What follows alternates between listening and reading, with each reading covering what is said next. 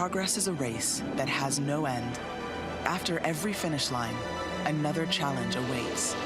How can we continue to push innovation in a sport at the forefront of technology? This is how.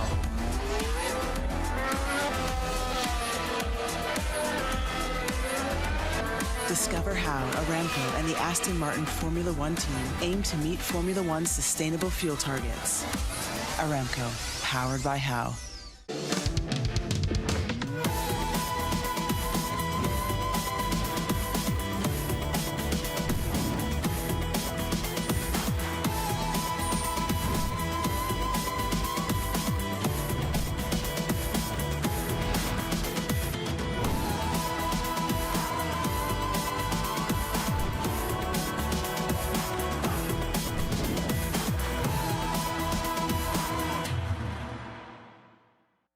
بترجم راب يعني ملوك الصين دي مترجمة كلها في قاعدة واحدة. في كام مترجم راب مصري؟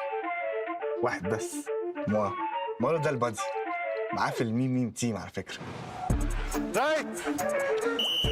رايت كاس ماست يا برو. مين ده يا جدعان؟ كوتش مش هلعب معاه. مين ده اصلا؟ كابتن الفريق، فاهم؟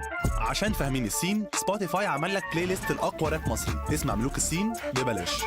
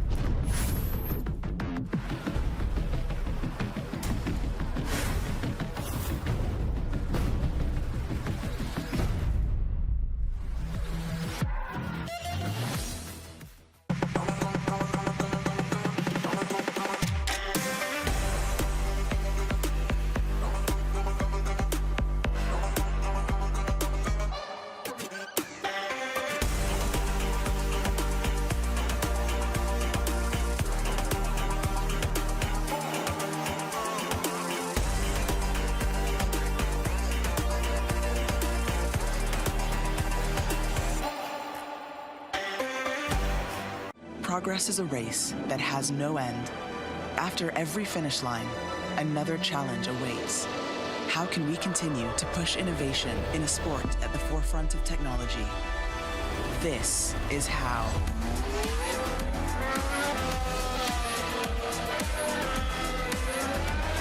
Discover how Aramco and the Aston Martin Formula One team aim to meet Formula One's sustainable fuel targets. Aramco, powered by how.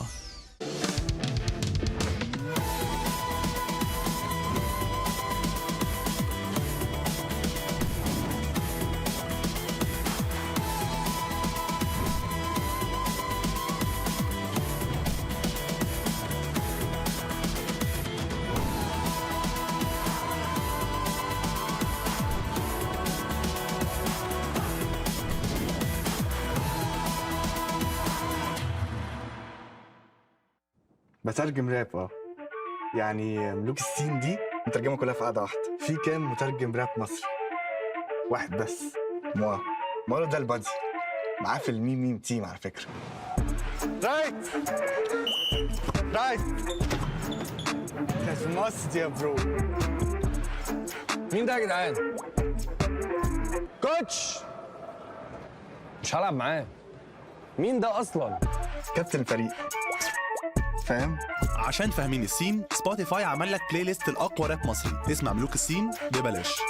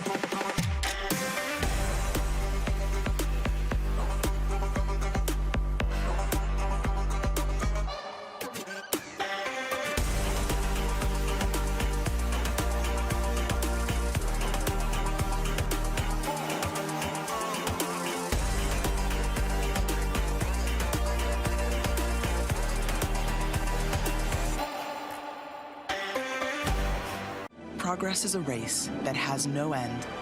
After every finish line, another challenge awaits. How can we continue to push innovation in a sport at the forefront of technology? This is how.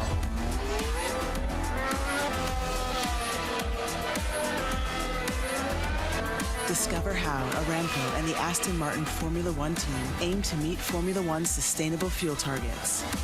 Aramco, powered by how.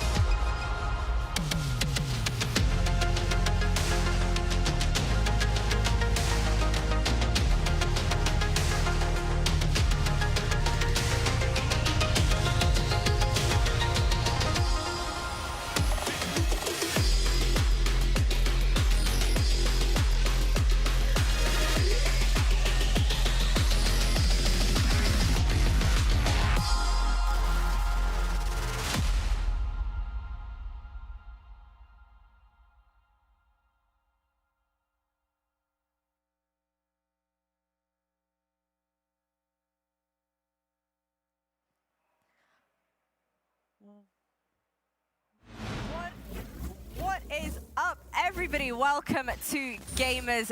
It is an absolute pleasure to be back once again. We've continued to have some banger games throughout the duration of Gamers8 so far. And over here on this stream in particular, we're going to be covering all things Rocket League. For those of you that don't know me, my name is Jasmine, but I guess you can call me Veracity as well. That'll be okay. That's fine by me. But I'm not going to be the only person bringing you all the action today here on the stream.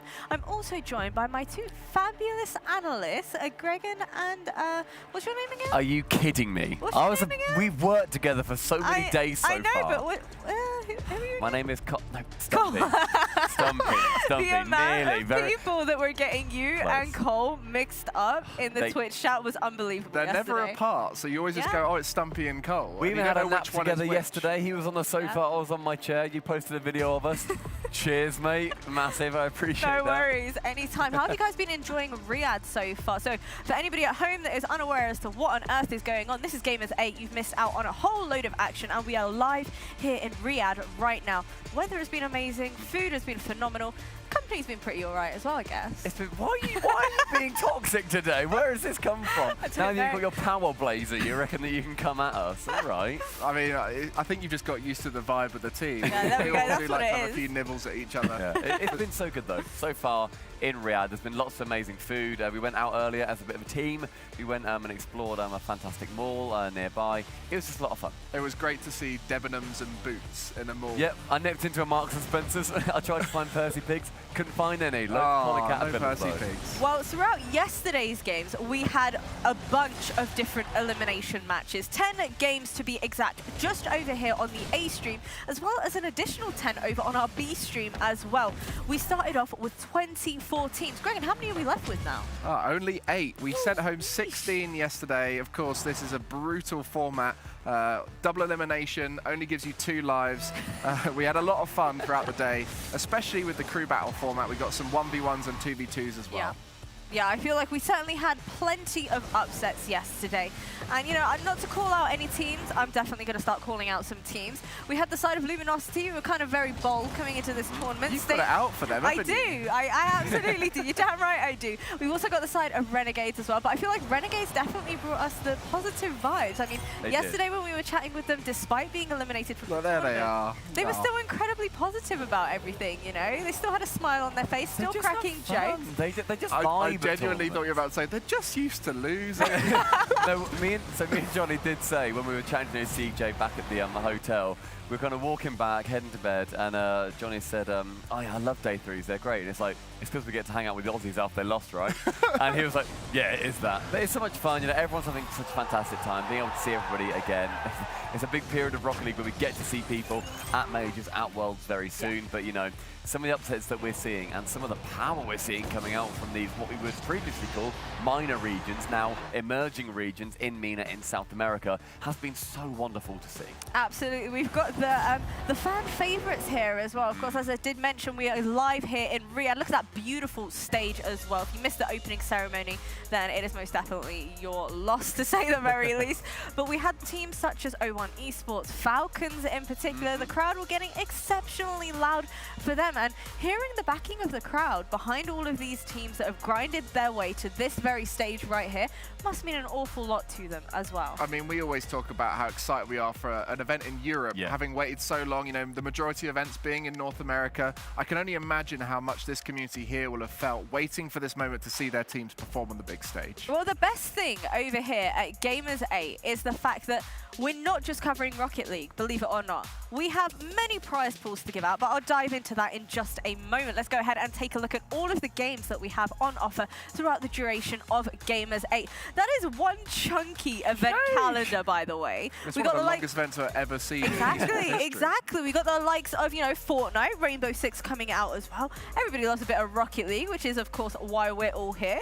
But yeah, if you know, I feel like there's pretty much something for everyone. Taking a look at this event calendar. So if you are over near Riyadh, most definitely come on over and check it out. But as for the Rocket League side of things, I do believe we are fully sold out with our tickets as well. It's such a cool arena that we've got here too. I mean, ultimately Rocket League is utilizing 6 seats at a time. For like Fortnite, etc., it's got like 80 odd. It's going to be packed. Yeah, and taking a look at the tournament format side of things, Gregan, talk to me, break it down, because obviously we've got the crew battle format coming out, and everybody loves a bit of crew battle. Yeah, we've gone through the group stage. There was 4 groups of 6. That was a double elimination bracket with best of 5 crew battle format. We are now in the playoffs, which is 8 teams remaining, single elimination, so quarters, semis, then a final. Each of those games will be best of 7. And with this crew battle format, it's 3v3 every other game, but then the loser in the first 3v3 will get to choose whether we play 1s or 2s on the even games, games 2, 4, and 6 if we make it to 6.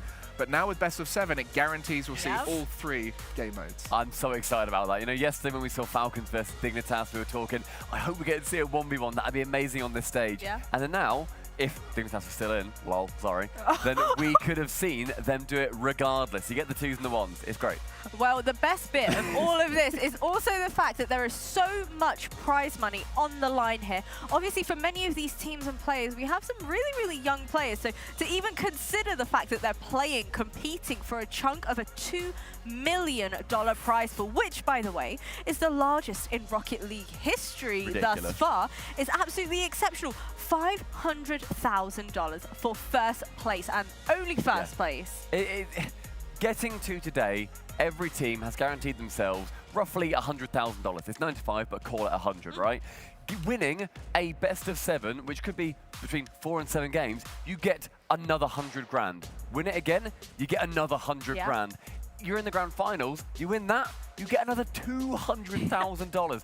Over the course of the next day, you could multiply your 100 grand by 5 if you win, and one team will be. And when we talk about money in esports, you know, there's lots of young players who really want to be able to make this their full-time career. Yeah. Winning or going far in this kind of tournament could set you up for a fun where you go, actually, let me give this a go for a year and see if I can make it. I've got that money to back me up. And then once you start getting into those higher monies, that's when you start going, I'm going to upgrade my equipment. I'm going to start looking to move into a new flat. And it's life-changing amounts of money for some of these younger players. Not to mention also, if your parents are kind of disbelieving of the concept of esports, imagine their reaction. You're just like, yeah, I've casually just gone ahead and won 500K.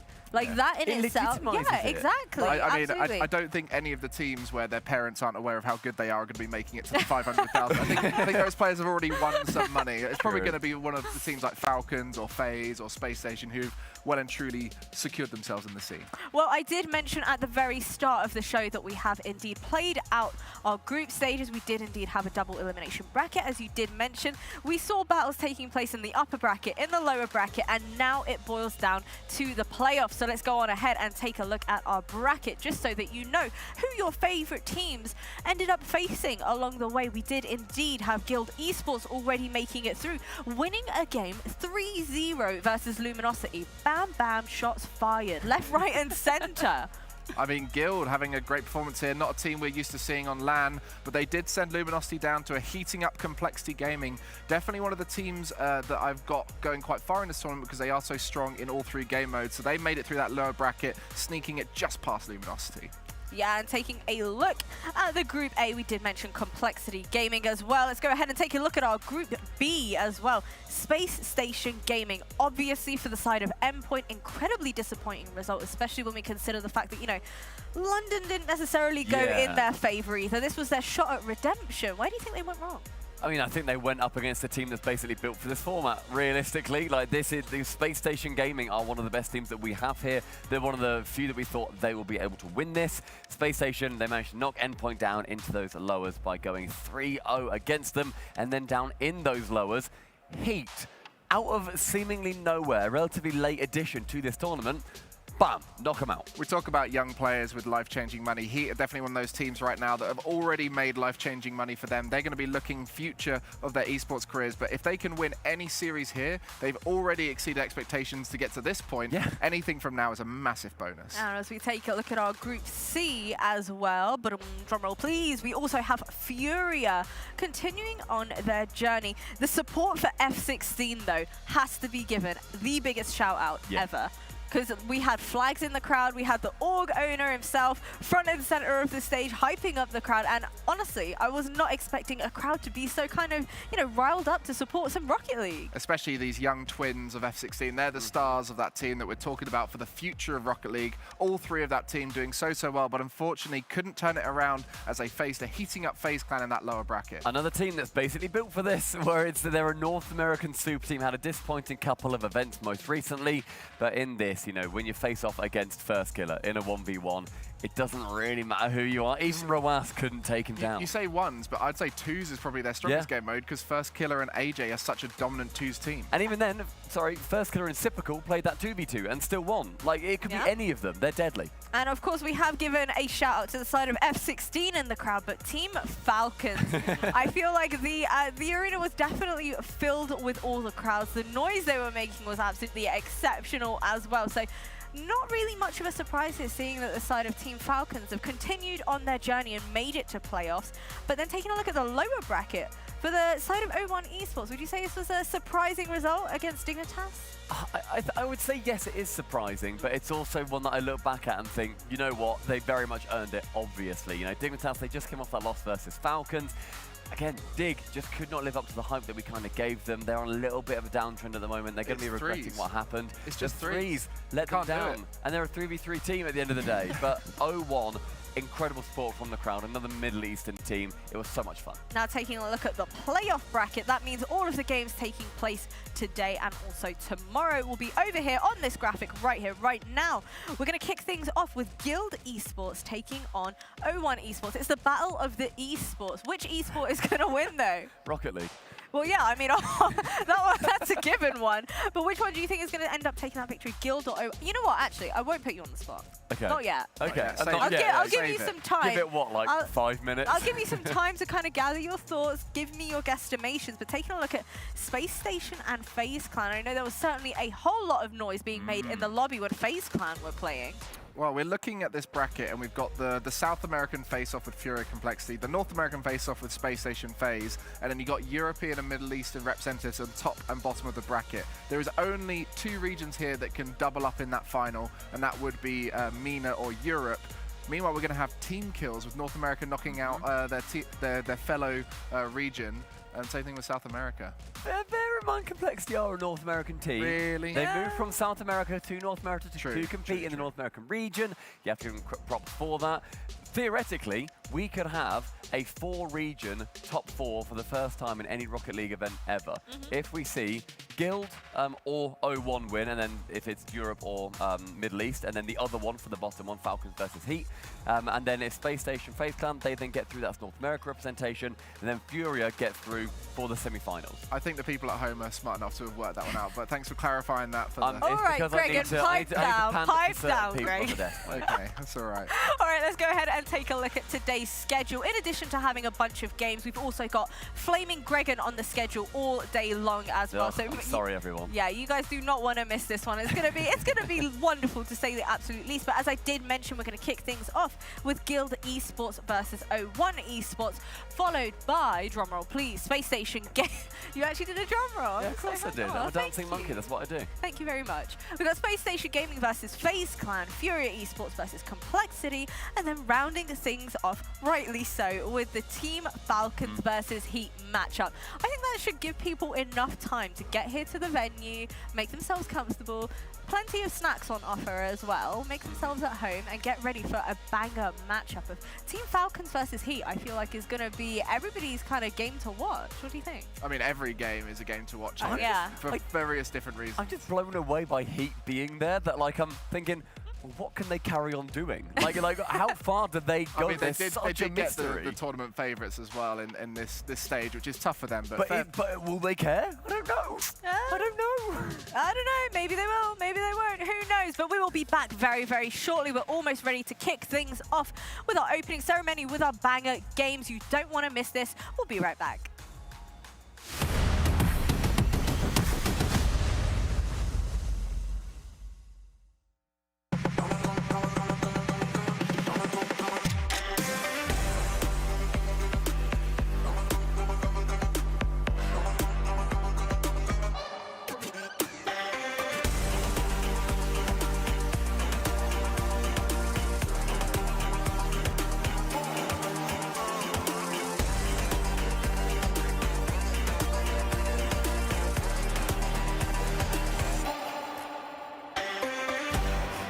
Progress is a race that has no end. After every finish line, another challenge awaits. How can we continue to push innovation in a sport at the forefront of technology? This is how.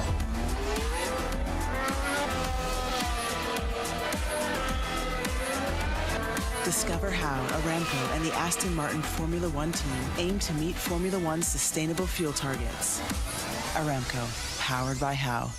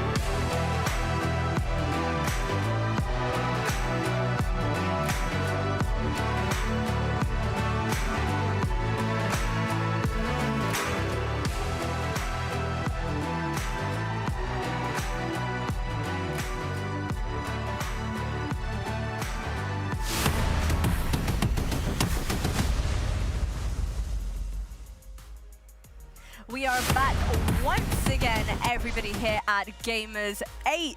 Our very first matchup of the day is indeed going to end up being a Guild versus O1 Esports. And boy, oh boy, is it going to be an exciting matchup. Trying to duck and weave. They don't want to see you at home. That was an audience request, mate. Sorry. It's fine. You definitely put a request in there, didn't you? I did. I petitioned quite hard. I kind of wish they had kept it up just so that I could have stuck my head around. Bob, you can find the direction you need to weave in to get there. Well, yeah, anyways, talking a little bit more about our first matchup of today, Guild versus O1 Esports. Now, Greg, I need you to talk to me about this best-of-7 series that we end up having taking place now. Of course, a lot of our teams might not necessarily be all too familiar with this, especially when we consider the fact that, you know, they're pretty much going to be thrown into the deep end, considering the fact that, you know, they are forced to play those 1v1s, forced to play those 2v2s, and boy, oh boy, am I excited for it. I mean, they've now got to start thinking about the third of the 1s and 2s game that's going to come in, and they have to play 1s and 2s to win the game. It's a whole different format, even though it's just another 2 games in the series potentially. So best of 7, it's going to be more challenging. Hopefully we start to see more back and forth through the 1s and 2s, and it's really going to force these teams to be more rounded, where in the early stages they could favor either 3s or, you know, scraping a 3s win with the 1s and 2s. And we didn't actually see that many 1s compared to the 2s that teams ended up picking. That was definitely the more confident format. I think having this format with the best of 7, it pushes the best teams to the top. If you are not at that 1v1 level, you will not be going You can't through. have a weak game mode. You have to be good across the board. You can't have a weak game mode. That's going to benefit obviously the strongest teams, but there's very little chance of big upsets happening. But in theory, you could just win all the 3v3 games, but winning 4 3v3 games against any of these teams in this top 8 is going to be near impossible, so you have to start winning 1s and 2s. And do you think some of these teams, I'm going to talk about O1 Esports in particular, because I know they are indeed the fan favorites. Do you feel like they might kind of struggle when it comes to those ones? I think in this first matchup, I would say Guild has the favor in 3s and 2s, but maybe 1s could go in favor slightly for O1 Esports. I think so. I mean, we saw Ams yesterday taking on apparently Jack, and he beat him. It was a massive thing. All right, well, it is almost time for our walk-in ceremony. Give it up for Guild versus O1 Esports.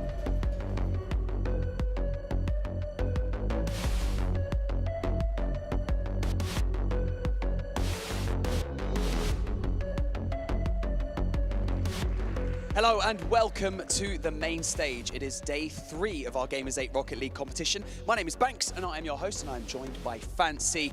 And yes, it is the quarter-final stage. That means that every match that is played on this stage is going to be a best-of-7 elimination match.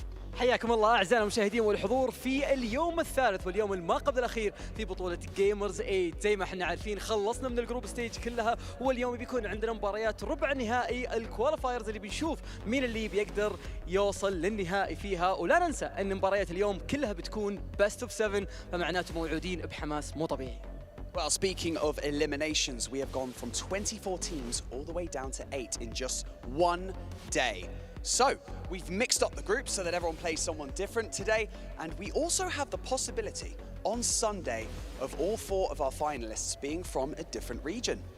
فرق من جميع أنحاء العالم، 24 فريق قدروا أنهم يلعبون في الجروبز وتأهل 8 منهم، 4 منهم من مناطق مختلفة ويعتبرون أفضل الفرق الموجودين في أنحاء العالم.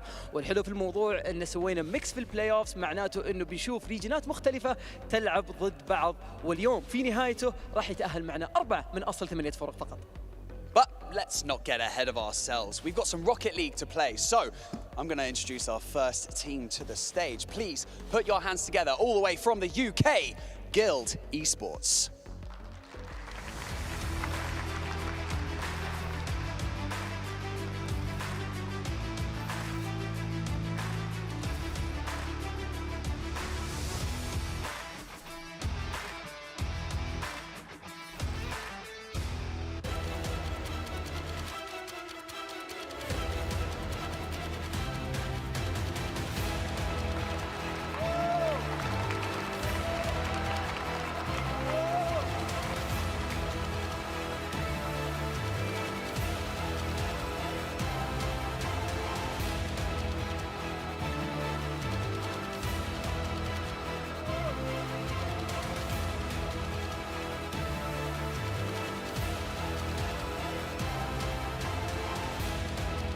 فريق جلد اي سبورت كان من افضل الفرق اللي تاهلوا كالسيد الاول في الجروبز اللي معنا في البلاي اوفز، ولكن خصمهم خصم جدا مميز، الخصم اللي نزل لللور براكت وقدر انه يشق طريق جدا جدا طويل لما يوصل للنهائيات ويتاهل الى البلاي اوفز. فريق كلنا اعجبنا اداؤه بالامس وكلنا منبهرين وش اللي ممكن يسوونه في البلاي اوفز. اعزائنا المشاهدين والحضور، رحبوا معنا بالفريق السعودي فريق 01 اي سبورت.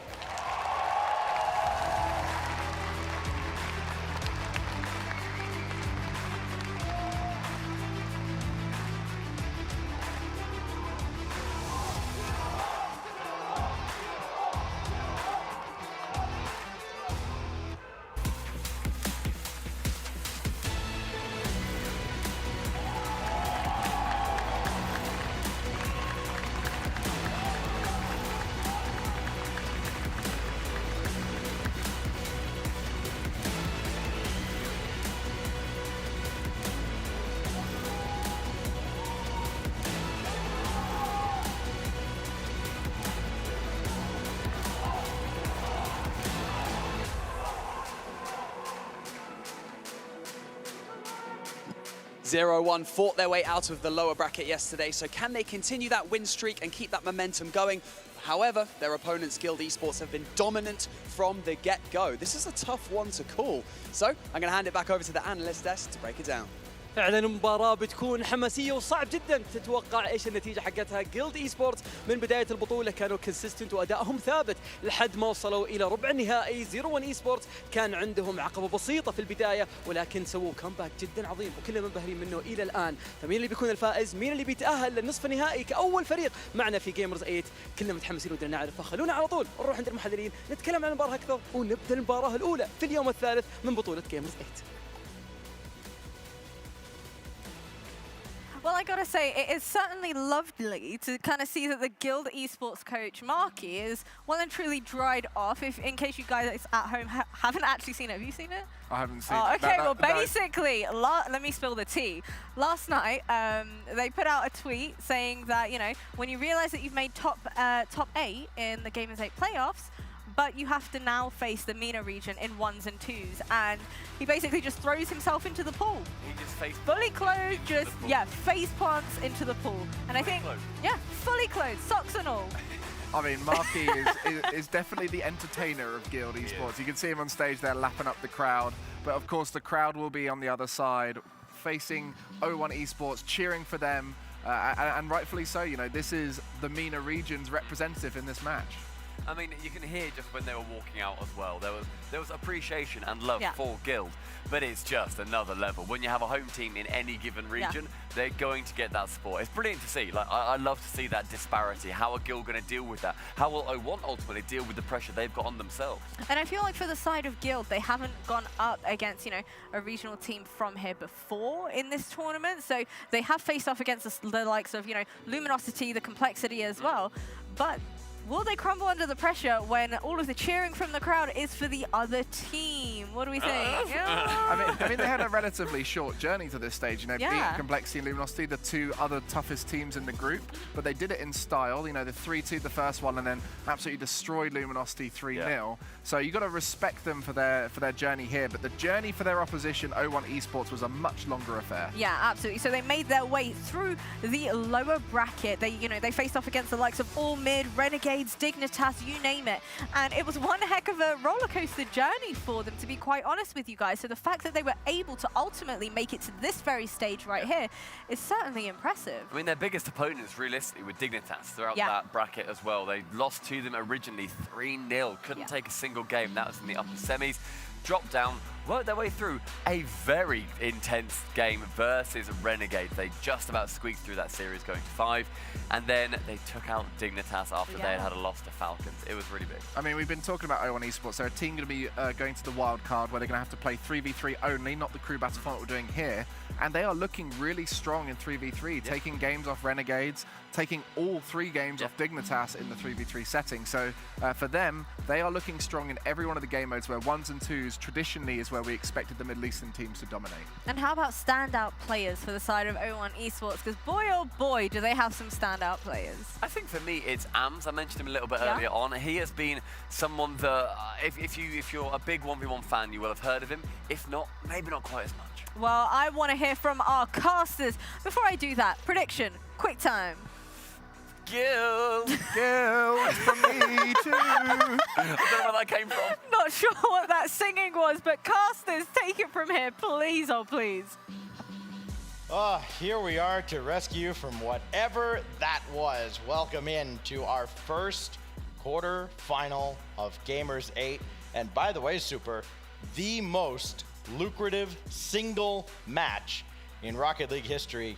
$100,000 prize pool difference. 105. 105, yes. 5,000 matters, sir. That does. We're going from 95K to 200K in a single best-of-7 series. That's crazy. And it's only going to continue to kind of open up as the tournament goes on over today and tomorrow. Yeah, it's just, we're going to beat the record. We're going to beat the record. It's just unbelievable how this event is going to change lives for these players. Some of these guys are winning more in this event than they won throughout the entire RLCS season, and for some of them probably in their careers, and some of them longer careers than others. Of course, Guild 0-1 here, our first of the quarterfinals. Guild gonna be relying heavily on that Spanish combo of CRR and Dorito, but you've got a 0-1 team here that they couldn't win a game one if their life depended on it, and it often did throughout the bracket. They started out 1-4 in 3v3s. Since then, they went on that lower bracket run. They've won their last 7 3v3 competitions. They're 8-12 so far in threes, so 7 of those 8 coming in those last 2 series, and we're underway here, the opening kickoff. And Stacks, this is going to be an insane day of Rocket League. It absolutely is. A loaded top 8 bracket, and players getting the opportunity to make a name for themselves. Maybe the expense of Devo, whose shot is blocked away. Dorito as well. This is still on the goal line, and CRR will tap it home. One of the, I think, easier shots here for CRR in his history is this ball just kind of bounces there. It's actually off his own shot. He just eventually got to go and clean it back up. It's one of those ones where it catches the crossbar, and it's just like, really, man? You really can't just roll across the line for me? You're going to make me do this ball? Remember when Devo greatly enhanced his shooting accuracy by scoring a couple of those that don't even register as shots because they're already halfway in the goal when he delivers the final touch. It's Guild who gets the opening goal. Now it's Onyx trying to answer back. This one dunked right back in. And Mossa dispossessed. It's given away. Doritos there. 2-0 Guild. Guild coming out strong here in the opener, and again, that duo so far, it's the CRR Dorito show, and both of them have a goal apiece thus far. Up 2-0 early, only 40 seconds into this series. Going up against the team here, 0-1 against Guild. Guild is 4-1 in the threes. CRR getting a solo play, and Devo comes in to slam it home. We'll set him up too and go, hey, Devo, we got to get you on the board as well here early. Another 5 seconds go by, and Guild is out for blood early here in game 1. All 3 players getting involved, all of them with 1 goal apiece thus far. Devo, the only one without an assist. Come on, make yourself useful. Here we go. Mawson stuffed by Dorito. Follow up from Ams is blocked away by CRR. And Devo sends one out. Onyx is right there, but his floater is going to be easily dealt with by Devo. Ran out of boost. Trying to find any that he can around the field, and still looking. Only CRR has any boost at all. Guild trying to make their living off of pennies at the moment, as Devo's shot is blocked away by Mosin, but right there is Dorito, and Guild again just swarming the orange half of the field.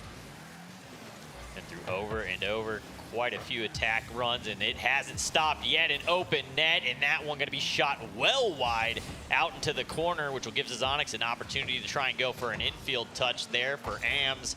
But eventually that play just broken up. Devo back there as that 3rd man, able to make a solid touch and bring it forward. Sorry, that was Dorito. Devo now on the attack. Tries to put one just high. CRR opting for the shot this time. Ams had to deal with it. Mawson was there as well. But it is all Guild right now. The first couple of minutes dominated by the European side that is looking for things to start going their way at just the right time. Before, of course, the World Championship as Dorito drop one down, and CRR has to peel away. Ams Gave that one away. Dorito again. Oh, he put him to sleep. Dorito with the fake, and the teardrop falls right into the net. Just falling in. Dorito just up there doing flips and tricks, just kind of hanging out, having a good time. Little free spin there, and the ball just falls in. 4-0. A brutal start here for this series. Guild up over 0-1. Dorito looking for more as he goes down underneath, and again, he's just got 0-1 downloaded at the moment. There's just nothing they can do to stop him. He knows exactly what they're thinking on the defensive end, and he's dancing around them. Dorito again, second touch, throw it in front. Dorito will score himself. Nobody else dove in. Dorito did it all himself. It's just not right. You're not supposed to have them downloaded in game one. It's supposed to take a couple games before you do that. You're not supposed to show up like this. There's supposed to be a battle, Stacks. All right, now, if this was a fight, they would stop it. Guild up 5 on 0-1, who had such an emotional run yesterday all through the lower bracket after dropping to Dignitas in the upper semis. CRR stuffed there with 0-1 coming back and beating Renegades a second time, and then getting revenge off of Dignitas, winning all of the 3v3s. And we kind of hinted at that could be a possibility in this format where all the odd numbered games are still 3s. It could still happen here now that they're best of 7s. 1, 3, 5, and 7 are now 3v3s with, of course, 1s and 2s sprinkled throughout. The big difference, of course, being that 6th game where somebody gets an extra choice of whether or not we go 1s or 2s. The worry right now for me is that really the 3s is where the job was getting done for this 0-1 Esports team yesterday. And right now, it is not looking good. They are going to have to get this figured out immediately, or at least figure it out during the time that the next match occurs to get set up for that next 3v3, because they're going to need that to get through. They do finally strike, finally on the board there as Mawson's able to come through off the pass from Zazonix, who gets it through the corner. Devo gets the touch and then is able to just clean that up. But again, the 3v3, you're going to need to get a bit more. I like to see a little bit more energy after that one. Couple more goals before this one ends. Zazonix getting involved in that play, though, getting yet another assist. He leads the team, and he's 3rd in the tournament in assists. And I imagine he's going to be a big, big factor. 0-1 is going to make waves here in what could be a 2v2 coming up. I mean, you start to look forward to the next game. Do you go with AMS in the 1v1? You probably have to. Because if you go down 2v2, you're looking down the barrel of CRR and Dorito. Good luck. And right now, performance overall thus far, they've got a 50% win rate in the 1s, only a 40% win rate in the 5 games that they've played so far in the 2s. Mawson going to strike again here, so 2 goals now on the board. A little bit of time left on the clock. Going to be a tough task to pull off 3, but starting to heat up. Defense looking a little bit better, finding some opportunities back downfield, and Mawson's been there to be able to get those goals in. Doors open, but it's closing quickly.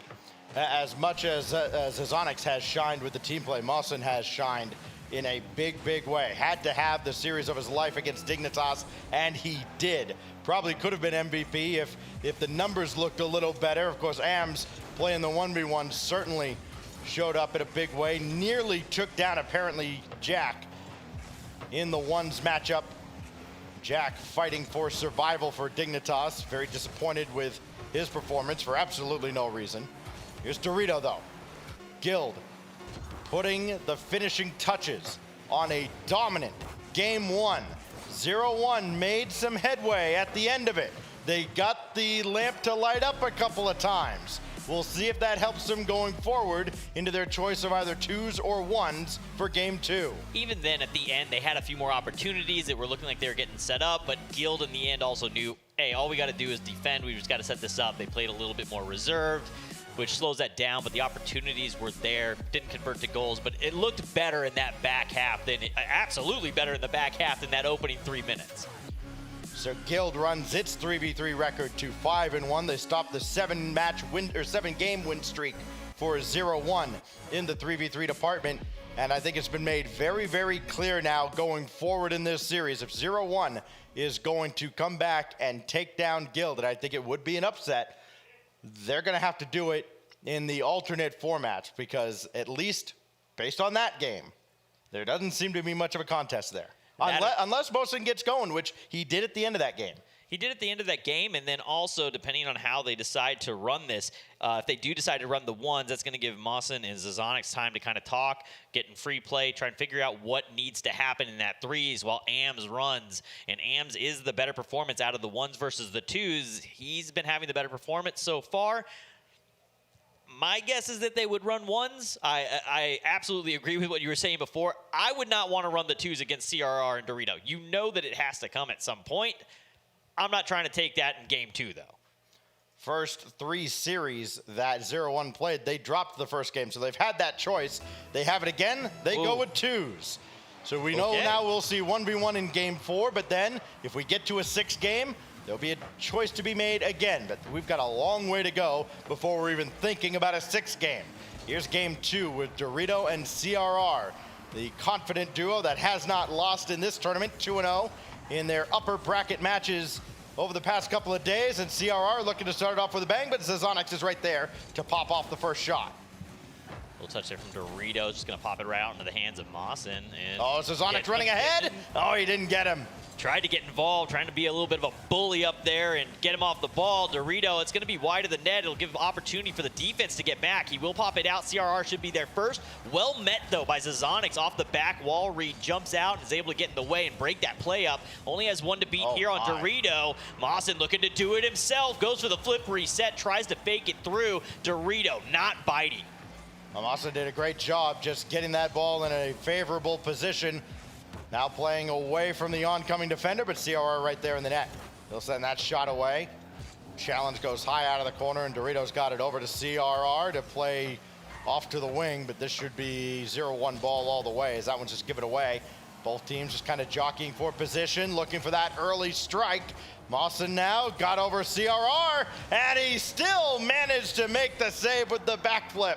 In what world does that one not get challenged a little bit earlier, get a little bit more pressure? A great save there on the line. They've been making good defensive stands thus far. Haven't seen that offensive pressure that we're used to seeing out of them as a duo thus far, as those opening touches out of CRR and Dorito have been a little bit off and not really something that the other one can follow up on. They haven't been able to progress that ball back downfield. Mosin, though, now with control, going to look to try and cut it in behind CRR, which is just going to be a little bit too big of a defender as he gets in the way, breaks it up. Open net, Dorito and CRR both commit. Dorito pulls off, CRR comes through, and Guild strikes first. That one narrowly missed on the near side with CRR and Dorito fighting for position there. It was just this low-hanging fruit. They're like, no, mine. Well, it's 1-0 to Guild. They survived the double commit there. And now Dorito trying to pinch that back in, which we have seen one of the infamous cooks or pinches in this tournament, an overtime winner back on day 1. Mosin now. Possession, gonna have an opportunity here to go around CRR. No, once again, door is shut immediately. They haven't had a whole ton of offense, like I said, on the Guild Esports side, but man, as the defense looked solid thus far in this twos matchup. Mosin shot stuffed by Dorito. CRR caught Zazonix coming up, and he still got back to make the initial save, but CRR right there, it bounced right out to him. You can see Zazonix was just trying to get this out to a side any way he could, and unfortunately it just comes right out off the inside. Couldn't get enough of that. Sometimes it's hard to catch that angle on the post. Sometimes you catch the inside edge of it and it just kind of battles its way back in or becomes a dead ball in front of the net. Here we go. Kickoff goal. There you go. That's a way to get on the board. 0-1. Finally going to get one. Only halfway through. Plenty of time left in a twos match to try and get a few more goals on the board and pull this one back. But that's a great way to get it going. That is a wide cheat coming up there, and 0-1 all over it with Mosin just charging straight ahead. Zazonix doing a good job killing that ball for him, but now he's got to play a little bit of defense off the ensuing kickoff. Dorito trying to get a high bouncer, and he at least has that central, but Mosin's right there. So CRR has to wait. Won it cleanly, and Zazonix Needs a second touch. He's got it, but he's going to have to forego that corner boost taken away by CRR. Dorito waiting for a pass that'll never get there, so now he'll have to go to work himself. Waiting his time out. He was trying to bait them in a little bit, but a little too long, and they're able to come out and make a touch. Dorito now to the corner, see what he can do. Looking for that second touch, doesn't have it. CRR able to read that though immediately, and a good cut in from Dorito. Can't get there in time. He'll be able to outlet that into the corner, but an attack is coming. Mawson under one, but can't get around the second. That's a way to get big through. demo, yes sir, but CRR gets back to save the day and preserve the lead for Guild. And Dorito back into the play as well. That leaves Mawson in an awkward spot. But he at least buys time and got the ball forward for Zazonix. That was the perfect time for the coach, Cam. Just the nod of approval from Duda. Just, yes, good job. Oh, dangerous ball there that Dorito had to scramble back for. Guild are awkward right now. Zazonix trying to do the work himself. Mawson waiting. Ball's never going to get to him. He's got to get back now. Maybe pick his spot right at midfield. Force CRR away from the play, though, with the fake. And now trying to go over Dorito. Went through him, but CRR there again in support. How about the defense of CRR in this second game? Almost single-handedly keeping Guild in front because Dorito's been such a target. Yeah, they've been absolutely just trying to brutalize their way through Dorito, and CRR's recoveries have just been there time and time again to make sure that he's able to fill that gap when it does occur. Looking to go up against the sidewall here through Zazonix, can't get through. Across the other side, Dorito will not be able to beat them there. Knows that he needs to go back. He'll allow CRR to cut back in, and now his challenge is up against Zazonix again. They're a little late and immediately has to turn off. Out of the corner here, CRR had to take it away. 10 seconds. Guild try to finish this one off much closer than the 3v3 in game one, but still could be the same end result. Got to get this in the air. No, the clock hits 0, and Guild hangs on, but they had their work cut out for them, hanging on for dear life for the last 2 minutes when 0-1 turned up the pressure. And as you said before, I mean, really just a stellar performance defensively out of CRR.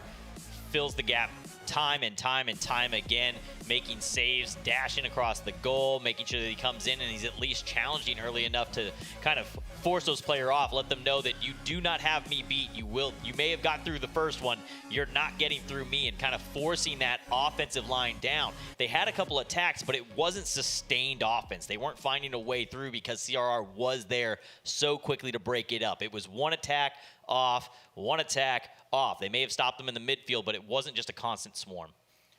Winner of this series gets the winner of the North American battle coming up next between Space Station and Faze. But remember, we're only halfway towards determining a winner here with Guild winning 2.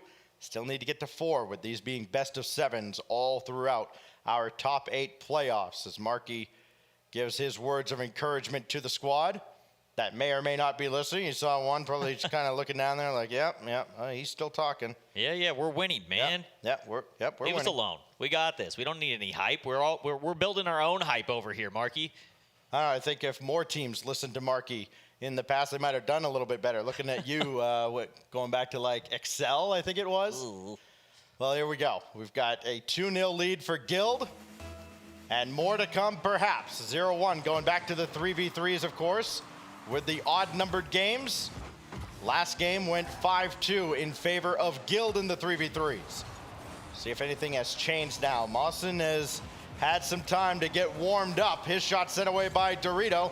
Am's back onto the pitch. He'll be featured in the 1v1 shortly in game 4 as he gets it going to start game 3. That's huge for them, getting an opening goal here after taking 2 losses. They didn't get the first strike in either of them. They need a little bit of energy on their side. They also, we know as of yesterday, 3v3 is where they get the job done.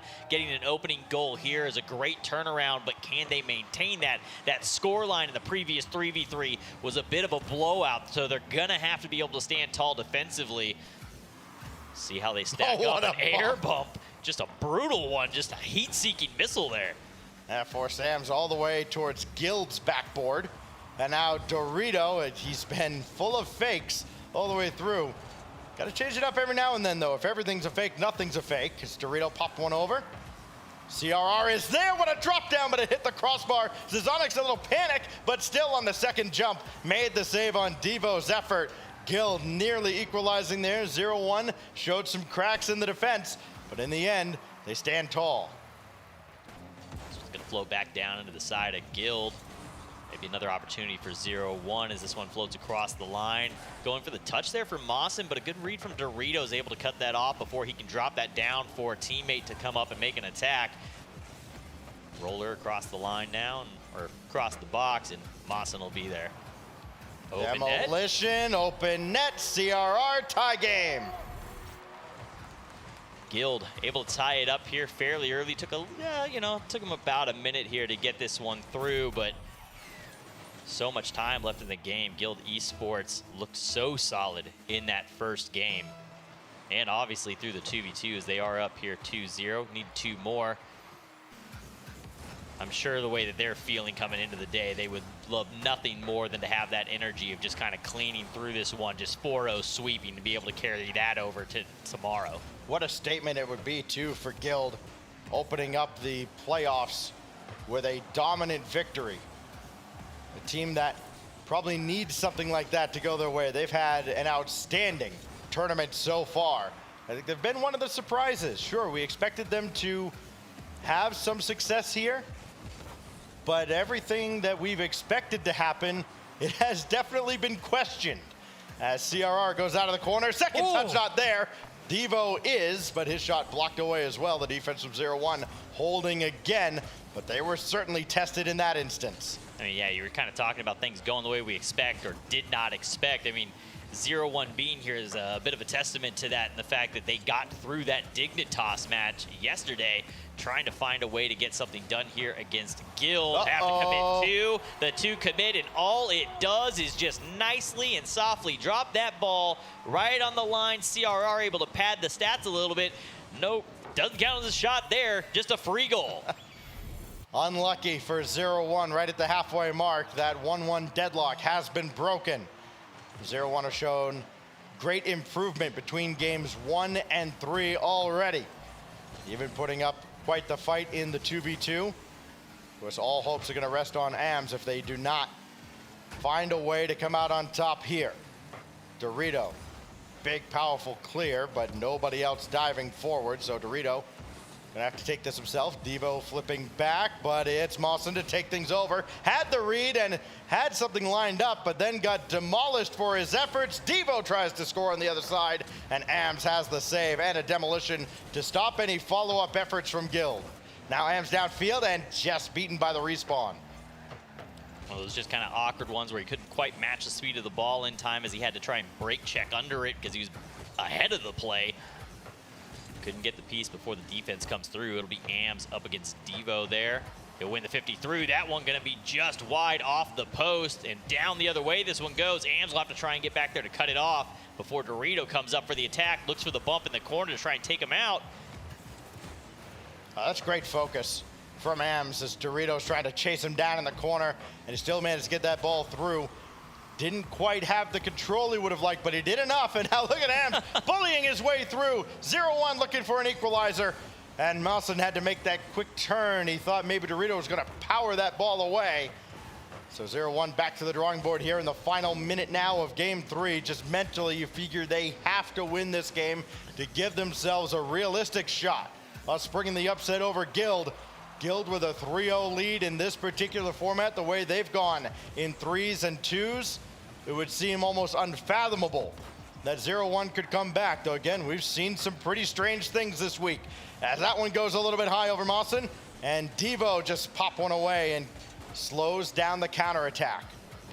Actually works out well for him. Kind of a dangerous spot as that third man being on that east-west kind of face and not really being able to try and get back downfield. That goes wrong for him. That's an open goal back the other way. He gets enough of a touch and the teammate's able to play it back into him. So it was a nice little setup and play there off that touch in the midfield from him. Dorito now on the attack, though, looking for the infield pass for CRR. I like how Guild are... Yeah, I like how Guild are kind of taking their time and not just giving the ball back to 0-1. Yeah. Forcing them to come at them, burn, boost, boom, wow. burn positioning as well, and Guild will take game 3. Man, you got it together just in time for Yeah, that right? match. There we go. I'm proud of you. I'm glad that you got there. Like a true professional. It's all right. It's okay. Nothing will be as bad as Good my 0 seconds yesterday. So we'll. That's all, folks. All right, 3-0 to Guild Esports. 1 win away, but now they've got to go through AMS. It'll be presumably CRR versus AMS to potentially close things out here for Guild. I mean, looking at it, if you look at it from a raw stats point, you say, oh, okay, AMS got a shot. CRR has a 0% win so far in his matchups, but then you look at who he played. He only played 1, and it was Raze Bull. I'd say that is a tough ones matchup. So this one here could potentially be the end. AMS versus CRR is our expectation. Yeah, it'd be surprising to see anything else, and we'll see if AMS can ignite this 0-1 squad. Of course, they'd have to go through another 3v3 after that. Then Guild would have a choice. You know they would go with 2v2 with CRR and Dorito again, and then they'd have to do it again in the 3v3. So again, that's the road that's ahead for 0-1. You can't worry about all of that. You got to worry about AMS in a 1v1 here with CRR presumably here in game 4. And to be fair, that 2's match wasn't necessarily a blowout. It was not. I was surprised as well. It was kept pretty close. So potential's there. We're not saying the potential looks amazing. It is a tough road ahead. Potential just means you don't have anything right now. CRR, AMS, 1v1 here, and surely the only 1v1 of this particular matchup. So AMS got to make it count here.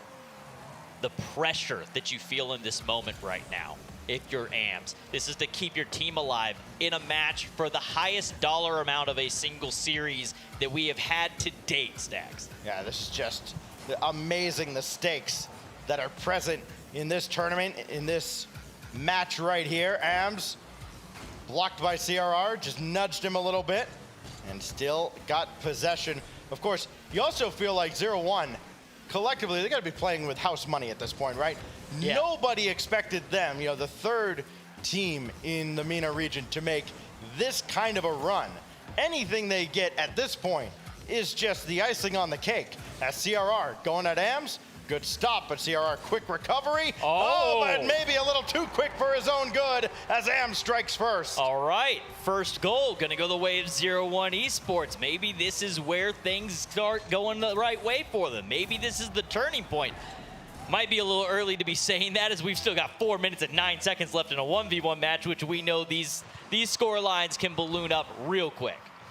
35th goal of the tournament for AMS, who of course has been the 1v1 guy for 0-1, and he's had plenty of opportunities to play. This now the 20th game of the tournament for him across all the different formats, and he gives up an equalizer here to CRR.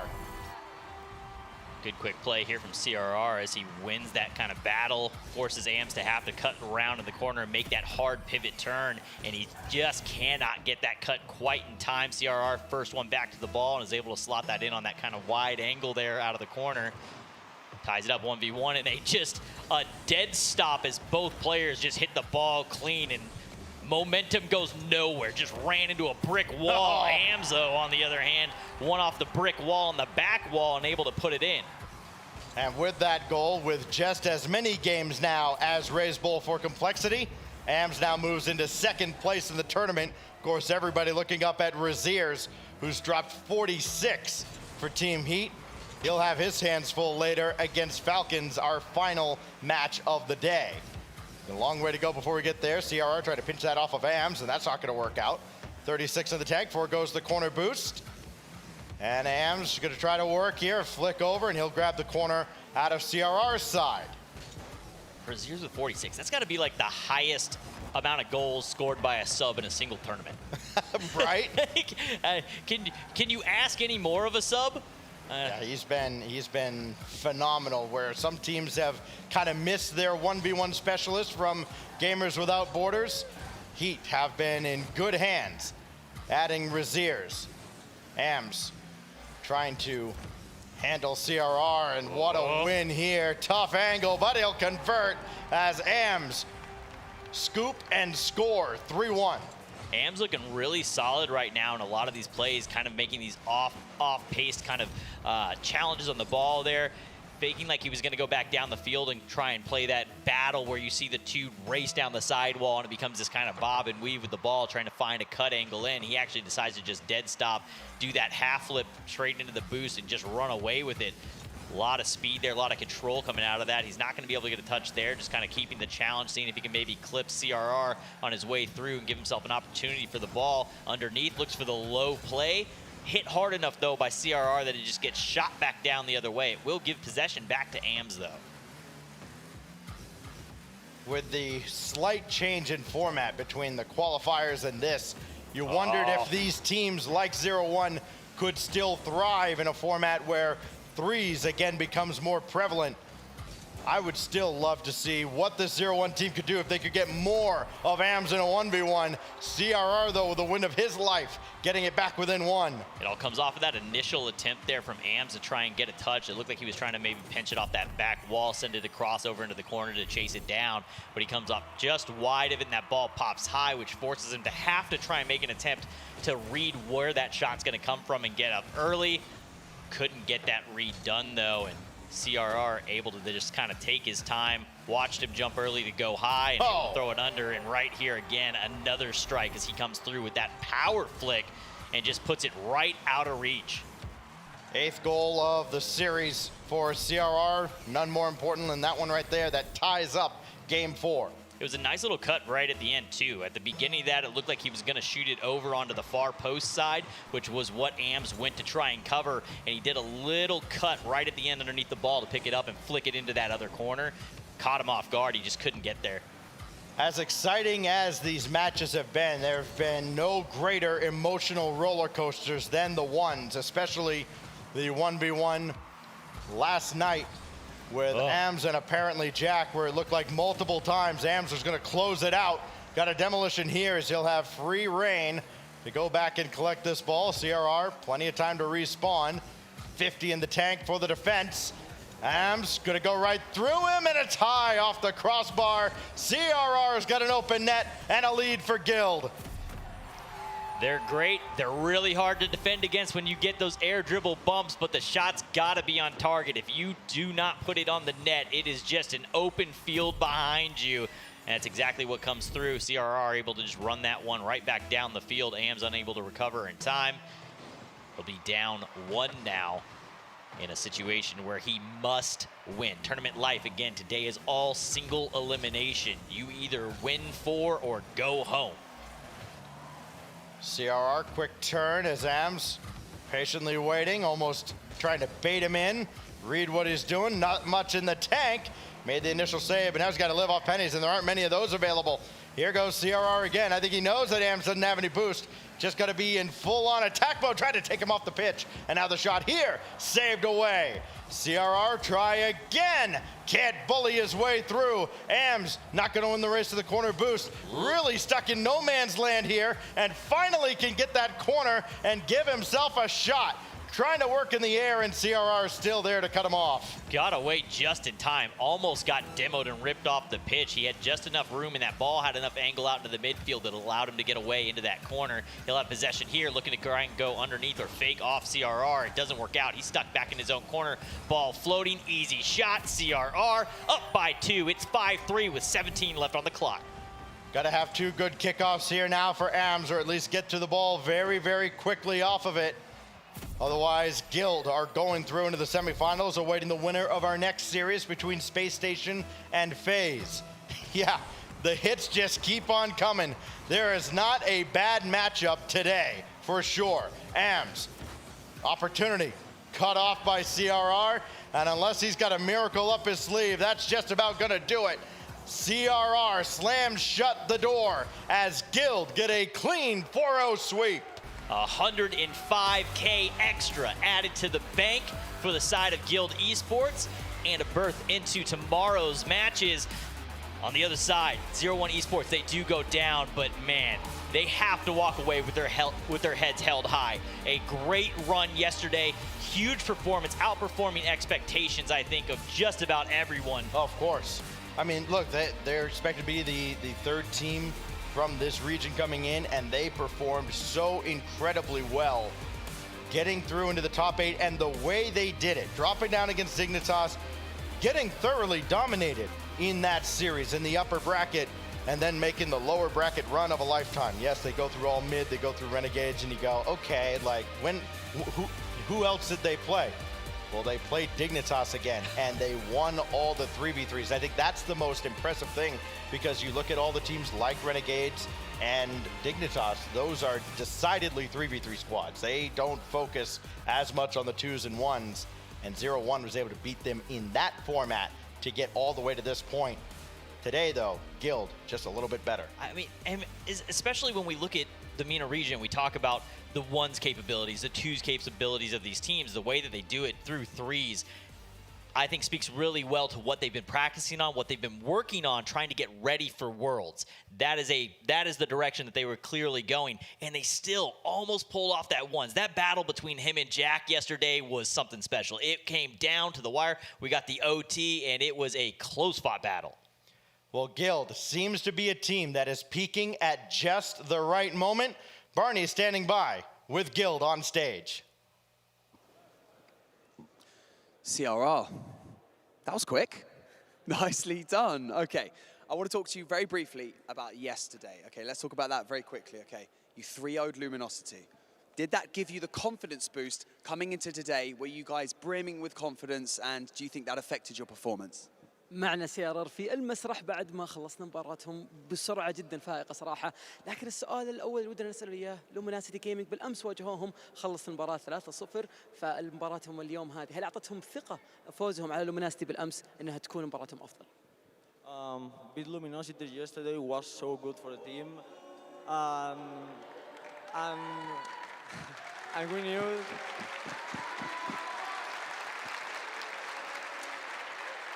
And we knew today we are going to beat everyone we've had to play against, and I'm sure the next round we are going to beat too. كل الفرق اللي راح نلعب ضدهم اليوم ضروري اننا نفوز عليهم، لان ما عاد صار عندهم فرصة ثانية، فأكيد انه فوزنا هذا بيعطينا ثقة اننا نكمل مسيرتنا. Well, yeah, obviously brimming with confidence, which is absolutely amazing to see. And I just want to quickly ask you something for a few of the fans at home, they may not know. All 3 of the players, you all live in Spain. Do you ever get the chance to meet up or scrim in person, like in your hometown? كل الثلاثة لاعبين اللي موجودين في روستر الفريق جيلد اي سبورتس يعيشون مع بعض في اسبانيا، فهل كان عندهم فرصة انهم قبل ما يجون الى الرياض في جيمرز 8 انهم يتقابلون وانهم يسكرمون مع بعض ويتدربون مع بعض للبطولة؟ We don't have the chance before. The first time was when we come here, and it was so good for the team. We improve a lot, and it's so good for us. ما كان عندهم فرصة انهم يلعبون ويسكرمون مع بعض في اسبانيا، لكن المرة الأولى اللي تقابلوا فيها هي كانت في المملكة العربية السعودية في الرياض، وكان الشيء هذا مرة كويس لهم، لأن الفريق تحسن كبير. Well, one and done today. You guys performed incredibly well. 4-0. What a way to start off the Saturday matches. Are you going to be watching any of the matches? Which one are you looking forward to watching the most today? مباراة اليوم بتكون جدا حماسية، وزيادة على كذا مباراتهم خلصت اليوم وما راح يكون عندهم مباراة ثانية، فهي ايش هي المباراة اللي هم متحمسين انهم يشوفونها ويتابعونها مع الجمهور أكثر شيء؟ I'm going to watch all the matches, but the most important for us is the SSG against Faze, just because it's going to be our next opponent, so I think that's going to be the most important match for us. مباراة سبيس ستيشن جيمنج ضد فيز هي اللي بتكون أهم مباراة ودنا احنا نشوفها، لكن بنفس الوقت هم بيتابعون كل المباراة معنا إن شاء الله في المعرض. Well, CRR, congratulations once again. Please, everyone at the main stage, please put your hands together once again for Guild Esports. We have got plenty of matches for the rest of the day. 3 more on the main stage, all elimination matches. 3 will be sent home packing, and 3 will remain in the competition. So, we'll be right back after this short break. مباراة الربع النهائي الأولى انتهت، لكن عندنا 3 مباريات إضافية راح ننتهي منها اليوم، ونبي نعرف مين اللاعبين والفرق اللي بيكونوا متواجدين معنا في النصف النهائي. كلنا متحمسين نشوف مين اللي بيستمر معنا، فخلوكم معنا، كلها فاصل بسيط ونرجع لكم على طول في المباراة الثانية لليوم.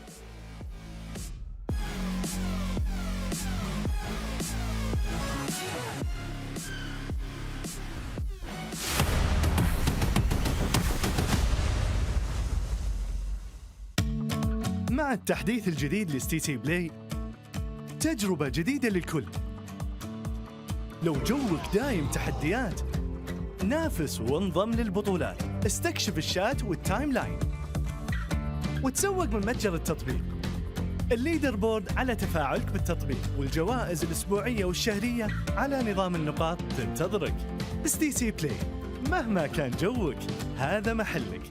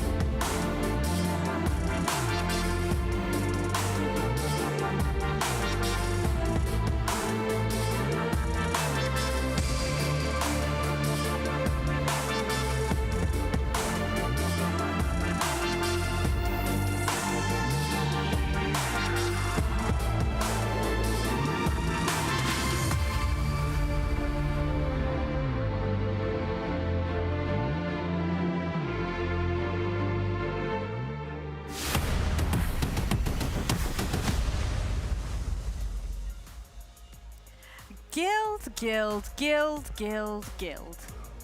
What on earth just happened there? They looked Winning incredible. against O1 Esports 4-0, by the way. Not an easy task by any means. You know, I think Marky possibly jumping into that pool definitely cooled them off after yesterday's games, and they came in absolutely swinging today. Yeah, I mean, that's some of the best Rocket League we've seen Guild play. Of course, this format in their favor, 2s and 1s, they're stronger game modes, but 3s, they're also looking really solid there, flowing as a team for the first time we've seen since RLCS Spring Split. Yeah, they were playing out of their minds in 3s. They were, at least in comparison to what was going on, and I was expecting 0-1 to come in a little bit stronger in the 3s, and that first game kind of set the tone. I really felt like if 0-1 was going to get something going, they had to get that first match win, and that just didn't come to fruition. There were so many goals in that first match, and then they went to the 2s, and I mean, you are stuck in a tough position against Guild choosing 2s or 1s, because both of their game modes so scary because of CRR, but of course with Dorito so much synergy. And then when we came back to the 3s, it was a little bit closer on the second time through, but Guild still just too much pressure in the air, too much offense. Yeah, obviously Guild winning the first 3v3, 5-2. And then second time around, as you did mention, Greg, and it was a slightly closer affair, a little bit more intense, winning that one 2-1. But the 1v1 is where my main focus lies. CRR versus AMS. In this situation, 6-4 scoreline. Is that very CRR of him? I mean, we were expecting it to be close between those two. Yeah. But I think the biggest thing that CRR did well, which is something we see out of the best ones players, is he worked it out as it went along.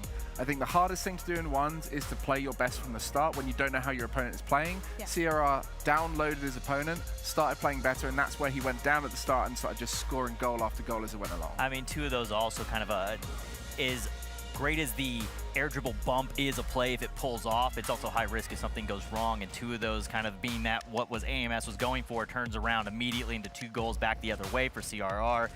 He played really well to get out of the way of those. And talking a little bit more about that 2v2, I know we had spoken yesterday in particular about the Dorito and CRR combo.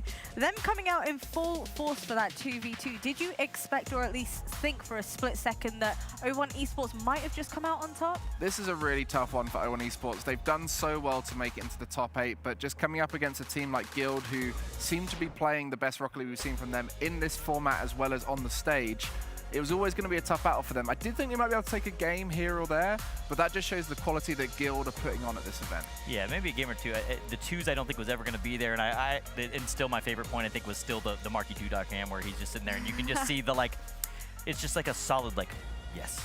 My team is that is what we're supposed really to do. Good. Yeah, My team they are. Is really they are good. a scary. They are a scary 2s team. I mean, top 2 maybe 3, depending on how you want to say it. I mean, they're one of the top 2s team in this tournament by far. My favorite Marky move is still to this day gotta be the. Oh, I quite like his it's the fist bump, but it's like a controlled one. It's like a little bit, it's just like.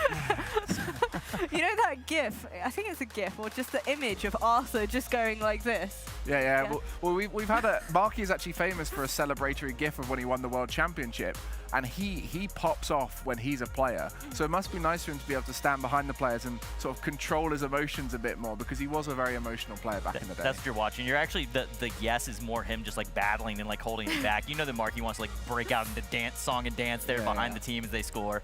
I know we had spoken in the green room as well about what Marky as a coach ultimately manages to bring to this team. Do you want to dive into that a little bit more with me? Tell me about, what does he actually contribute and bring to the team of Guild? Well, he's very much the hype man. We speak about the different styles of coaching in Rocket League. You've got the performance psychologists, like we spoke about with Renegades. You've got the tacticians, which is what I tended to be back in the day as a coach. But then you've got the hype men, the scissors of this world. And of course, they all do a bit of everything, but really it's about engaging with that environment that the team wants to play well in. And Marky is really tuned into how these players want to play and brings that energy for them so they can play their best. Yeah, you've really got to figure out what your team is and what it is that you need to provide to that team. Some teams have that player that is going to be that hype man. You can sit there and look at something like V1 where Com's always chatting and he's chatting with the team, keeping them up, whatever. Sometimes it needs to be the coach, and Marky comes through and fills in exactly what he needs to do to keep the team on point. And talking a little bit more about the side of O1 Esports, I need you to tell me, where do you think they ultimately ended up going wrong in those 3v3s, but also those 1v1s as well? Well, I mean, Rocket League is at a stage now, it's a very mechanical game. It's all about efficiency, it's about movement, and at the end of the day, Guild were just faster and more efficient around the pitch, and that's why they kept winning those interactions. Every single time 2 players go for the ball, if your team is winning that interaction 9 times out of 10, it's always going to be in favor of that team. And I just don't think O1 had the speed or the read of the play to be able to keep up with Guild's mechanics. Yeah, it's kind of the struggle match back and forth where you can kind of just imagine the line and the team's kind of pushing one way or the other. And the majority of the time, that push is pushing down into the other end. And they couldn't get those multiple attacks. If they did make it down, they got 1 or 2. Guild, on the other hand, able to try and win the ball back in the midfield, have sustained pressure, and eventually break through, boost steals in the corner. And it's just going to be really hard to get back against that if you can't win that midfield battle. Well, they certainly did make quick work of that previous matchup versus O1 Esports, and in the wise words of Banks, well, that was quick. That was a very quick game, but let's go ahead and take a look at the bracket and see how everything has ended up panning out now. Obviously, Guild have certainly got to be coming off the back of that, looking incredibly confident, but next up, we're going to end up having Space Station Gaming taking on Faze Clan. Now, focusing a little bit more on the side of Guild, who do you think is the best bet they have of beating out Space Station and Faze? Do you think they would struggle against either? In this format, neither of those look like a fun opponent. I wouldn't want to play either one of them. Well, when we talk about 1s and 2s being the strength of Guild, I think when it comes to 2s, they have a favorable matchup against Space Station. And then maybe ones would be pretty even against both teams just because CRR is that unorthodox ones player. He's very aggressive and can often catch a lot of these experienced players off guard. I think the challenge there is they are going to have to be a threes team. They are going to have to start winning those threes games because twos and ones is not so much in their favor like it has been against every other team that they've played. Okay, right. Well, talk to me a little bit more about this Space Station Gaming versus Faze Clan in particular. Let's forget about Guild for a moment here. Space Station versus Faze, what are you wanting to see out of the likes of Space Station? Because obviously we saw them get a few victories here and there, to say the very least. So do you think that they have what it takes to go up against the likes of a Faze Clan? Well, you know, this is a regional battle. We see this very frequently, but I think it will come down to who can play the better LAN Rocket League. And we know Space Station have a better track record with the LAN mindset, you know, getting hyped. And considering the crowd should be fairly neutral on this, Space Station come out loud. We get the Arsenal and Rettles popping off on stage. That's going to bring the best out of Daniel, and I think that'll go in their favor. If not, FaZe are going to be the better team. Yeah, and especially if Daniel gets hot, that's one of those, you know what, I don't even care which way it goes, to be completely honest. I want the first killer Daniel matchup just to watch it on LAN is going to be absolutely insane. I think that that's the moment where everybody in that arena is just going to appreciate Rocket League. I imagine it's going to be a pretty loud arena, even though, as you said, it's not really favoring one team or the other. It's just going to be some really solid Rocket League. Well, see, my personal opinion here, my presumption here, is that Space Station might head into this match, you know, exceptionally confident, considering the fact that they've had a flawless run so far, winning both of their matchups previously versus Heat and Endpoint in a 3-0 fashion. Whereas on the side of FaZe, you know, they have had a few losses here and there. They have kind of struggled against the likes of a Furia. So do you feel like Space Station coming into this, their confidence might end up ultimately getting the better of them? Well, I mean, FaZe are heating up. That's the exciting thing for them is when they start going further in tournaments, they look better and better. And I think now they've got some experience on the stage. They've worked out their threes a little bit more. They're confident knowing that the format favors their ones and twos ability. I think FaZe are going to be scarier than Space Station might have seen earlier in the tournament. Yeah. But that's where the experience against each other is such a big factor here because they do play each other on the regular. They're both North American teams, so it's going to be a whole different matchup compared to all the other ones because there's less unknowns for both these teams.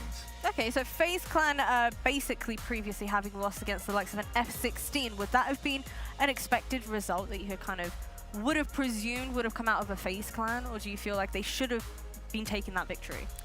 I think that's one of those ones where you get to a LAN environment, you don't know how it's going to go, you've got the crowd against you, these are higher stakes, you're in a new region, there's a lot of different factors that go into the mental, and F16 is a solid mechanical team. So I think that it was definitely a battle. I think I personally, coming into it, and maybe you can call it NA bias, call it what you want, my Your gut NA again. gut. Your gut again. And yeah, was with FaZe. But in the end, when they do go back down and play them again, they come through in the 3-0. They get a good, clean sweep, and I think that that is really solid for them to go ahead, reset that mental for today. I think that that win over F16 was huge for them. All right, now talk to me about the standout players, the people we should be focusing on, the real performance for, you know, either of these teams ultimately. Well, it's going to be Daniel and First Killer, and I think this format really does favor the ones player on the teams, especially if they're going to be the ones playing in the twos, because they have the most valuable input across the series.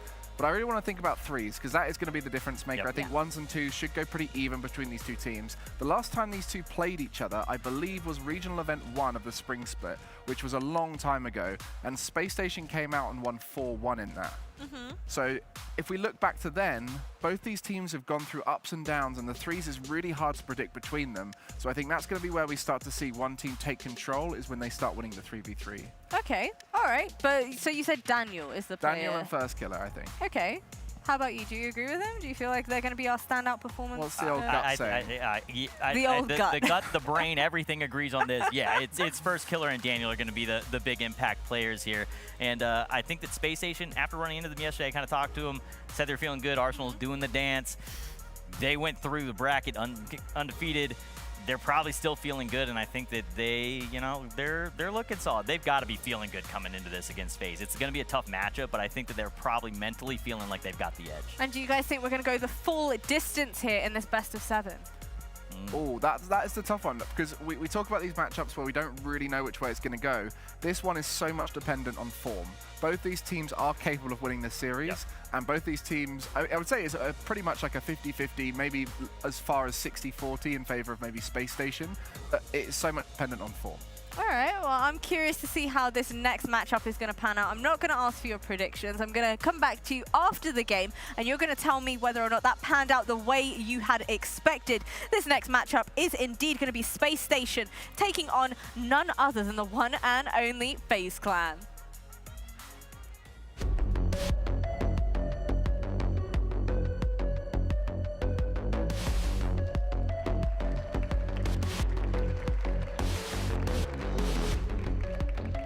أعزائنا المشاهدين والحضور، المباراة الثانية من ربع النهائي لبطولة جيمرز 8 راح تبدأ الآن. قدامنا فريقين جدا أقوياء، سبيس ستيشن وفريق فيز، اللي كلنا شفنا ايش اللي سووه في الجروبات حقتهم وكيف قدروا انهم يتغلبون على افضل الفرق في العالم لين ما يوصلوا للمرحلة هذه. فخلونا نرحب فيهم في المسرح ونبدأ المباراة الثانية من الربع النهائي على طول. الفريق الأول اللي بيكون معنا في المسرح سبيس ستيشن جيمنج.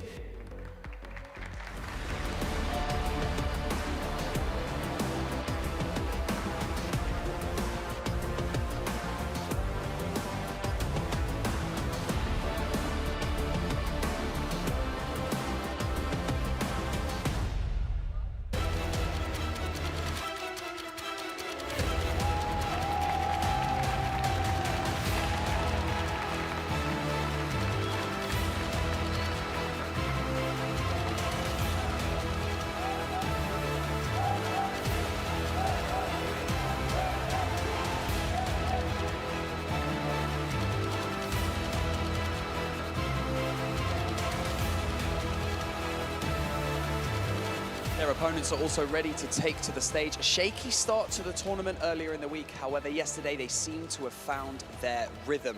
And it's also worth mentioning that revenge match against F16 has surely boosted their confidence coming into this match today. Please, welcome to the stage, Faze Clan.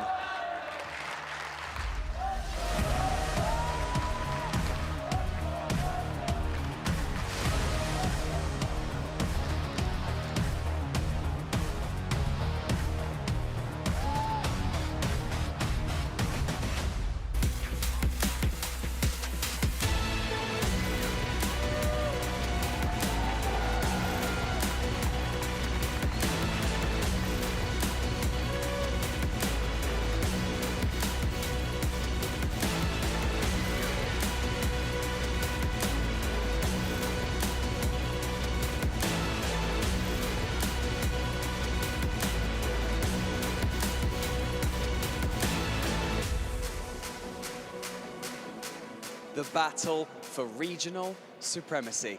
It doesn't get any better than this on the main stage. I cannot wait for this one to get started, so I just want to throw it back over to the analyst desk to bring us in.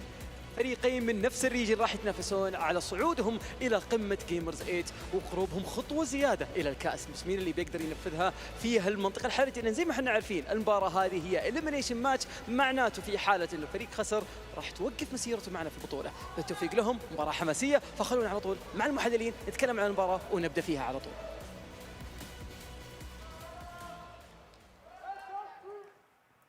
Well, Faze Clan previously having, you know, taken a victory 3-1 against none other than Semper. Maybe, just maybe they'll head into this matchup looking and feeling confident. Whether or not they'll be looking and feeling as confident as Space Station Gaming, that is what I'm unsure about. Well, I think both of them look pretty happy on the stage there, you know, facing off against each other. They all know each other so well, you know. When you play in the same region as certain players, you come across each other in ranked, you scrim, tournaments, and even at LANs you hang out together. So, yeah, a lot of rivalry here. Oh, you know Reddles was talking. It cut over and it was showing Faze's face, and they're grinning ear to ear. You can see AJ smiling. You can see Sipical smiling and laughing. And I have to imagine, I can't see the other side of the camera, but my mind is filling in the image, and it's Reddles over there just kind of talking at him. I can imagine them saying something like, oh yeah, we're going to chuck Arsenal in for the 1v1, why don't you chuck Sip in? You know, like a little bit of banter, but we all know that it's going to be one of those series where they want to win. This is a lot of money, even for teams that compete at the top. You know, these guys regularly making top fours, making it to finals, winning competitions. They're going to be wanting to get to that 200,000 prize pool, making it into the semi-finals. The real question is, do they have what it takes to get to that very stage and make it happen? I'm going to go ahead and say Space Station. Well, you're predicting. I know. No, actually, I take it back. Take our job. I'm taking it back. Okay, I'm not going to make a prediction. Just simply because at the end now. of the event, I want to be able to tweet out, like, I got a 100% win rate on my prediction. You better have an asterisk on that. Yeah, well, now if Space Station win, you're going to claim, oh, I got 100% record still. Exactly. And if they lose, you'll claim, oh, I got 100% record still. Exactly. I will 100% be cutting that clip out if she does claim that on Twitter and immediately showing that she backed out of it. Yeah. All right. Go on then. What's your prediction? Okay. Go on. Hit me with them. I mean, it's got to be 3, 2, 1. Space Station. Oh, we're in sync There we now. go. Okay. Okay. There we go. It took a couple days, but yeah, we got it. Finally, got there eventually. At least we're all in agreement that, I mean, you guys are in agreement. No. At least you guys are in agreement that Space Station is ultimately going to get this victory, but I need you to explain to me, what is your theory behind making that prediction? Look, FaZe Clan are an amazing team, and especially with this format, 1s and 2s, they're so strong there. And they're heating up in the 3s department. They are more than capable of taking this series. So that's not a prediction the same as we had with the Guild one, where it was pretty confident. That was a, well, I would say Space Station have it, 55, 60 out of 100 times. Yeah. But these 3 players are superstars in their own right. Yeah, I mean, this could, it's at most a 60-40. This is one that goes either way. This is especially if FaZe comes in hot in game 1 and they're feeling themselves. FaZe, when they're hot, is a terrifyingly fast, terrifying team to play against. So it will, I think that we'll figure it out pretty quickly within those first 2 matches. And then the reason why people are so fearful of this team when it comes to the 3v3 setting is because their 1s and 2s are so scary. They know the individual ability of this team is capable of dominating in 3s. It's just whether they link up, and that comes day by day, tournament by tournament. When we see them hot, they win tournaments. When we don't, they get knocked out early. All right, Supersonic, I need your reasoning now. Why do you think that Space Station have what it takes to take on FaZe Clan and claim this victory? One, the track record states that so, and I'm somebody that likes to lean into stats, whether you like them or not. Numbers, they tend to support things. Things happen. That one. But yes, as Greg that is saying, the reason why. That one there, the one that when you're sitting in the audience and you're looking there, it looks like only 2 teams are up, or only 2 players on that team exist because Daniel is so tiny, he hides behind the monitor and isn't wide. Daniel is a monster. If they go to 1s, I'm giving the edge to Daniel against just about anyone. I mean, it's close. First Killer is still a absolutely.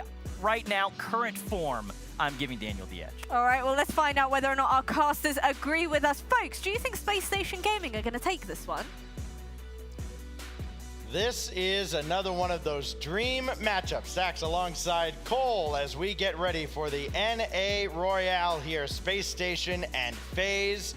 A lot of familiarity between all of these players. Many of them former teammates with each other once upon a time, and now doing battle to be the, well, one of 2 potentially remaining NA teams at the end of the quarterfinals. But Veracity asked us a question. She said to us, who is more likely to take this series? And I think that it's odd to me that nobody has said FaZe Clan. I mean, it is odd. First Killer, he hasn't been grinding his 1s recently. AJ has been right at the top of those leaderboards, but he's come in here and he's been performing very well in the 1s. And he wins where it matters. He has had a loss against Riyadh, but he stepped up again, beat him the next day. First Killer is getting into form in 1v1s, and that terrifies me as far as SSG goes. And they also have, some blood to bear to FaZe Clan. After struggling in London, they want revenge for that, and they're a team that love playing when everybody is going against them. First Killer was so upset that he lost to Riyadh 10-3 that FaZe then scored 22 goals in their series against Pirates. Okay, well, here we go. FaZe have battled all the way back into the top 8. Space Station, been there all along. And Arsenal trying to start things off for SSG, but it's typical. Taking one away, First Killer, pop up. And we'll see if there are any nerves at all with FaZe getting back onto the main stage, having played kind of in a studio environment on day 2. I mean, there may well be nerves. They are playing for $200,000, the winner of this one. Absolutely crazy money. More than many players have made in their entire careers. Can be won and lost just in these quarterfinals. And that only goes up. But to me, the most important thing, the key here for Space Station Gaming is these 3v3s. If they lose those, then to me, FaZe Clan, they edge it in 2v2, where they have such a strong squad. They've been mixing who plays with First Killer, whether it's Typical or AJ. And of course, to me as well, they also edge it in the 1s, just that little bit better than Daniel. I'm sure he'd love to prove me wrong, as would SSG, as they have the pressure at the moment. But FaZe Clan managed to get it away, at least for now. Daniel's gonna have to bring this to the corner where his 2v2 teammate Reynolds was waiting. And AJ in kind of an awkward spot with Arsenal bearing down on him. Of course, Arsenal expected only to play in the 3v3s.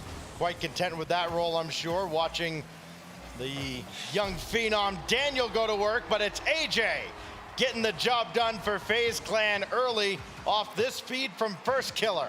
First Killer has so much respect from his opponents that when he goes for a double tap, they assume that he's going to get it every single time, which seems to be the meta at the moment. Atomic for G2 has brought in this era where missing the ball tactically is just as effective as getting the perfect second touch. And that kickoff, it was very good for FaZe Clan. Falls to Space Station Gaming, though, as the shot wasn't quite on target. Space Station Gaming going to have to slow things down, get themselves back into this one. These two opponents haven't played as often as you would expect, despite being both at the top of North America. As Greg had mentioned on the desk, not since Spring Regional 1 have they come against each other, but with Sipical, a former Space Station player, they will know all about each other's game styles. Sipical on his way back to perhaps defend against Reynolds here, with Arsenal charging forward, looking for any heads to take off the field.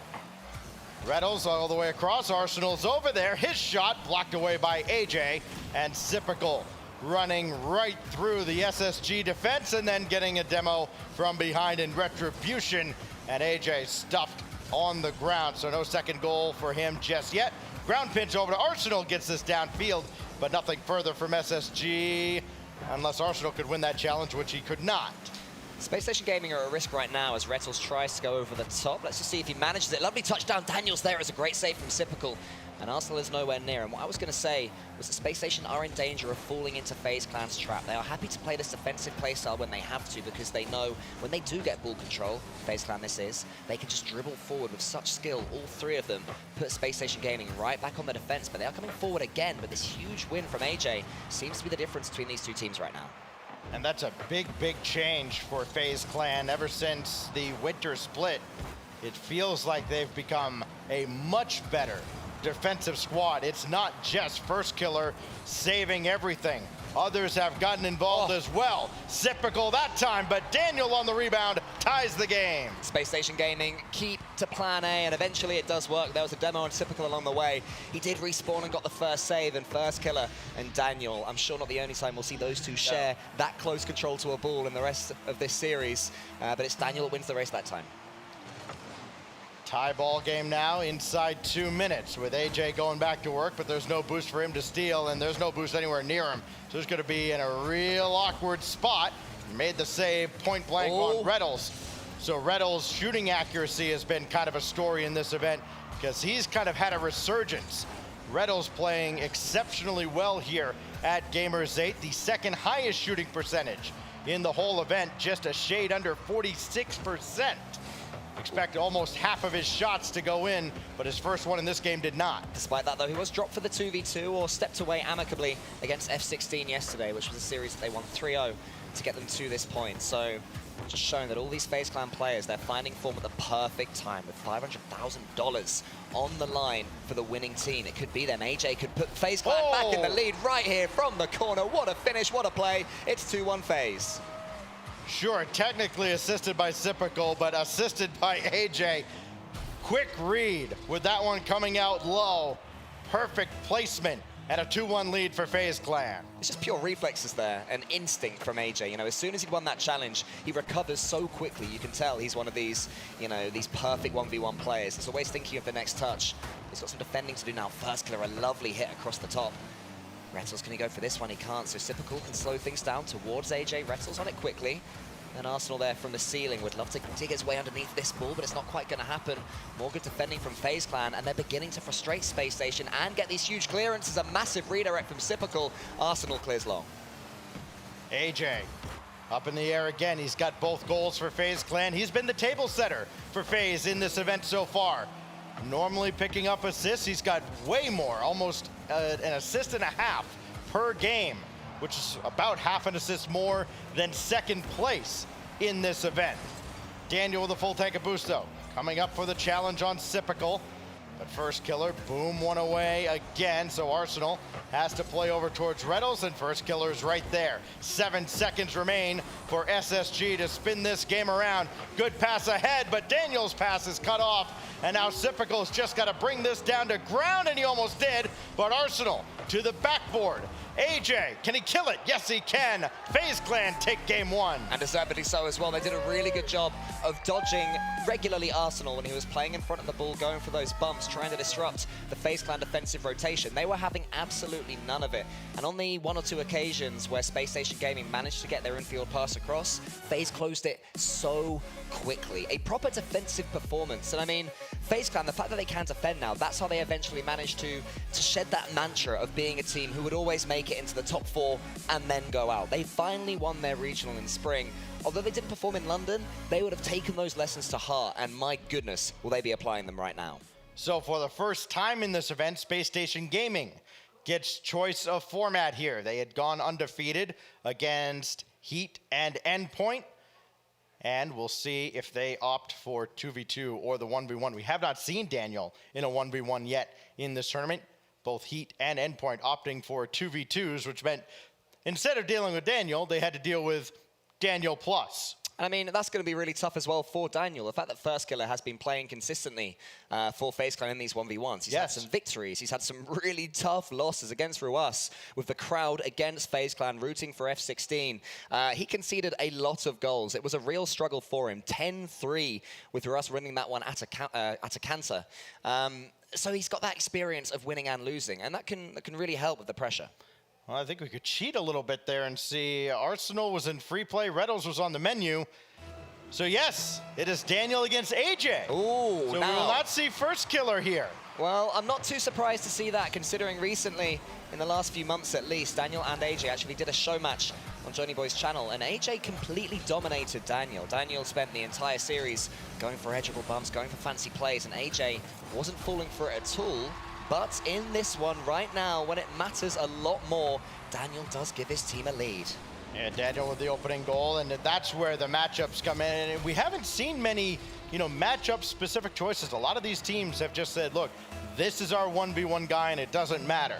A few teams, though, like Dignitas, like FaZe Clan, they have multiple different options. Falcons, you could say they have different options, but everybody, even on the team, says TRK is the guy, and he has been in this event as AJ quickly ties things up here. You can expect a high-scoring Wild West shootout between these two juggernauts. Lovely kickoff there from AJ, and I mean, these two players, they have it all in 1v1. They can mix up their kickoffs, try and surprise their opponents. That one's just standard, but Daniel is going to win it.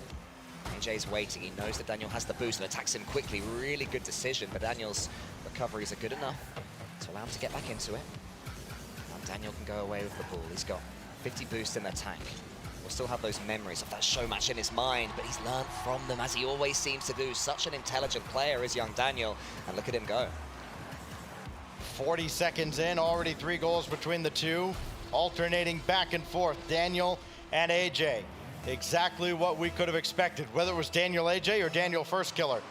We know that neither is going to be particularly effective at keeping the other off the scoreboard, as Daniel sticking with the kickoff here, and a great win at the center line gives SSG's Daniel the 2-goal lead. So far, the only goal we've had for FaZe Clan and AJ has been the kickoff goal, and Daniel just cancels out that one there to restore that lead back to 2 goals. It's a really, really good start for Daniel, the man, of course, coming into this one cold in the 1v1s. Could be another one for AJ, but he slows down. The flicks so effective. They definitely seem to be able to put on top of each other today. And their Octanes going for solidity. And just for the first time in this game, really, we're going to have a few seconds of slowing down at midfield play. Now, the 1v1s have probably been the least practiced of the 3 formats leading into this event. We talked to some teams in scrims, and they say they're going, 3 3s, 2 2s, and a single 1v1 matchup. Of course, time being what it is, one's taking a lot of it. AJ just mesmerizing Daniel, who didn't have a clue how to defend this. Yeah, Daniel found himself in a really awkward position, and AJ, he did get the flip reset. I thought it was a fake, but it was sort of a semi-wave dash at the end there just to prod it past him. Really, really smart play from AJ, a player who has slowed down his 1v1 mechanics in recent months with a fake kickoff as well to add to it. He is a thinker of the ones game nowadays. Unorthodox strategy, got the touch coming off the ground, and AJ putting on a show! Think all you like, have all the tactics that you want, but when AJ just catches this ball on his roof, pirouettes around it like a genius ballet dancer, that is beautiful to equalize for AJ and FaZe Clan. Unbelievable stuff. We've seen Daniel light up the highlight reel as well in this event, but this time it's AJ. And he's looking for more. Daniel, maybe a little more proactive, going up the backboard. Ground pinch easily cleared as Daniel recovered. And now stuffed by AJ at midfield. He's just got everything working right now. Tough to score from here, and they will off the rebound. AJ's air game yet again. Daniel is struggling to deal with it, whether it's an aerial challenge or just the read on what AJ is attempting. Even when he misses, it still seems to be a perfect assist for himself, as everything is working for AJ. This is more like what we saw recently as well. You see First Killer just watching this thinking, you know what? If it were me, it'd already be 7-0. What are we doing here? But I mean, that ego is why FaZe Clan is so good. You know, you feel like beyond dropping a player, as AJ fakes the musty and then gets saved by Daniel, you know, they're never going to have that confidence shaken. Maybe in each other, but not in themselves. But Daniel is a confident boy as well. Just waits for his moment. AJ takes one attempt too many, fully commits to the play. And Daniel is able to punish him. Do we think somebody gets to a 10 spot in this game? We've still got over half the game to go, already 4 goals apiece. I think they both might at this rate. Just unbelievable stuff. We don't see shootouts like this nearly enough. We get a lot of, especially in this tournament, we've had a lot of like the, you know, 5-4, maybe like a 6-2, because there's clearly a mismatch. These two, they know each other so well. AJ adding a 5th as he jumps back in front, just catching Daniel out of position again. Yeah, Daniel just got lost in AJ's far corner there, and AJ was able to punish him just to make sure that any of that space station gaining momentum is well and truly squashed pretty much early on straight away. And yeah, I love this. This is both players playing really well right now. Daniel maybe with another chance from kickoff. Can AJ get back and flick it up? He can.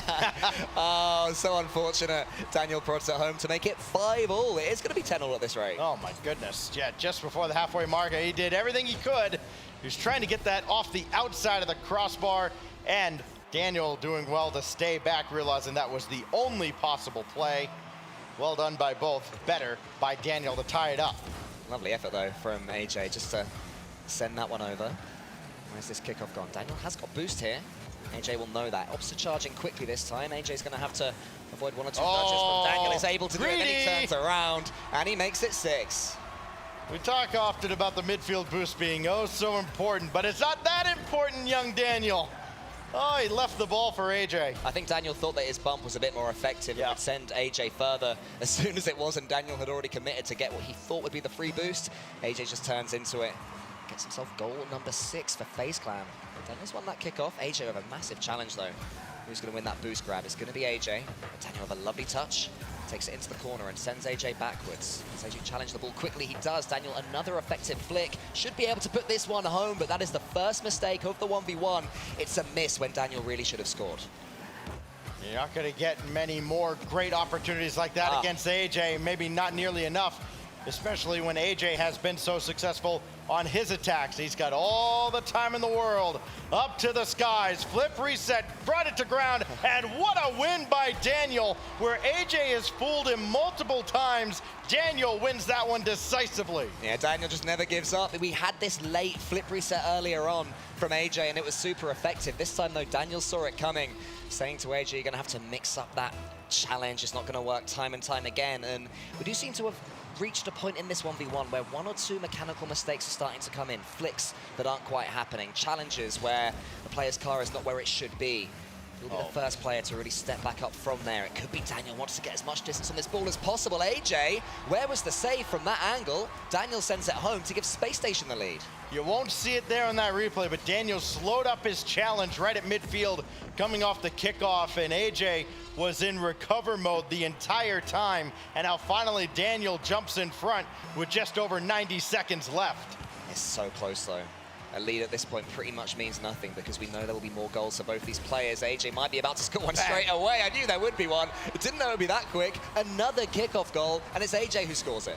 Yeah, where Daniel slowed things up last time. AJ knew he had Daniel beat if he just drills one. Daniel nearly got there, but AJ's power too much. We sticking with 10-all? Oh yeah, of course. Okay. 10-10 OT, maybe more. Well, let's keep going. If these kickoffs keep being as... Got him! Good grief. For Daniel, I mean, at this point, I sort of want to see one of these players maybe attempt a wave dash kickoff, maybe attempt a fake kickoff. I don't know, just stay in goal and jump a few times like we used to do in 2015 to try and goad your opponent.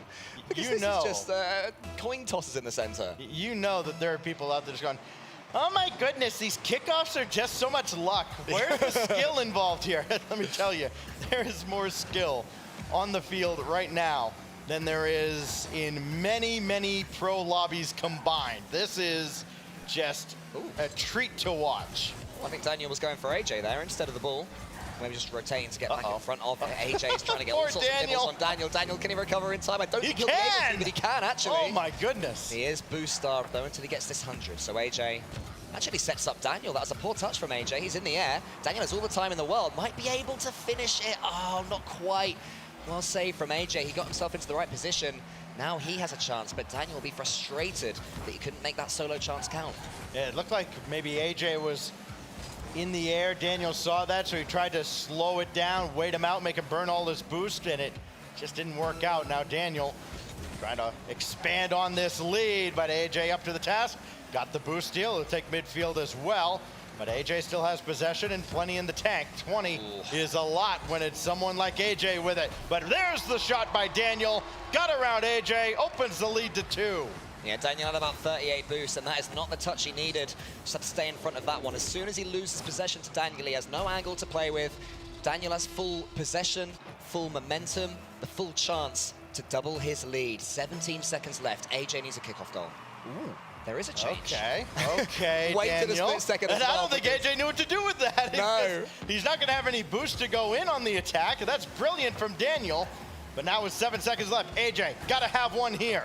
5 seconds. He's going to run out of time. It's done. Daniel holds off AJ to tie up the series. Go on, get it in. Oh, you got to let that one go in, Daniel. Doesn't matter though, Space Station Gaming, they do get that game back in the 1v1, which is where I thought FaZe Clan would be strongest. And now AJ, I mean, he is the player whose head can drop a little bit on this FaZe Clan roster, especially when he's next to First Killer, a man who, of course, as you alluded to, will genuinely be thinking, I would have won that. Because he always thinks I would have won that, because he always thinks he will win.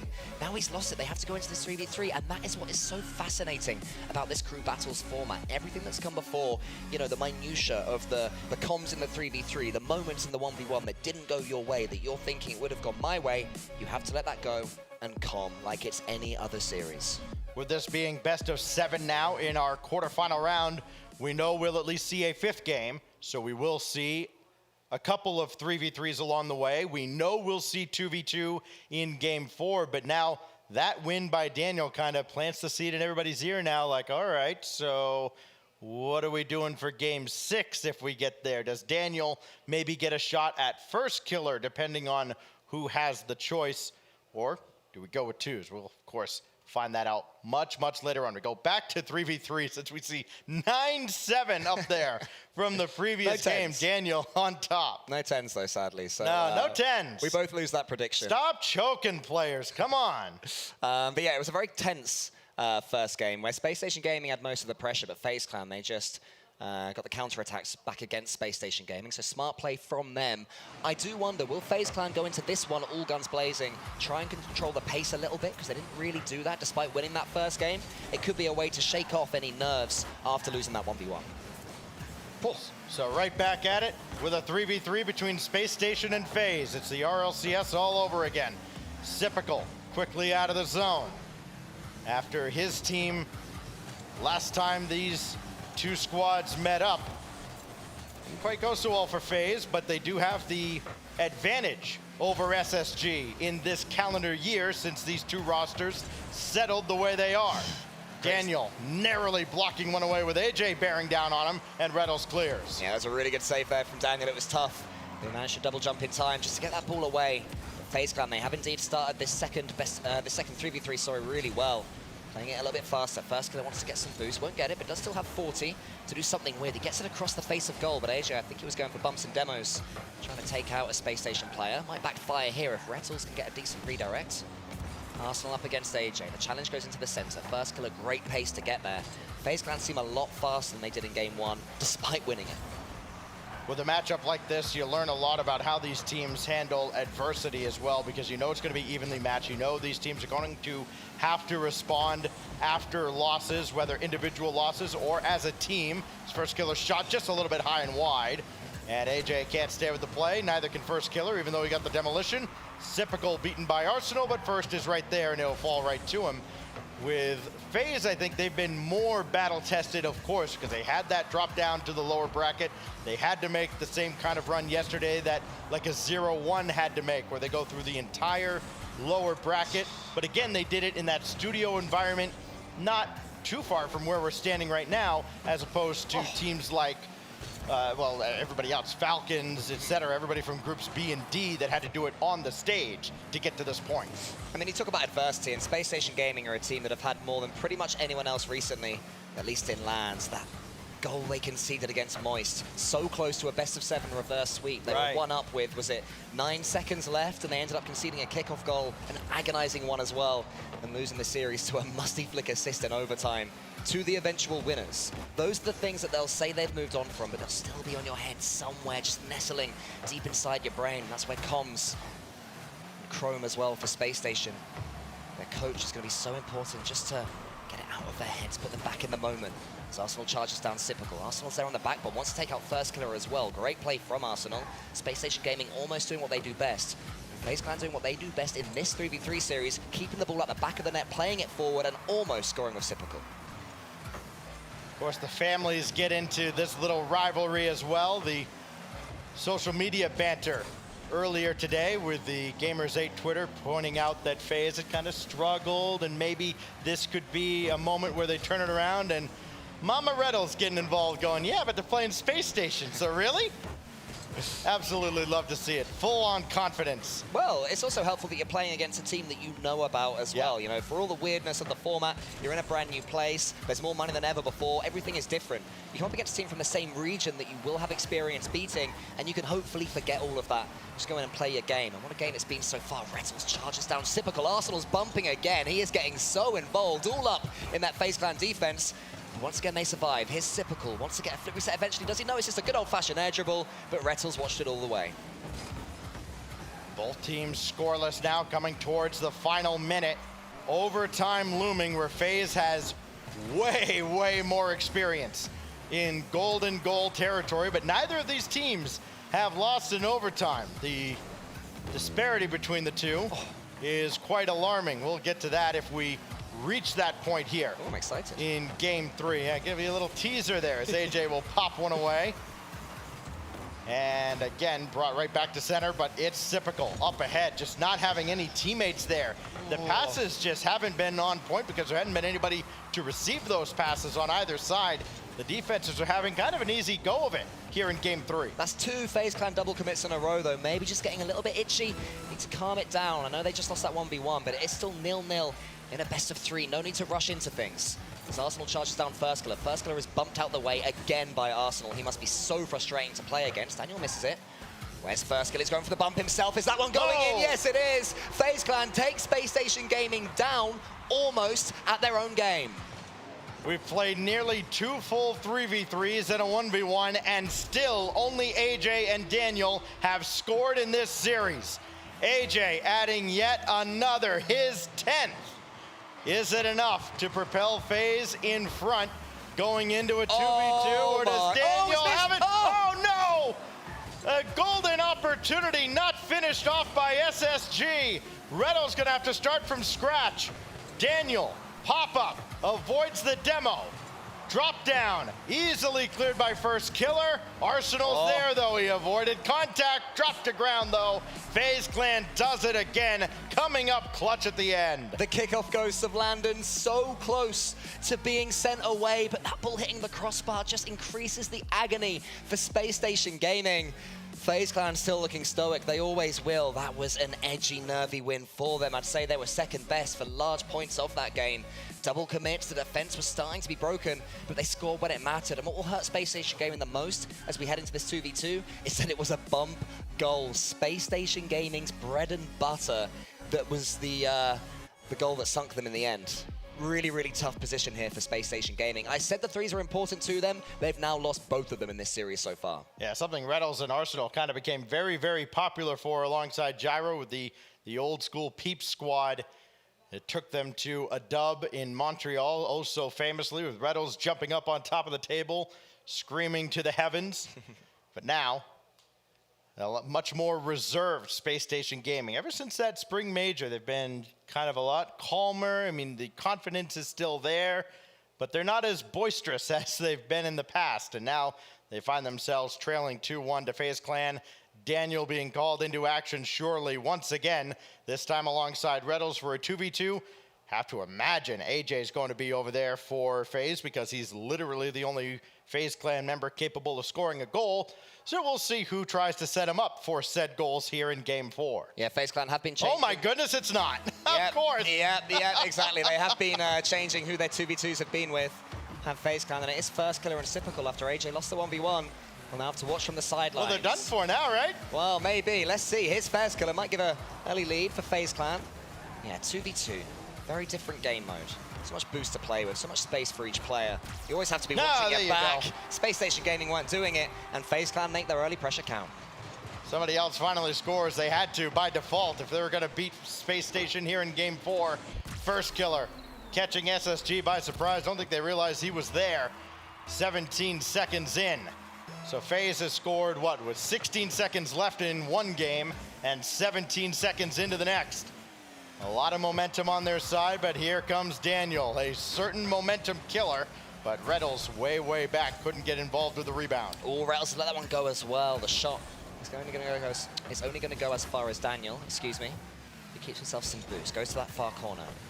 Touch that pinch, a little bit awkward from Typical, but he still recovered in time to get the second touch. This could be a chance if he can beat Daniel. Not quite this time. So the ball is just played on Space Station Gaming territory. Yet again, it seems to be staying here most of the time in blue. Daniel tries to go for something. Already victorious in that 1v1. Will give him so much confidence. And he and Retzels have been running very well in the 2v2. Space Station Gaming unbeaten in any game going into this series. A couple of 3-0s for them right here to the playoffs. $90,000 to play with. First killer though, the huge double tap, but it's going to be an overcommit, and I think that should be 1-1. No! Another miss from Space Station Gaming. It could have been so different for them. FaZe Clan double commit, but it won't do them any harm. Reynolds patiently waiting over here with Typical at the backboard. Reynolds going to try to get the bump. He's got it, but first killer is there as well. So FaZe Clan keep their lead and not able to expand on it as the shot goes a little bit wide. It's so weird, though, seeing these teams that, of course, so adept in threes, and one side has won both of them up to this point, and Space Station constantly having to play keep up. They've been very close in the 3v3s, and it's been close series all round. Could it be a close 2v2 as well? Maybe if Daniel can finish this, not quite. So now Typical using absolutely no boost because he has none. Just gets it towards first killer. That one in the air.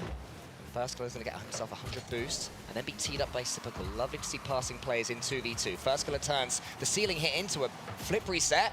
Somehow it works. I thought they'd overcommitted. I thought it was about to go against them. But what happened to the SSG defense? Oh, Daniel's trying to avoid first killer, and he still nearly got back to this one. What FaZe is up against right now, too, this is no small task.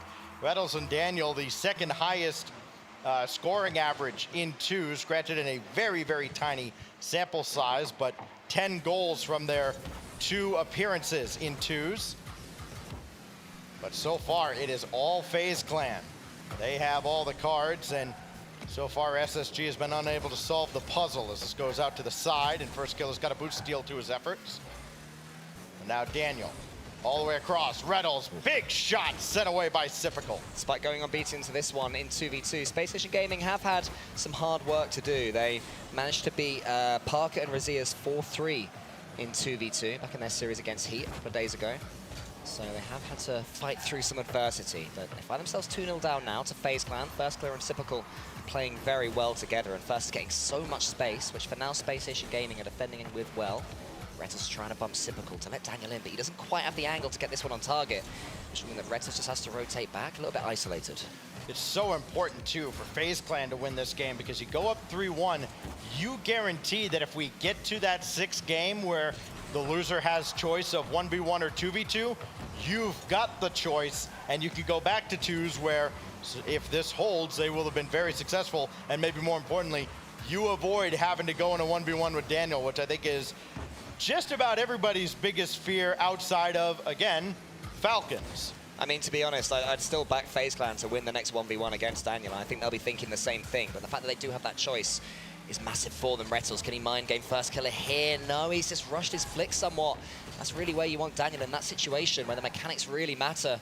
It was the wrong man at the wrong time, but they did get themselves a chance, Space Station Gaming. Can they get themselves another? Daniel, 1 flip reset. We know that's not always the end of it. But this time it doesn't convert. Rettles, 1 bump, and again, they just have not been able to get that shot in a good spot at all. Great save by Rettles, coming in from behind, getting that off the frame. But now first killer again, wasting more time. Almost pinned it to the backboard. Rettles and Daniel in the same place at the same time. Normally not good. Rettles comes away with it, and Typical with another clutch save. This is the biggest difference for FaZe Clan as well. Just collectively, now in all the formats, they've become so good defensively and really a force to be reckoned with if they can get deep into a tournament, which they have here at Gamers8. Yeah, they're showing their doggedness, our FaZe Clan right here. So many chances for Space Station Gaming, all of them going begging because of that goal line defense from FaZe Clan. Rettles is desperate to get past Typical, but Typical just takes him out the game, even on the way out.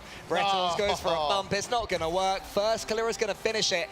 FaZe Clan go within 1 game of, get this, $200,000. That's amazing. Yeah.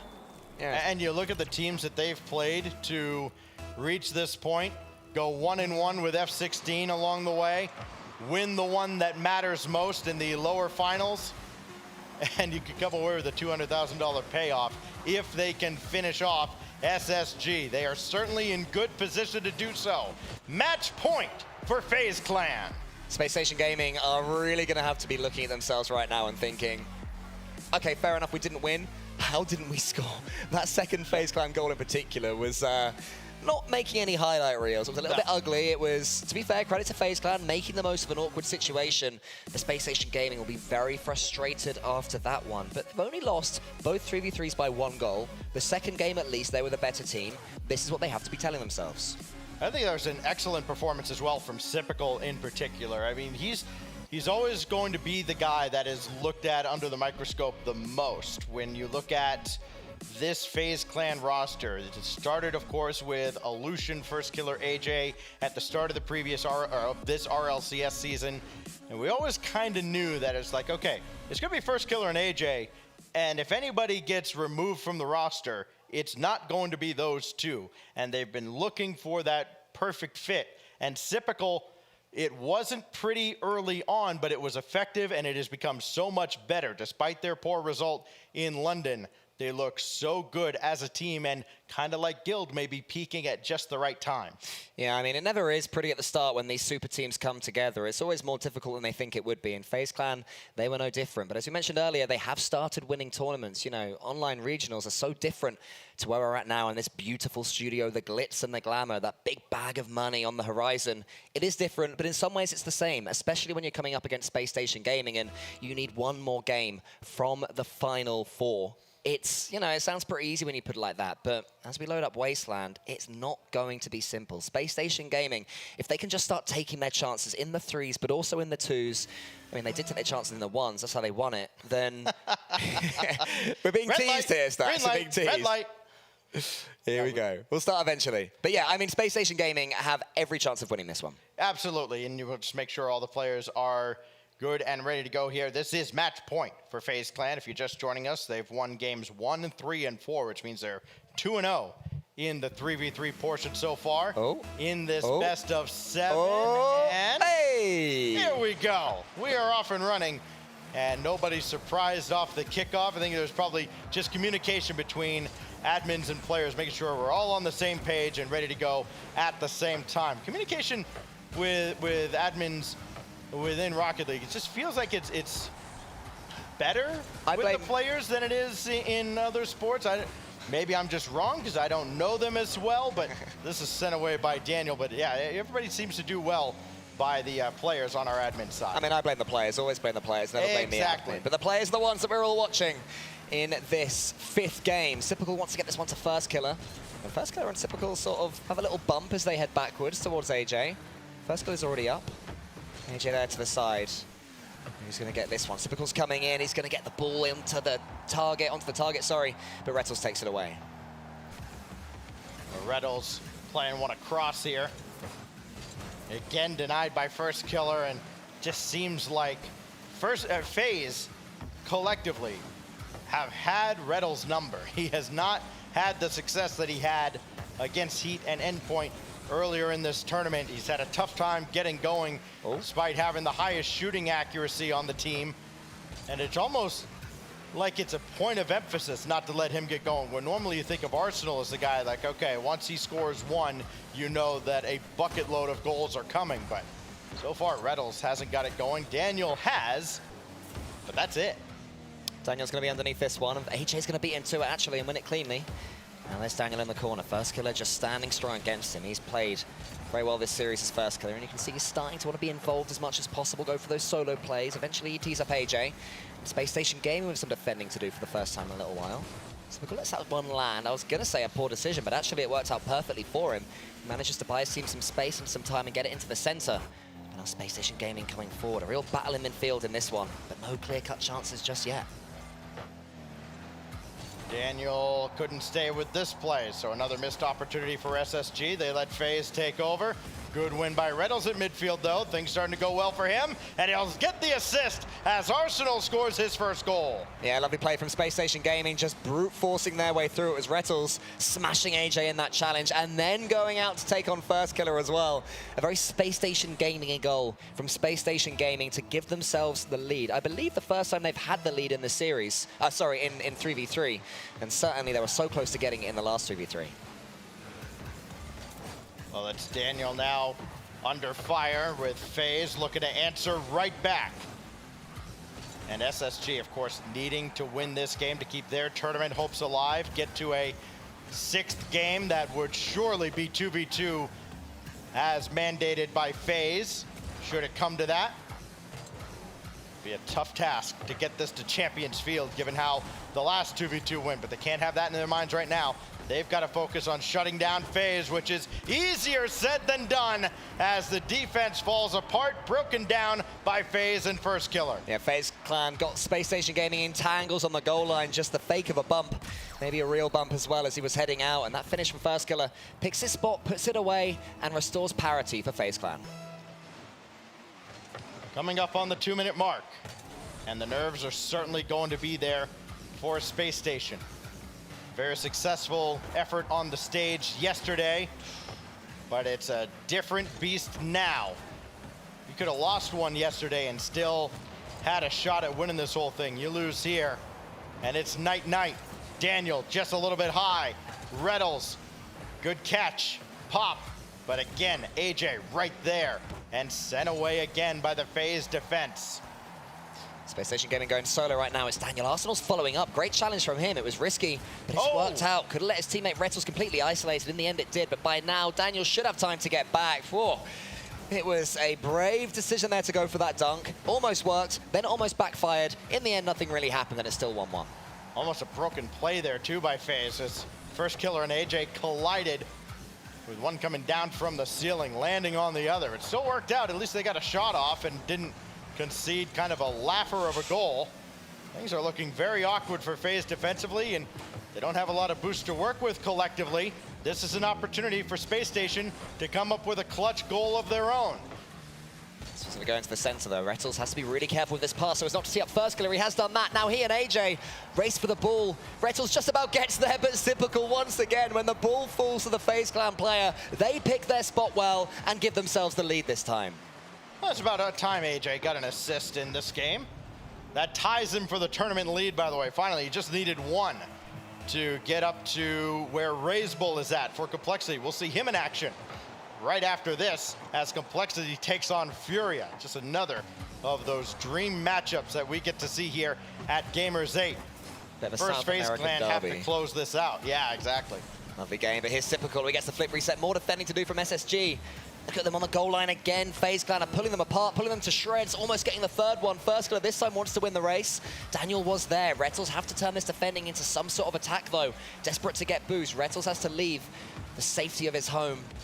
Daniel slows it down. Good play. Flicks it to a teammate. Rettles, it goes over him, so First Killer can come in. Faze Clan, they're there. Desperate to get this ball. Daniel up against Arsenal. Here's Arsenal. Can he do anything with it? No, another clearance, this time from AJ. Faze Clan so close, they can smell $200,000 into the center from Daniel, but it's read by Typical. Rettles, can he get the ball? No, he can't. And 4-1 victors are going to be Faze Clan. 200,000 reasons for Faze Clan to celebrate. And a matchup with Guild Esports awaits in tomorrow's semifinals.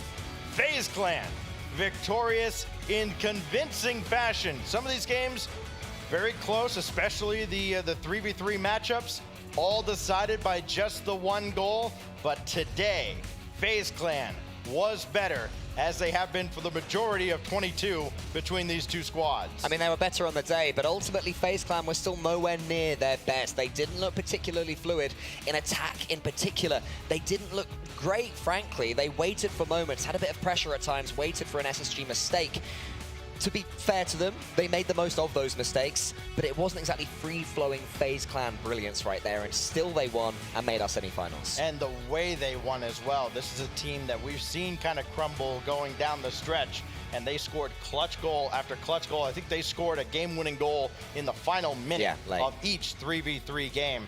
That is not something that has typically been Faze's MO. It's been a weakness of theirs. They've come through here, and again, I really think this is a team that has hit their stride at just the right time. I mean, if you score late goals, then you're going to be doing yourself some good. And credit to Faze Clan as well, despite losing that 1v1, where AJ would have really felt like he would have had Daniel's number, they still came through to win it in, you know, they had so much defending to do. Space Station Gaming, apart from their defense, they didn't play particularly badly, in my opinion. Just couldn't take that chance when it would fall for them. Faze Clan the complete opposite, and Faze Clan in the end deserved winners. One of the things we were looking forward to, the Daniel 1v1, we only saw it one time. It worked out for Daniel and SSG, but it didn't work out in the long term. Faze Clan come out victorious. They go through into the semifinals. Banks and Fancy are standing by with the winners on stage. I'm joined by Luke on stage, the coach of Faze Clan. I've got to say, that was very close to being a sweep. AJ, I've got to give props to him. That ones match was one of the best ones matches I've seen this entire weekend, so I have to give huge props to him for that. So I just wanted to ask you, how are you and the boys feeling going into tomorrow? معنا لوك من فريق فيز، هو الكوتش حق الفريق، وبنفس الوقت ودنا نتكلم شوي عن ايش صار في المباراه. كانت جدا قريبه من انها تكون سويب لصالحهم، لكن بنفس الوقت اي جي بالذات في مباراته ال1v1 ضد دانيال كانت مميز اداؤه بشكل جدا كبير. لكن اول شيء ودنا نساله شعورهم بعد المباراه. Honestly, feeling really good. It's amazing to play in front of this crowd in Saudi. It's been an incredible experience so far. جدا متحمسين ومبسوطين بتواجدهم، وشعورهم كان مرة رهيب، خصوصا انهم متواجدين قدام الجمهور اليوم الثاني مرة على التوالي. Now, I feel like it would be a disservice if I didn't mention yesterday's revenge match, because unfortunately it was on the B stream, so we didn't get to see it right here. But you took out F16 out of the competition, one of the fan favorites. Now, did that give you that extra boost of confidence coming into this match today to perform the way you did? بالامس قدروا انهم يلعبون مباراتهم الثانيه على التوالي ضد فريق F16 بعد ما كان F16 هو السبب اللي خلاهم ينزلون لللور براكت، فقدروا انهم ينتقمون منهم ويرجعون مره ثانيه عندنا في البث الاساسي على المين ستيج. فسؤالنا هو انه هل الشيء هذا، هل المباراه هذه فوزهم على F16 المره الثانيه اعطتهم الثقه اللازمه انهم يفوزون في المباراه هذه؟ Yeah, I mean, look, F16 are a great team. We are 1-1 in series with them, so at the end of the day, props to them. But yeah, my boys came out to play yesterday and today. We kept it calm and collected. We weren't getting overhyped, so I think that was really the key element to our win. بعد فوزهم في المباراة قدروا انهم يحافظون على نفسيتهم وقدروا انهم يستمرون ما يكون عندهم ثقة زايدة ويخلون الكوميونيكيشن بينهم كلير وواضح وقدروا بالطريقة هذه انهم يرجعون مرة ثانية ويسوون كومباك في المين ستيج من جديد. Well, you guys can go and have a rest now, but is there anything that you would like to say to any of your fans that are watching on the stream and also your fans in this venue because the crowd was going wild the whole time? حبينا نسمع كلمة أخيرة من لوك الكوتش حق فيز قبل ما نروح على طول ونخلص من المنطقة هذه، وزيادة على كذا نشوف إيش رأيه عند الجمهور الفانز اللي موجودين في البث المباشر أو حتى اللي موجودين عندنا في الستيج. Yeah, I mean, hopefully we've got some fans in here now that we've got some wins, and really looking forward to playing in front of you tomorrow. Luke, thank you so much for joining us on stage. Everyone, please put your hands together one more time. They're going to be back tomorrow. It is Faze Clan. Thanks once again. So we're going to be throwing over to a very quick break. Please do not go anywhere because we've got a banger of a match coming up right after this. دقائق بسيطة أعزائي المشاهدين ونرجع لكم إن شاء الله في المباراة الثانية، لكن قبل كذا خلونا نروح مع المعلقين ونرجع لكم من جديد على المسرح في المباراة الثالثة اليوم.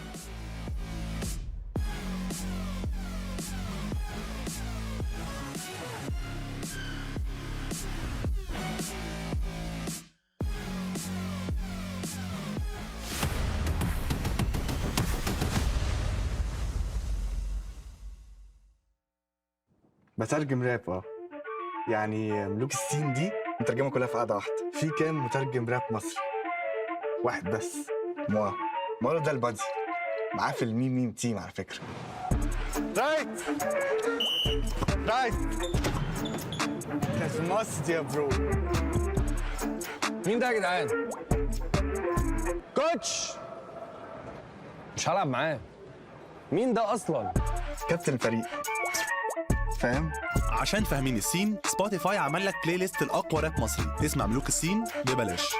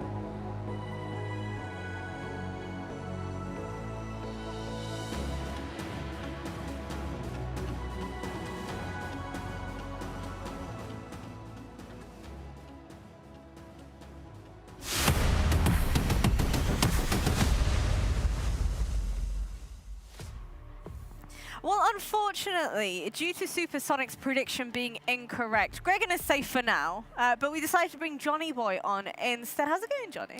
Going good. You know, I not that it means anything, but I thought Faze were going to win that. I mean, No, maybe Greg will. You said that at the end of the series. There's no way we walked in the break room and you said, oh, it's probably going to be Faze. That's a lie. I said it's classic going to be Johnny's Faze. the smarter one. I said, you know, really, you're kind of hoping for SSG to make this close. I really, really enjoy watching that team play, but Faze are just so good in this format. They're really getting it together now. Yeah, FaZe Clan obviously winning out that series 4-1. They will now be going on to face the side of Guild Esports. Gregan, what do you think? Do you think FaZe Clan are up to the task? I think so. I think we were speaking about it backstage a little bit about how FaZe are a mechanical team. This will be the first time Guild come up against a team probably more mechanical than them, which will be an interesting test, especially for the likes of Devo. You know, he's known for struggling with the pressure of more mechanical teams, where CRR, Dorito, they got to start working out how to play with that mechanics. Yeah, it wasn't a close matchup there in any way, really, apart from Daniel showing up in the ones for SSG, but CRR is going to need to really pull it out of the bag to match that, and then 2v2 is going to be tough, but even if they do that threes, FaZe, they've got every game mode unlocked, so it's going to be a tough one to beat them. Well, with a 9-7 scoreline over in the 1v1s, where do you think they have kind of gone wrong on That's this? AJ, isn't it? That's the way he plays ones. AJ is like, I either score or I concede. That's his game plan. There is no, let's neutral it out for a bit, see what happens. I mean, you've casted so many of his 1v1 games. You know they're always high-firing games. Yeah, I've got to give credit to Daniel, though. I think he's really been grinding for this. He knew it was going to be a tough match, and he got the dub. Last time I casted those two, AJ beat him. The time before that, I think AJ beat him again, and that was in best of 5. So to see Daniel step up and take him down best of 1 is really impressive. His kickoff looked great. Yeah, you mentioned the wave dash kickoff, something he's not really done much in the past. Well, it's not usually his go-to. He tends to just stick with standard kickoffs, but he did wave dash kickoff a bunch of times to great success. Well, over in the, I believe it was the second 3v3, FaZe Clan managed to win that one out 1-0. What do you think was kind of lacking on the side of Space Station in the threes in particular? Well, I mean, holding FaZe down to 1 goal is amazing for Space Station. They should be very proud of their defense there, but they lacked the ability to create goals, and it came from a mechanical inability to break down defenders. We saw the same thing in the 2v2. It just seemed like they lacked that extra bit of finesse in their mechanics to take multiple players out of the game. It's a good find for FaZe that this typical first killer combo is working out wonderfully. AJ and first killer have for a long time been kind of known as one of those monster teams in 2v2, winning 2v2 tournament in North America just about, I think it was about a year ago now. So, for a long time, everybody's talked about them as the best, but Typical is a legendary twos player, used to sit top of the leaderboard. He's still very high up there. So to see those two teaming up is fantastic. It lets AJ focus on the ones. Might see a bit more first killer in that game mode as well, but yeah, versatile team when you've got multiple ones players and you've got multiple twos lineups and a threes team that can take down anyone. That's a scary proposition. Well, it has to be said as well, over in the final matchup, we did see, the GA admin had indeed called for a pause for the folks at home. That was actually a tactical timeout on the side of Space Station Gaming. And hey, I feel like it maybe potentially worked in their favor, considering the fact that they were actually able to score a goal in the threes department. Do you feel like they could have continued to capitalize off the back of that? We normally see timeouts very successful in RLCS, especially when it comes to teams that have lost a few games in a row. I think it's really tough the way FaZe were playing to bounce back with that timeout because they really had to step up a lot. Yeah, it is difficult. I mean, Space Station knew they had to get a good start here to really keep the pressure on FaZe, and they just couldn't get the 3v3 rolling, which is a big problem, especially given that these two teams, they're big 3v3 rivals, so that's going to sting a little bit. It's not that they've lost ones and twos and gone 50-50 in threes, not they lost all the threes. So Daniel's going to feel pretty good, I think, after the disappointing loss. I don't think Daniel's feeling good right now. Yeah, right now. I think that once that settles, once that settles, I think he's going to feel good that he got a win over AJ, but Space Station have got to go back to the drawing board there for threes. And how about a bit more focus on the twos now? Did you think that Space Station would have been able to potentially put up a little bit more of a fight in the twos department? I don't like to look at stats too often when it comes to describing playstyle, but I think the 11 shots from Retals with 0 goals really sums up the biggest challenge they had, which was They had opportunities, they had situations where they could have scored, but the execution just wasn't there. There wasn't enough finesse on it. They were missing some shots here and there, sending them wide, sending them high. Yeah, Daniel twice actually. I think it was what two in 3v3 and 2v2. Yeah, back to back. Just long, open nets, which are tough, but you've got to hit those. Exactly, and if you want to start making top fours of tournaments, you cannot get away with missing shots. And would you say that, AJ is definitely the player that everybody should be keeping an eye on, especially as we head into the matchup against Guild? I mean, so yeah, I think he's scary. Anyone, but AJ certainly, you've got to keep your eye on all these players, really. Yeah. But AJ is stepping into ones now. He didn't get a win, but it was against Daniel, so I don't think that's something he'll be too bothered by.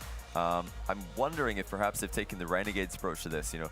They talked about how they just let Fever grind 1v1. CJ and Cammy were, took the 2v2 upon themselves. Some teams have done this, just splitting the tasks instead of trying to get one player into every single game and just hoping it works. Puts a lot of pressure on that one player, because if they're not playing well, like Daniel, for example, he wasn't playing at the level we know he can today, and then Space Station haven't got the offensive power, and that puts a lot of pressure on the shoulders of an individual. Yeah, so Space Station want to use Daniel to the fullest, and he has to show up or else they have no chance. Meanwhile, you've got Faze splitting it up, and I think in practice that really helps if they can split the game modes up, because AJ can just grind ones, First and Typical can grind twos. The team, of course, have so much experience in threes. Well, now as we revisit our playoff bracket, our very next game for tonight is indeed going to be Furia taking on Complexity. Furia, what an incredible performance we've seen out of them thus far, going 3-1 versus the side of Al Esports and 3-2 versus the likes of F16. They haven't necessarily been playing the most amount of games thus far, but on the side of Complexity, they had previously lost against the likes of Guild, and then the momentum kind of started picking up for them. They went 3-0 versus Detonator, 3-1 versus G2, and then 3-2 versus Luminosity as well. So on the side of, taking a look at Complexity versus Furia, which of these teams do you think is heading into this looking a little bit more prepared? Well, I think if we're talking about individuals who are going to have a lot of pressure on their shoulders, I think it's always going to be Yan that's going to come in the conversation. The strongest offensive player in the world probably right now. Yeah, I mean, I agree. It's very hard to say these in the world players, but Yan just continuously puts out stats that are never beaten by any other player. I think he was part of 28 out of 29 of their goals to get to this stage, which is outrageous so goal he's assisted participation. or scored every goal but one. Yeah. And obviously he's playing 1v1, but that's including 2s and 3s. He's involved in everything. He's just he's a beast offensively, and it's not like he's bad at other aspects of the game. He's really making a case for himself to move up into top 5, top 3, maybe even best in the world status. Okay, so is the two players that we're keeping an eye on? Well, sorry, Yan is like two players, sorry, we just spoke about Razebull, it has to be. On the other side, when we first saw Complexity move over to North America, the three players varied in ability, and you went, actually, all three of them could be the best player on the day. But as time has gone on, as the 1v1 side of Razebull has come out, he's started to shine as the star player on Complexity. It's interesting because he never used to play ones. I've confirmed this, behind the scenes with him. I asked him, did you play ones, like, ever? He said, no, just in preparation for this tournament. But it seems like actually doing that has solidified his other game modes as well, as it often has in the history of Rocket League. Having that 1v1 background, or even just having that 1v1 focus just for a brief moment, can really iron out the kinks and make a player like Razebull, who's so flashy and so difficult to read, very consistent as well. So for the folks at home, do you want to explain how on earth Razebull actually ended up coincidentally becoming the ones player for his team? Well, it was for the online qualifier Games Without Borders. He was there in the 1v1. We were thinking, God, which one of them is going to play it? We don't know. I don't know if any of these play ones. Razebull steps up and then just plays immaculate 1v1. But not only that, he improved every game because he was literally doubling, tripling his ones hours every single time he played. And then now he's had a chance to go away and practice it. And I guess he's kind of fallen in love with ones in a weird way. I hope he has, because he's so fun to watch. If he ditches ones after this event, I'll be very, very sad. But he's got a shot here. He's got a shot against anyone. Yan has already taken down such a stacked list of players. He's beaten Fahad. He's beaten Rawas 1v1. He's undefeated right now 1v1 if I'm not mistaken. So he's the favorite here in the ones matchup, and I think Furia, because of that, have to be the favorite across the board. But this is such an exciting match. We've got the original South American champions who moved to NA to see if there was a challenge. They beat everyone in South America, moved to North America to find a challenge. But while they left, Furia improved, and now they're here to show, actually, you might have thought that you've left the region behind, but that's not the case. Now the real question is, do you think Razebull will be able to take him down a peg or two? I think Yan is too good right now. I think this is the consistent argument for Fury every time. The amazing thing about Yan is he doesn't seem to have bad performances. Now, I might have just cast a curse in. This might be his one series. 100%. It is on record. Plastic. There's no going back now. But every single series he plays, he looks incredible. You go on his point of view in the replays, and you're like, what is he doing? How is he doing this so consistently? And he has about 5 or 6 crazy moments every single game where he threatens the defense, and then 2 or 3 of them turn into goals. You know, that's his style, and his 2 teammates know exactly how to play around that. They are facilitating him, getting out of the way, feeding him the ball, and that's where Furia now are one of the best teams in the world. So are you thinking that Furia's 3s are going to be looking a lot stronger than the side of Complexity? I think you could say that about... That's the close one, surely, I think. Well, actually, they're all kind of close matches. Yeah. I favor Yan in 1s. I think... You favor Yan in 1s as well? I think 2v2 should be the closest, but I'm actually leaning Furia in 3v3 as well, because you look at, Complexity are a team that finished 7th place in North America this season. Furia are a team who finished top 6 twice in a row in international majors. So this is a top 6 team in the world right now when it comes to 3v3. Complexity are not at that level, at least when you look at their ranking inside North America. But we talk about LAN performances. Complexity, we've only seen them at one of the 3 majors, and they did play better on LAN, it seemed, than playing in the online portion of RLCS. No, I mean, even here they were playing well on LAN, so I think your theory most definitely ends up standing there. Gregan, your prediction for the 2s. Give me your 2s prediction. My prediction for the 2s is that Furia are the slight favourite. Slight. You could literally ask me. Slight. You could ask me that question about each game mode. Go on. What's prediction for the 3s? Go on, 3s. I would say Furia are the slight favourite. Don't see a pattern here. Yeah, I agree. It's just each game mode is Furia are the slight favourite, and that's going to be where Complexity need to go above and beyond the level they normally do, or maybe we need to see a Furia underperformance. Yeah. But across the best of 7, Furia should be able to win the majority of the game modes. All right, give me the score prediction now for this best of 7. Go on. Oh no! Don't mess it up. Don't mess. Yeah, I've heard you say slight advantage, slight favour. Go on. 5. It's going to be 4-2. Okay. Wait, 5. Or I 6. mean, that's quick math, but yeah. Not 5. No, because I can clip each of those individually and say it was in 5 or it was 4-2. Okay, you got double prediction. I'm just going to make one prediction. I'm going to make a bold prediction. I think Furia sweep. All right, Furia sweep. Let's find out whether or not that's the case.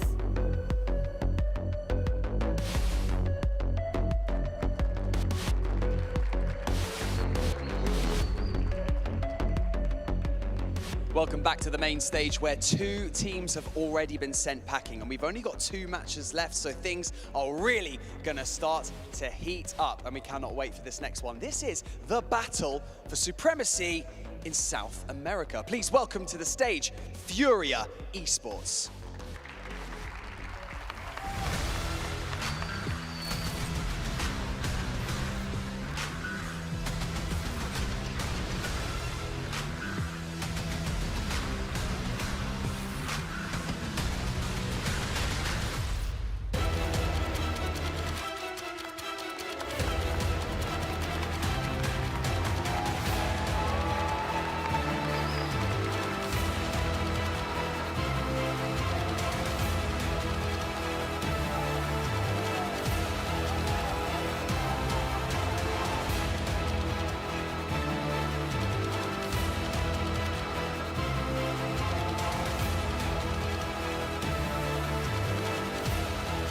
فريقين من ساوث امريكا راح نشوف مين اللي بيكون الافضل بينهم. لا ننسى ان خصمهم هو الخصم اللي قدر يهزم لوميناسيتي جيمنج في البلاي اوفز، وقدروا انهم يتاهلون بسبه فوزهم عليهم. كانت مباراه جدا قريبه، فاذا هم قادرين يفوزون على افضل الفرق بالعالم اكيد انهم بيقدرون ينافسون منافسه جدا قويه في الريجن حقهم. فاعزائنا المشاهدين والحضور، رحبوا معنا فريق كومبلكسيتي جيمنج.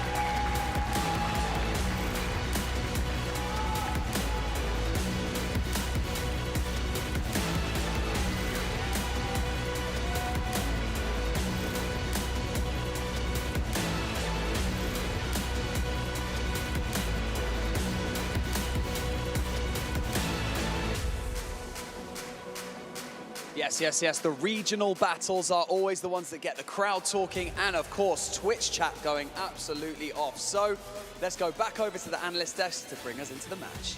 فريق واحد من ساوث امريكا هو اللي بيكون يستمر معنا في البلاي اوفز، بيكون وقتها معنا 4 فرق من 4 ريجنز مختلفة، فالبلاي اوفز بتكون جدا مميزة في النصف النهائي بالذات، فخلونا نشوف مين اللي بيتقدم منهم على طول مع المحللين ونرجع لكم في المباراة.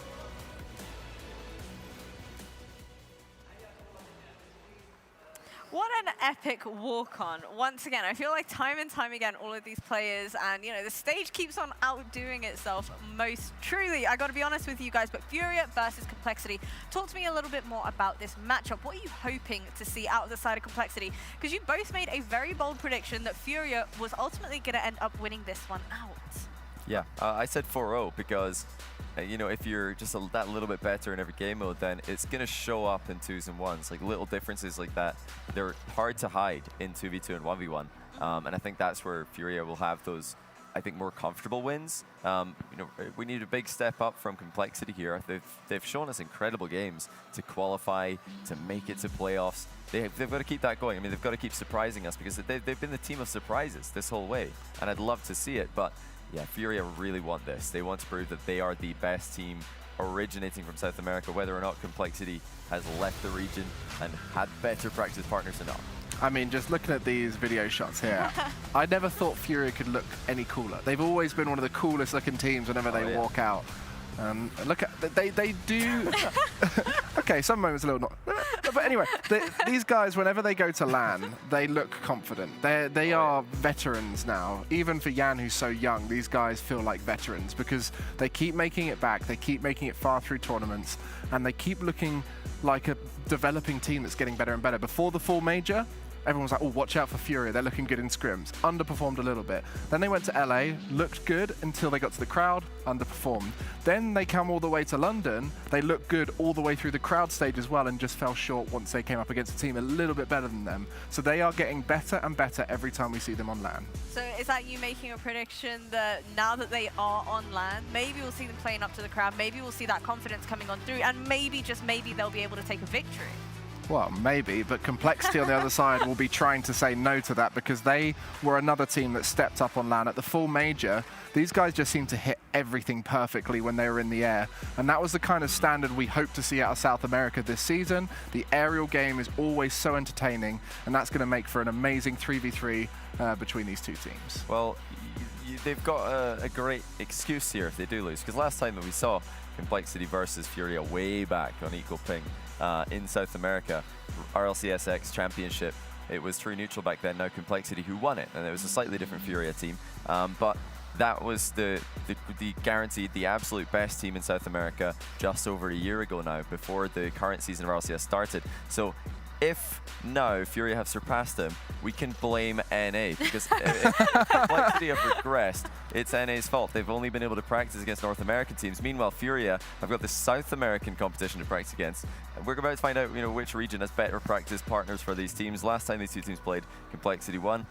So Furia will be looking to reverse that and get the revenge. I know across other games that we certainly have the NA Copium. Does that mean that we're going to end up having it this time around? Well, technically, Complexity are here representing North America, but we all know that they're from South America, and this is a South American matchup. You know, these players will have some rivalry from their old days when they played against each other, but right now, Complexity is North American representative on the stage. All right, the NA Copium continues. Let's find out whether or not Furia or Complexity will be able to take this game. 2 Argentinians and a Chilean once again taking on Brazil. A story starting to add a lot of history to the table, Cole. Yeah, exactly. First time these guys have played since the RLCSX South American Championships in June 2021. Can you even remember such a long time ago? They were playing for $100,000 then. Now they're playing also, coincidentally, for $100,000 extra. The difference between this series, 95K or 200K. So the money is just as massive, but the history and the landscapes have changed between these two teams. You know, over the course of the year, Complexity have struggled since their move to North America. They started out hot in fall, making the major, but then falling just short in winter, falling just short in spring, and they just haven't been able to find that magic. But a recent story that's popped up is Raze Bull. Raze Bull in the qualifier had played, before the qualifier started, he played a grand total of 6 1v1s. 6, Cole. And then he played in the qualifier, won his 1v1 games, and helped Complexity qualify for this event. And then Yan also didn't really play a lot of ones, and he just started grinding a ton of ones, and he beat one of the best ones players in the world in Rojas. The ones match of Raze Bull and Yan, I need to see that happen. But 2v2 is also really interesting with these two teams. Yeah, exactly. It's a full-on South American grudge match. So much to look forward to as we head to the 2v2s and the 1v1s. But it will all start in this 3v3. And we saw it earlier on with Faze Clan. As soon as they got that first win in that 3v3, it just set them off to a series that was going to be their own. So important to get a good start in this format, to get that belief going, because if you have to come into the 1v1 or 2v2 off the back of a big 3v3 loss, it can be really tough to recover. Furia have shown their resilience in the past, and this one definitely gonna be a battle. It's the official Sam Bowl. And oh, my heart. You're excited, mate. My heart feels so split right now. But the South American region it stole my heart. And both of these teams really close. And only one of them moving forward. I'm excited just for the match. It's going to be hype. I mean, I see you pretty much every week at this point, Jorby. I know when you're giddy. You are a giddy man going into this one. The fact that Complexity moved away from South America to come to North America to chase their Rocket League dreams. They were successful at the beginning, slowed down a little bit recently, but they find themselves here. They've managed to stay on top despite all these emerging players coming up. It's Furia Esports from South America. Complexity also sort of from South America. Sort of. Off the wall, we're underway. Let's see who strikes first and who gets all set up. Oh, will be Furia, Shad, or excuse me, Complexity. Got the colors weird there. Shad, nice shot. Yeah, it's HG with the setup. Lovely read there. Going all the way to the top. There was actually 2 Furia defenders in the goal line, but Card, I think, somewhat got in Kaio's way. They've had to battle to be here, Furia Esports. You mentioned the 2v2 earlier, and they had a devastating 0-second loss in the 2v2 yesterday. But what did they do? They just built right back up. They won the 3v3 at the end. A huge result for them to take it. Oh, but we are going to have a bit of a break here, just to increase the nerves even more, 16 seconds in. For Complexity in the 2v2, on day one and in the qualifier, the Raze Bull Shad combo was the one that was clicking. They had tried AJG in the qualifier, it wasn't working, and then they switched, and then Raze Bull and Shad started winning the 2v2. Here it's been a bit different. Day one, they went Raze Bull Shad, lost all their 2v2 matches. Day two comes around, Complexity switched to Raze Bull AJG, and that combo really worked to great success. So I'm really curious, because we were talking about it earlier on, is whoever loses this first match, I felt pretty confident that Fury would immediately go, or that Complexity would immediately go to the 1v1 with Raze Bull, but I don't know. I feel like for this specific matchup against Furia, I don't know which way they would go. Same with Furia if they lose game one. I mean, I think that that Yan victory against Ruas yesterday will really give Furia confidence going into the 1v1s. Until that moment, I would agree, they would avoid them at all costs with the form that Raze Bull seems to have found pretty much out of nowhere, thanks to the qualifiers for this event. But as we mentioned earlier, all of that's in the future. A best of 7, we will definitely see 2v2 and 1v1 in this venture forward.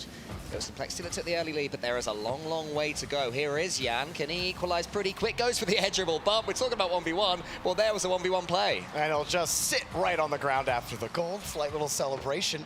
And that's the benefit that all that ones training will give you, is it just unlocks more options. Not that Yan's never gone for an air dribble bump before, but classic goal and classic shot for Yan. So parity early on, as we expect, between these two old enemies. Used to play each other so much. It's actually a shame they haven't been able to play each other until this point. It's something that a lot of people have wanted for a very long time. And now here is all of our chance. As Shad sends it to the side, and is there. He puts it back into the middle, so Furia just trying to get things going. Not really happening so far, but a lot of clean touches. Here's Kaio, who got a beautiful assist yesterday in the 3v3 when Furia Esports did win out. You know, some people after the last 2 splits were even starting to ask questions of, you know, should Complexity, when they were true neutral, should they have moved to North America? Because all of a sudden making majors, it got a little bit harder despite North America having more spots on the table. The Furia have been so consistent since they left, but the parity in South America, it's been difficult. Johnny was talking about it a little bit on the desk, and Complexity right now going toe for toe here, or wheel for wheel, if you will. still tied up 1-1. I mean, Furia haven't had it all their own way in South America either. Crew, the rise of Crew, they've really stepped up big. Team Secret actually loaned a player to Team Secret for their foray into this tournament. The club as well. Tough. Yeah, and them as well. So the depth of all of these regions. Rocket League is now a worldwide event. The EU-VNA debate is pretty much dead because there are so many other teams that want to get involved. AJG wants to get involved in that goal line clearance. Does so. Complexity living on the edge. Furia, that was or Complexity, excuse me, that was a good stop in front of the box earlier. Neutralize another Furia push. Oh, Furia unwilling to relinquish midfield. Got the boost, but then gave up the touch at the last second. Complexity gets set back up on the blue. Raceball was completely boost off there after he used all of it coming from the ceiling, getting a slightly delayed flip. I think he reset on the ceiling. Still gets himself involved, even with Zero, still putting danger. It's from his pressure that Complexity continued to attack AJG. He goes for the shot, but more good defending there from Furia Esports. Card gets it away, so both teams having chances, but the defending, the goal line defending, really positive so far. I like Shad's shooting. Early on this season, really, I felt like he was the best performing player on Complexity. Since then, Raceball has kind of taken that mantle, but if Shad is finding his form in the shooting department today, that may spell danger for Furia. They have withstood the attack so far, but AJG gonna whip back around and Complexity keep possession of this. Really deadlocked as another ball taken away. And the challenge for AJG will lock it in midfield. I mean, to win a series like this, you have to make up for your teammates' mistakes, and that defending from Furia wasn't perfect. I think it was Jan who had to be aware where that ball was going. Now Raceball has his way slightly got in the way of by Jan. Card is there to the backboard. AJG's coming in. Good win from him, but he is taking out the game. Kyo to the side has boost. Good boost control right now from Furia. They're beginning to turn that screw. Could this be the chance they need? It is. To commit. It's saved well by Shad and Raceball. Oh, slow to the 50. Yen was the whole way back. Had grabbed that boost. And a big dunk for Raceball. Complexity have taken the lead. Pretty much out of nowhere. It seemed that Furia had all the attack, but Complexity, just one win from Raceball. Kyo actually missed the ball. The pressure starting to get to him, the $100,000 in his mind. And that miss will give Complexity the lead. It's unfortunate too, because I feel like Kyo has had a good tournament so far where, you know, he's had some recent struggles. At the Winter Major, I thought he had his best performance that he's had all season long.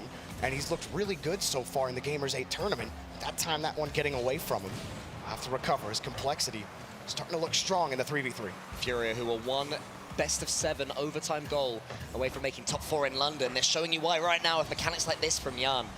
He's such a scary player to come up against. Raceball ain't half bad either, though. That one's going to sneak past the Furia defense. Card is going to have to turn right around to get there. Shad is beaten by Card, so good turns of pace from all the players. Card, can he get the finish that this play deserves? Yes, he can. Furia equalize. Card, nice little shot from the side wall. Beats the first defender out. Nice first touch as well. AJG gets frozen on the backboard. Has to respect that top angle shot.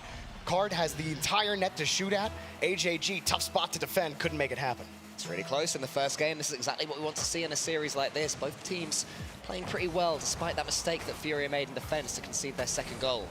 He'll turn right back around and get it with some lovely play. But here's AJG. Gets it past one. Wants to get the second touch, but Jan is up quick. That one's to the backboard. Is anyone from Complexity following it up? Not quite. Card there. More good pace from him in defense. Really impressive both teams defending when you consider how much firepower there is on this pitch. Raceball has a chance to beat one defender and it's saved, but it's charged down by AJG. Look at Complexity loving it. There was good speed on defense from Furia on this play, but AJG was just a little faster. Nice high up on the play, and Raceball getting the hit, and AJG securing it with that dunk that absolutely would have been saved. AJG not quitting on the play. Complexity, who in their Game 5 victory over Luminosity Gaming yesterday, I was near them, and I think they were shouting louder than anyone I've ever heard in Rocket League Esports, showing that same passion there. It was reverberating the place. We were sitting in our room, and we could hear them from the entire way over there. It's crazy how loud they get. We always knew they scored against their opponent. The volume was just so palpable of a difference. Ooh, lovely pace there again. It was Raceball, and it's just put in. Where's the defense? It's 4-2 Complexity. Falls apart here for Furia. Not what you want to see at the end of regulation. Raceball just swings it up, double commit from Furia. Forces Kyo into an unfortunate position. He wasn't expecting the double commit from his teammates. Tough save for him to make. He could have just left it, though. It was actually going wide. I didn't even realize that myself until seeing the replay. But Complexity getting a bit of daylight. It might even be 5 here. Card, how good is his touch? Will it be followed up by Raceball? It will, but Card should be able to see this one away. But they need to do more than that, Jorby. They need a couple of goals, and it doesn't look like it's happening. Don't think so. Complexity. A clean game number 1. Furia will try to get one for the road here. Won't connect on the pass, but got the 50, and that's going to do it. Now the big question is, do Furia play their ace early on in the 1v1 and put Yan in? Will we see the Yan versus Razebull? I have been, ever since we knew this quarterfinal was happening, I have wanted to see this 1v1. So we're going to get it at some point. Can we see it now? Is Yan the man with the plan? We'll see in a second. I might stand Yan if you... I think you already do. I think you stand every player in this lobby right now. I do. I stand all 6 of you guys. I love all 6 of you. Even when we saw the intros, you were going, oh, this guy's so cool. Oh, look at him go. I love his tattoo. I mean, you saw, like, Furia, like, yes, Kyle's tattoo is sick, but Furia, I would hire, if I had to hire bouncers, yeah, I would hire all 3 of Furia, because nobody would mess with them. They're just, they're the coldest looking dudes, but they're so cool. And they're also really good at Rocket League as well. And that was a decent first game. Not so much for Furia. I think their defending will be one to look back on and think, if only we hadn't made that own goal, maybe we would have served a little bit better there. But Complexity, I mean, some of the goals that were going in were beautiful, but Complexity did enough. I really like the team play from Complexity. AJG, don't feel like we say his name a lot these days, but he was instrumental in setting up plays for Razebull and Shad. Shad's shooting has been good so far. He got that first goal well placed in the bottom of the net, and then a couple more shots to put pressure on Furia. So I really like how they're clicking as a unit right now. This is the Complexity that people saw when they first joined North America at the beginning of the season. This type of team play. This is also, unfortunately, the Furia we saw at the start of London when they were absolutely smacked about the pitch by Carmine Corp. And we were thinking, oh, South America, you're a highly hyped region, but this ain't so much. As we all know, their lower bracket run was very good, going all the way into the top 6. But we are going to have Yan versus Razebull. We get it. Jorby, a little clap from you. You must be an excited boy right now. I am excited. This is literally, how many people would say before this event that a Brazilian and a Chilean would be a premier 1v1 matchup? Nobody. Nobody would say that, but we're saying it right now. It is a premier 1v1 matchup. Yan took down Roas, one of the best 1v1ers in the world, and Razebull's trying to make a statement that, hey, you gotta consider Razebull for one of the better players. The man's been grinding once for like a month, and he's already considered one of just the rocket of skill that he's had in the mode has been crazy. Yeah, big win yesterday against Atomic just to get Complexity on their way in the 1v1s. Atomic, a player who can be so dangerous. Very solid player. Both of these players are solid in their own right. The mechanics we're about to see are going to be absolutely enthralling as Yan takes a touch, gets it almost over the top of Razebull, who does defend well, but Yan has complete boost control. Razebull's trying to slow things down and use his pads. He does well, actually. Only 9 left. Can he follow this one up? Not so much at this point. A couple testers on the back wall. Not quite able to find the mark. Put enough pressure. It's just been that. Both ways. Just quick shot, little slight air dribble. But for Yan, a nice little shot to the top corner to get the first goal. Yeah, Razebull faked a challenge and Yan didn't fall for it at all. So when Razebull was going there, Yan had about half the goal to aim for and managed to get it into the half, but wasn't able to be defended by Razebull to give Furia Esports the lead. Razebull's such an aggressive once player. He never wants to leave the ball. If he thinks he can flip around, get the boost, he will. And he does not want to leave the play. Sometimes that causes him to overcommit on some plays. That one, nice little touch from Yan, forces Razebull back. Right where Razebull wants to be. Good recovery from Razebull too to get back around this one. Yan is just watching. Lovely effort at the fake, but well read by Yan. Razebull's going to keep going. Yan does have a really good defensive position, but no boost. There's a couple of bumps coming in, but Yan does manage to get the boost. And the second one, maybe. Yes, he does. So Razebull on 0. What can Yan do with it? Funny, because Razebull gave Yan his flip back, allowed him to actually steal that boost out. He's got to protect the ball here. This is pretty dead even right now. It's been quick attacks.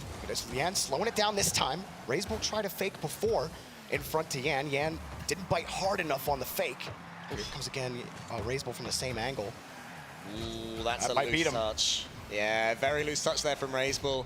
It's going to give Yan a free goal. I'm not really sure what Razebull was trying here. Let's see. Touch to the corner. I think he just tried to roll that one up, and instead it bounced. And that was good night, Vienna. I think would have worked had it rolled up, or at least gotten a bounce that just didn't go straight back out to the middle of the field. No, Razebull not able to get that bounce off of Yan, and just 2 minutes in, it's not been such a high-scoring affair, Cole. Something that's really impressed me from Yan so far is that he's not falling for the Razebull fake challenges. When you consider how aggressive Razebull is, you'd think that as soon as he turns towards that ball, any opponent against him is going to back him to go for it. But so far, Razebull has faked that a couple of times, and Yan somehow has read it, and of course he likes to take his time himself. You know, Yan dealt with this earlier in the tournament with Fahad. Fahad was a master on the ground dribbles when he went up 6-2 in that series. But then Yan, he got more aggressive. He started challenging with authority more often, and Fahad had a lot more trouble getting control. And Yan, there's another aggressive challenge, but taken away. Good recovery there by Razebull. Oh, Yan, though, should be able to put this one away to make it 3. Razebull did recover, but only for a split second. Yeah, nice, again, continued push here from Yan. Pushes the ball out. It's all about securing the boost. You get the boost, you know Razebull's a little slower to that ball, so you can challenge that ball in the corner knowing you're going to get the first touch. He pops it easily over Razebull. Razebull is a player that, when his mechanics aren't quite working, he can be beatable in 1v1s. You know, he can start to look a little bit out of ideas when the pace isn't working, when he's not beating his opponent to the ball. And that's what's happened so far in this one, and maybe starting to get a little bit frustrated missing that one. So let's boost the play over, of course, but Yan has 85 in his own name. So he just hit that one neutrally. I think Yan's just happy to let that one slow down when he had the ball in his own corner. Now he's able to take a touch. He's doing well, avoiding most of Razebull's bump attempts. Razebull has got to throw another trick at Yan, or something's got to break him, because Yan hasn't really bent against Razebull yet. Having struggles here, getting any offense going. Yan again on the control. He's going to be first on the boost and get around it, take it away from Razebull, and has to run back around. Yeah, Yan's recovery has just looked better so far. Every time it seems that Razebull's going to be allowed in, Yan is already there, and now he's getting this flip reset. He's got the mechanics to get past Razebull. That's 4, and that's a beauty. It's not a bad approach from Razebull on defense. It's just a sick shot from Yan. Gets the reset, and then rolls into it on the side, putting massive power on the shot, and it's right to the tippy top of the net. He's been doing this all week, Cole. He's absolutely sick. Razebull, who up to this point is unbeaten in 1v1, and Yan is making him look very average indeed. There's still plenty of time for Razebull to get back into it. Just needs a little bit of a spark. Maybe a bump would be the trick, but Yan's dodging that too. Everything Razebull is offering, Yan's got the answer for him. He's reading Razebull real easily right now. Still time for Razebull. If he can win this 50, then he gets chipped out by Yan. Yan gets demoed this time. Not a lot of boost here for Razebull. He's got to play it close. Sizing up Yan. He got hard shot, and Yan recovers, but has to wait for another one. Another shot, and Razebull finally on the board. Yeah, keeps his composure. There was a lovely save beforehand with the ball falling and the boost out for Yan. He actually had 31 left, so he did have a decent chance at making that. I assumed he was at 0, but I was wrong. Well played there from Yan to give himself a chance, but it wasn't to be. And now 3 goals in 54 seconds. Suddenly seems a little bit more doable for Complexity. Razebull's going to need some good kickoffs. Yan playing safe, but actually lost the ball, and Razebull punished him. Razebull taking advantage, not letting Yan play it safe to the corner. Punches it straight across. Yan doesn't get the touch he wants and goes for the boost, but Razebull doesn't quit on the play. These fake kickoffs, man, I mean, they just terrify me in 1v1. As soon as you do it, you have to be certain where your opponent is putting the ball, and Razebull kept himself unpredictable. You can't leave that ball. He's won another kickoff as well there. Look at the next touch. Suddenly Yan has some defending to do. A little bit of fear, the heart rate rising. Where's his player? He's in the blind spot right now. Razebull trying to stay there. Trying to be the predator rather than the prey. Past Yan, but a huge challenge win. Gets 3 goals, the difference again. Good patience from Yan. Says Razebull, go ahead, cut across. What are you going to do? You don't have the ball right in front of you. A flick's going to be really hard from there. Yan, no fear of what Razebull could do there. An easy read on the dunk. I mean, you can tell that these players have been playing each other for years, at least before Complexity did travel to North America. Know each other's games so well, even though Razebull is pretty new to 1v1. The 3v3s, the 2v2s will translate those tendencies. And Yan is making the most of it. A flip reset, then he dribbles it forwards and wants to squish it in. It's not quite there. Would have been goal of the match. That would have been awesome. But with time running out here, it seems like the ace of Furia is going to tie things up. Another reset. Razebull will get the touch here. And he'll take the boost for his effort. Waste the rest of the time, Razebull. You get one for the road, some clips maybe, put it in, nice pinch, nope. And says no thank you, and the Brazilian takes out the Chilean in the 1v1, tying it up. Oh, good match. Well played to Yan. I mean, from the off, it seemed like he just knew exactly what Razebull was trying to do there. He had the download on his opponent. It was the sort of match where you could see any second Razebull getting himself a couple of goals and getting back into it, and he threatened to do just that. And what really impressed me from Yan was that he didn't panic, didn't change his game style. When Razebull was starting to warm up, Yan knew he would get his chance to get his read, took it, and that was the end of the game. Yeah, I mean, Razebull did have a couple of good chances, but I think that really shows that while Razebull has impressed with his recent surgence in 1v1, Yan is just that good. He is just that good. If you think, like, well, maybe something was iffy for Roas in the Roas 1v1, but Yan really controlled that match, and he absolutely controlled this one. Like you said, everything RazeBull had in his kit, Yan, he had a bandage for it. He's got the massive first aid kit here against Complexity. And we do have the 2v2s coming up after this next 3v3, and Complexity have struggled just a little bit more in 2v2 compared to 1v1 than they have so far. They've beaten G2 Esports, but lost to Guild and Luminosity in the 2v2 matchup, so I'm sure they would have gone back to the drawing board and watched those matches back and seen what's gone wrong. Whereas Furia, they'll know that they're a very strong 2v2 team themselves. You know, Yan playing so well right there. He alongside Card, his old teammate, will be feeling very comfortable going into it. But I'm jumping ahead of myself, as I always tend to do in these crew battles. I know, the 1s and 2s have just been so fun. They're They just just so jump refreshing. out. Yeah, they stand out. And on these 3v3s, 3v3s are like the palate cleanser. You know, when it comes down to that Game 5 or Game 7 3v3, it's like, okay, good old-fashioned Rocket League. In the middle, though, that's where everything's a bit more intense. Back to 3v3. Furia had trouble on offense. Complexity started winning those, and we've had a couple series, Cole, maybe more than a couple, where some teams, they couldn't get it done in the 1s or the 2s, but it was the 3s that was the difference. That's what got 0-1 in the playoffs over Dignitas, was the 3v3. Can that be the same for Complexity? They need to get that 3v3 win here. I mean, I just hope that Furia's defending is a little bit better than it was in the first game. They were giving away a couple of goals, despite a beautiful ceiling goal that I think was scored by Yan in that first game. Defensively, they weren't quite up to scratch. I'll have to show much better here this time. Got a chance here, but a double commit, a big one from Card and Kaio. It's on defense, so should be okay. Shad's gonna flick that one along. That's better from Yan. Almost in. AJG has the reflexes, though, to keep it away. Still in the air, though, for Furia in the corner. Nice little double tap. Just outside of the Furia rotation, and Shad makes a great 50. AJG already in the air. He's got one on the boost. 2 to defend it. Taken away. Furia just getting in front. Yeah, good to see Furia getting these saves, though. It's what they need. Just to show Complexity. They're not going to have it all their own way this time. RazeBull is getting away from this one. Card is there. He's up already. RazeBull gets it past him. Wants to get involved as possible. Does he go for the musty? No, instead he fakes it, goes into the center. Lovely idea, but nobody from Complexity was there with him. Both teams truly don't care about patience at all. There is no such thing as patience on this field. Both teams, they'll fly up as soon as they can. Even Furia, their defensive struggles last game, they were still getting in the area on the challenges in the third. It was just an issue of making contact, just being one step slower than Complexity in the defensive half. This time, Furia seemed to be winning more of these touches, despite Complexity nullifying it. A nice pass is broken up again. Yeah, great read there from the pass, the infield one. It's a little bit scary for a second for Complexity, but Furia are going to keep on their way. A massive demo means that Yan is left all alone, so this should be very defendable right now by Complexity. Good timing for the aggressive play. These passes from the midfield, not quite going to teammates from Complexity. Want to see them being a bit more incisive. Nice bouncer. Gives Furia another transition. Oh, the double touch, it's just wide. Complexity happy, it was defended. Kaio had to go around a defender to try to get that double. The tough angle for him to hit, not just over for Complexity as they pull to the side. That's better than the transition game towards AJG was much better. The pass was short enough that he was able to do something with it. Maybe they've learned there, have tried again, but Shad thinks about going for that ball, then turns away from it. RazeBull does the same with Card, and actually in the end gets in front of his teammate's way. Yan is there. Sorry, it was his opponent. My mistake, it's the blue car. Yeah, it's messing me up a little too. It got me, man, it got me there. Oh, he couldn't get underneath it. Just keeping that one away. No one go for RazeBull. And AJG, another launch downfield.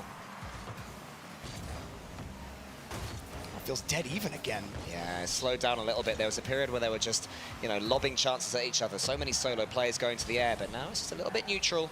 This clean rotational game. I can understand that from Furia because, you know, they did struggle a little bit defensively in that first 3v3, but for Complexity, I want to see them be a bit more expansive, break free, try and punish this Furia defense. Is this one going all the way in? Well, that's how you break a deadlock. That is how you break it. A long shot down the field.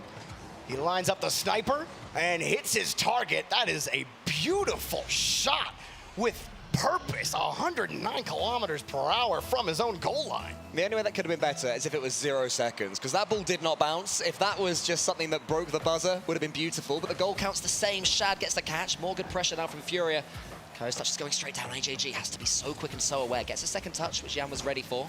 RazeBull in that corner. It's good play from Furia. They're really stepping it up right now and showing why they finished top 6 the last 2 majors. Non-touch from Card actually gave Kaio a chance at the ball, but it's knocked away.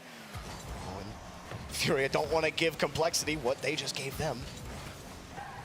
No long shot goals this time for Complexity. Try again from their own half. Complexity have actually really struggled on the offensive half. I mean, to their credit, Furia also haven't really put on a lot of offense. Raisebulls had a couple of opportunities in front of Furia's net, but they were hard double taps while the net's defended. Those angles are going to be tough to find. You might start seeing the physical game get more active here if both defenses continue to be so stoic. We are going to see Complexity throw a bit more caution to the wind, though, as the timer ticks down into its last minute. As Jan comes forward, Furia gets it over the top for them almost. Shad clears it, but again, the clearance is to nowhere. These big booming clears from Complexity need to be going somewhere. Where's the pass? Where's the second touch from them? Nothing quite working for Complexity. Just not really in position. No one's downfield to immediately receive. It was constantly rotate back to the corner, grab the boost. They're feeling the Furia pressure. Big demo and a goal for Card! Furia take the lead. Feeling the Furia, feeling the Fury. That finish so powerful. Card there, he just smashes it home. Pinpoint, precise perfection into the top corner to double Furia's lead. Card's been looking good in the shooting department. Another goal for him and a 2-goal lead for Furia. We might be evened up here on the 3v3 unless Complexity creates some magic here in the corner. Little bouncer's not going to get it done. There are some games where you just can't see it happening. I cannot see Complexity getting 2 goals. I can't see them getting 1 goal in the next 17 seconds or so. It just doesn't seem to be, to me, that they're on the same page. You know, the passes aren't going anywhere. The solo plays aren't quite working. It's just huge clearances, and frankly, I'm a little bit disappointed from Complexity. After they did so well to punish Furia Esports in that first game, you know, they then lost the 1v1, fair enough, but that was a little bit of a scared performance from them. Well, I mean, I think it's what you said at the beginning of this game. You know, in the first game, you weren't so impressed with Furia's defense, and they were letting a lot of balls through in their third. This time, it was way cleaner on defense, and while Complexity, they had a couple of good transition opportunities. AJG and Razebull connected on some nice plays. Razebull, again, he had a couple of close double taps. There was that one that he had that was really tight angle that he couldn't hit, and you can't fault him too hard for that one. And then another one where the net's just completely defended. He's got nowhere to go with it. So I just give credit to Furia's defense. I think Complexity, if they wanted to break through them, they had to get physical because there was no way you were breaking that rotation. Yeah, Furia much better defensively. But what it matters is that we're now going to go into this 2v2, and suddenly the pace of the game completely changes. Any mistakes that were made by Complexity in that last one, they have to just shake them off because they know they're going into this 2v2. Probably Razebull and AJG if history is to be repeated. And they are a darn good 2v2 team. But as I said earlier, you know, they've been struggling somewhat. They beat G2. That's the only 2v2 they've won so far. Whereas Furia, Jan and Card, they're looking really good. Yeah, Jan and Card have been excellent. And I mean, we've seen how Card has looked so far. He had the ceiling shot goal. He had that close, or the left side post shot that went in. But we saw Shad in free play, so likely AJG and Razebull. These two linked up pretty well last time they played 2v2. And we'll see if they could create some magic here and take the lead again against Furia. But this feels about as close as I've been hyping it up. I'm like, oh, I can't wait for this match. The Sam Bowl, it's going to be hype. And it really feels that way. It is so tight right now in every mode. I don't doubt that this mode is also going to be just as tight. I mean, the Sam Bowl, as you Americans would call it, for us, it would be the South American Derby. And do you know what? I think Sam Bowl sounds better. I'll give America that. I actually like, I like South American Derby better. Oh, no, we've swapped. Yeah. Oh, I know, you ruined it by saying Derby. Yeah, Derby. Well, that's your fault, not mine. Well, the 2v2 starts pretty pensively, as you'd expect.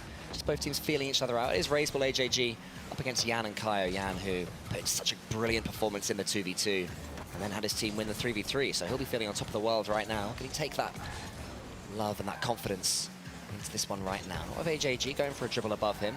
Kaio's going to go into this corner, and AJG's pretty boosted, needs to get himself back. This could be danger. Jan, good turnaround there from Furia, but Razebull just about gets back. Couldn't find the read fast enough, Card. And while Razebull was slightly outclassed against Jan in the 1v1, does have some backup here with AJG.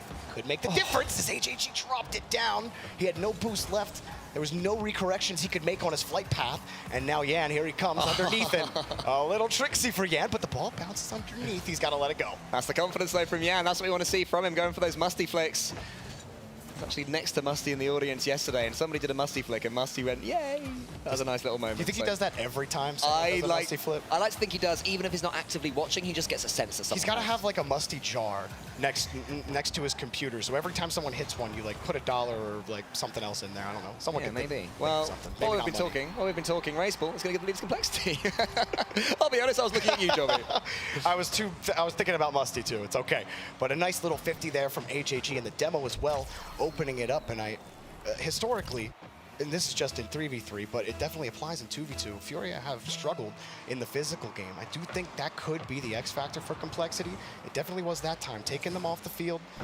Yan's definitely that player where you're not going to beat him on the pitch most times, so taking him off the pitch might be your best option. HAG is going to get in there quickly. Maybe not. And all the work was done by Raceball, the South American spy in his blue car, causing all sorts of danger there to Furia, doubling up Complexity's lead. And they seem to have woken up from their slumber. That was a great touch, or final touch from Raceball. Sits underneath it on the side, which forces the poor touch out of Furia and allowing HAG the easy shot. So good mind there from Raceball on the approach. Complexity have turned this series around so far in this 2v2, but plenty more goals to come. Raceball again, though, he's really getting involved. Calls out a question for Yan, which he answers. Now HAG up against Kaio. HAG gets the touch. Look at Raceball go. He's going for another demo. The physical play, which you mentioned, Jorby, really effective for COL. I'm telling you, if you can't beat him, delete him. And that's the name of the game for Raceball. See you later. HAG, it's easy flip reset. It might as well have been free play on that goal. I mean, Yan can be playing as well as he wants, but when he's taken out the game, can't do anything about that one. Complexity, great performance, a lot more aggressive, offensive, what we want to see from them. And a slightly slow kickoff there. Well played from HAG. Was a little bit worried that that kickoff would be lost, so lingered back. For once, the full cheat would have been better from it. Maybe would have got a goal from it, but instead, they get a little bit of pressure, putting more on Furia Esports. Yan into the center, Raceball up against him. Yan's gonna do a couple of jumps and then get taken out the game. More demos from Complexity. Seems to be the most effective route of routing Yan. So it's launched back downfield for HAG. And Complexity can play a little safer now in twos. You don't have to commit the house. You don't got to go for tough passing plays when you have this kind of a lead. Certainly easy for Furia to come back, just as we see right there. Kaio putting it in. And Yan also had a little nibble on the defender as he went out, just to make 100% sure this one was going in. Probably was anyway, but Raceball went from 1% chance to 0. It's actually demoed on the goal line as well. I didn't realize that. I thought it was just a bump. We'll let Furia back in. Something we didn't really mention at the start of this one was it's usually been Yan and Card, but Kaio is in. And I thought he's been playing pretty well, so, you know, it's too hard to speculate why that change happens. Maybe one player's feeling a little more confident. Maybe Card's not feeling it, or he thinks Kaio would be a better fit for the round. So far, it hasn't really worked out. That first goal could put them on the path to redemption. Yeah, it's a strange decision when they've been playing together in twos so much. Furia Esports, and doing well as well, only losing one up to this point, but, you know, these guys, they know much more than we do, so let's hope for Furia it's a good decision. So far, not quite. A couple of goals down, but they are going into this one after going 3 goals behind. Yan slows things down. Where's his teammate? What does he want to do? He wants to get it to Kaio, but it's read so easily by HAG. It could be a fourth. Oh, the finish wasn't there. Raceball is teed up, though, and Raceball makes amends. I mean, where was Yan supposed to go with that ball? Trying to pass it, HAG had him read. It might have been better just to play the 50 and give Kaio a chance to recover and play defense. Instead, you just straight up gave the ball away to HAG. You're gonna need a picture-perfect pass to beat him on that play. You give up the free transition, you get scored on again, and might have put the game out of reach. Yeah, Complexity, they are doing the basics really well right now. Raceball, another flick, but closed down by Kaio. Yeah, and is trying to escape this bump from Raceball, who still refuses to leave the play. Eventually he does go for another bump on Kaio again for good measure.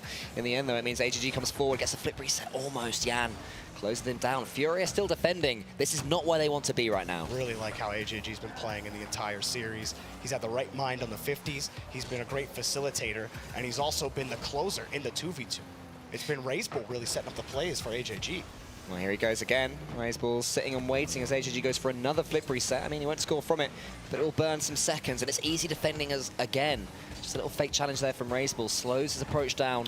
A delayed 50-50 as Kai going to be coming in? Yes, he is, and it is 4-2. This is brilliant from Yan. Comes across, uses his neutral hop to get himself down quickly back to the ball and recover. Then he gets the pop-up, and then he leaves it for Kaio. Makes himself look like he's going to go for that shot, because of course he can, but then leaves it for Kaio. That was brilliantly drawn. Yeah, it's also hard to get out of the way as well. The amount of times we've seen a player put a pass across the goal and get in the way themselves. Really had to do a full pivot, get himself out of the way. And now Furia, they can put on their squeeze. Go back to that attacking game style that won them that last 3v3.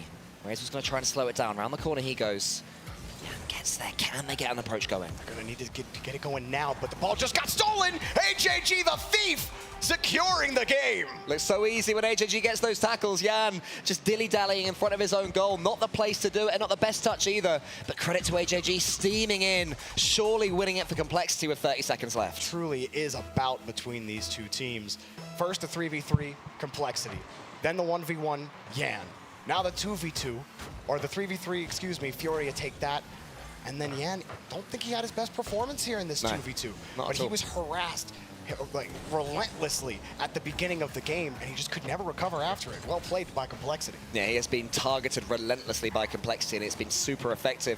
Wonder if we'll see more bumps and demos. The next time he comes up in a 1v1, could be a 6th. Yes, it is. Lovely angle. Might be an own goal in the end, but it doesn't matter at all. Complexity 6-2. Extremely comfortable. This duo, Razebull and AJG, really linking up, and I'm just still, while, you know, Razebull, it's a sick goal. Still thinking about AJG, his ability to win those 50s.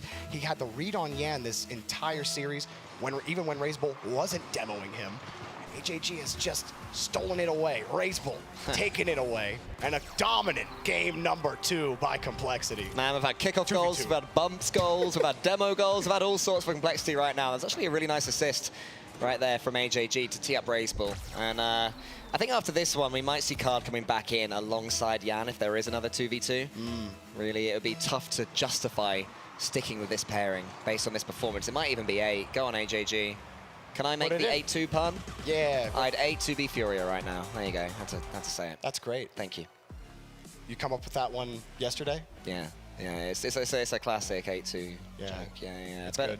But I would hate to be them right now. You know, they're only maybe winning $95,000 if they lose this series. Crazy money. A reminder to everybody watching: the winner gets 200K, the loser gets 95,000. So a ridiculous amount of pressure on these teams, and I think that's why we're seeing 1 or 2 mistakes coming through in this series. Gregan was saying before the match started, slight edge to Furia.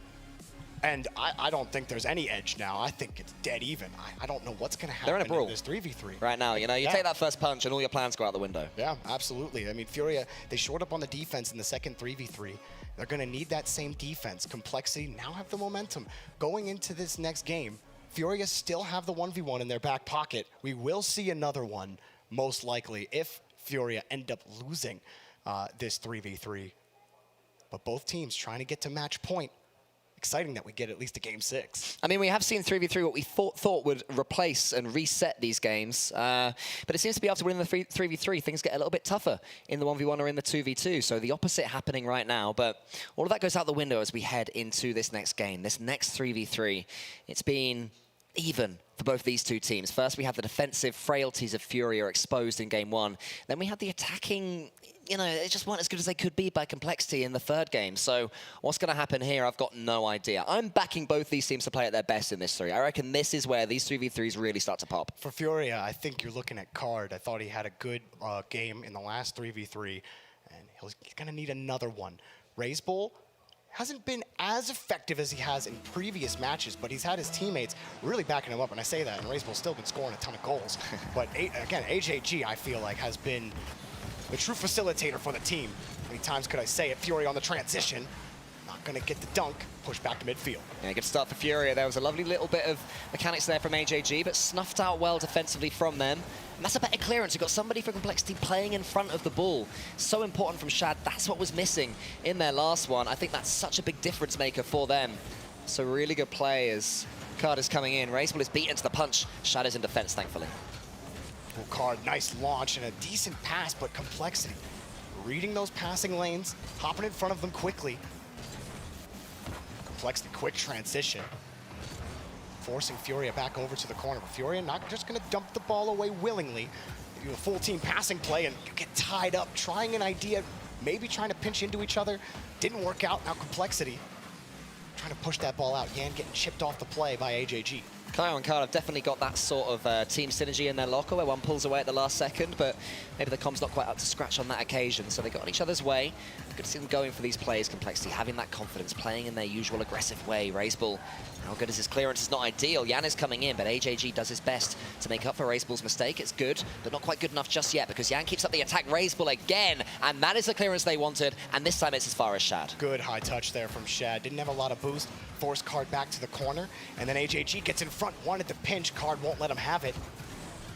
Battle of the 50s in the third right now. Furia, another high ball. Good touch to keep it close to Furia. Baited Shad too high up, but again, Complexity stole the ball away, and then it's taken right back in the air. It's insane. You think the pass is going to connect, but both teams finding a way to swat the ball out of the air, take control again. Here's Complexity in the air. It saves off the crossbar. Take it back over to the corner. What an amazing save that was. Raceball must have thought he'd scored, but not quite to be. Complexity going to have to go back to the drawing board. These infield passes are all being intercepted. Maybe the solo play is the play of the day. Card, can he get this next touch? Instead, he tries to bump AJG. AJG just stays grounded on the floor. Raceball maybe a little bit too close to that ball. Instead, he gets it towards AJG again, and he is involved in everything good Complexity are doing. Oh, AJG. Oh, that was excellent recovery there from Kaio. He went to try to bump Kaio, and Raceball's going to get the goal anyway. Complexity, it's too much pressure. Just sneaks it into the net, does Raceball. It was a tough finish. He had to use his wheels to take speed off the ball, but that demo from Card, or on Card, should I say, absolutely huge to open things up. AJG was a monster on that play. He forced Kaio up early onto the back wall, meaning he had to make a clutch save in front of the net. He's not going to get the best touch out of that. Then AJG steals the corner boost, wins the 50, demos the last guy in net, clearing it out for Raceball. This guy's doing everything for Complexity. Oh, lovely play from Card, but Yan just about gets his touch intercepted.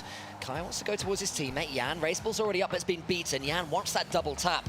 AJG again involved defensively as well. A huge, monstrous performance for Complexity from him.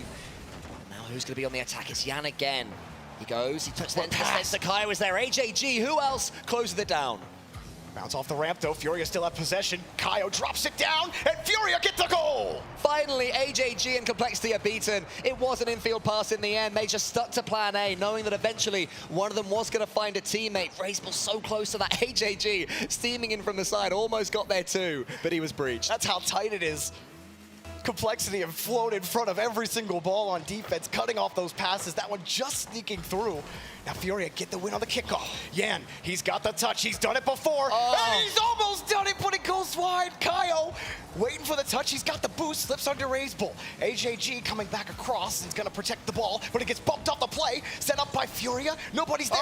Shot denied. Still high ball in front. Up in the air. The shot underneath. Save. Rebound. Shot. Oh, it's off and too wide. Another shot blocked again by AJG. Furia Esports surely going to get their goal soon, but Complexity are defending so well. Yan has another go. Another perfect first touch from him. What else? Gets it below, but Raceball. There was another Complexity player up as well, but it was Raceball who got the touch. Now it's Kaio's turn. AJG's going to have to do some more work in a second. I think it's Shad that's going to fall to. That one slightly over the goal. Thought maybe he would have it, but that one off.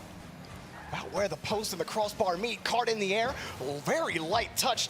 Not sure if that's exactly what he was aiming for, but it ends up working out. Kaio stuffing the ball near the corner. He's got control, but his wingman gets demoed. Raceball diving in front of it. Furia still in control, but AJG's downfield and gets taken out of the play. Absolutely huge demos. Complexity had so much pressure, and it was just keeping coming forward. Sorry, Furia did. They kept coming forward, but Complexity kept the demo to take them out. Yan asks another question. Shad is there. Card goes up.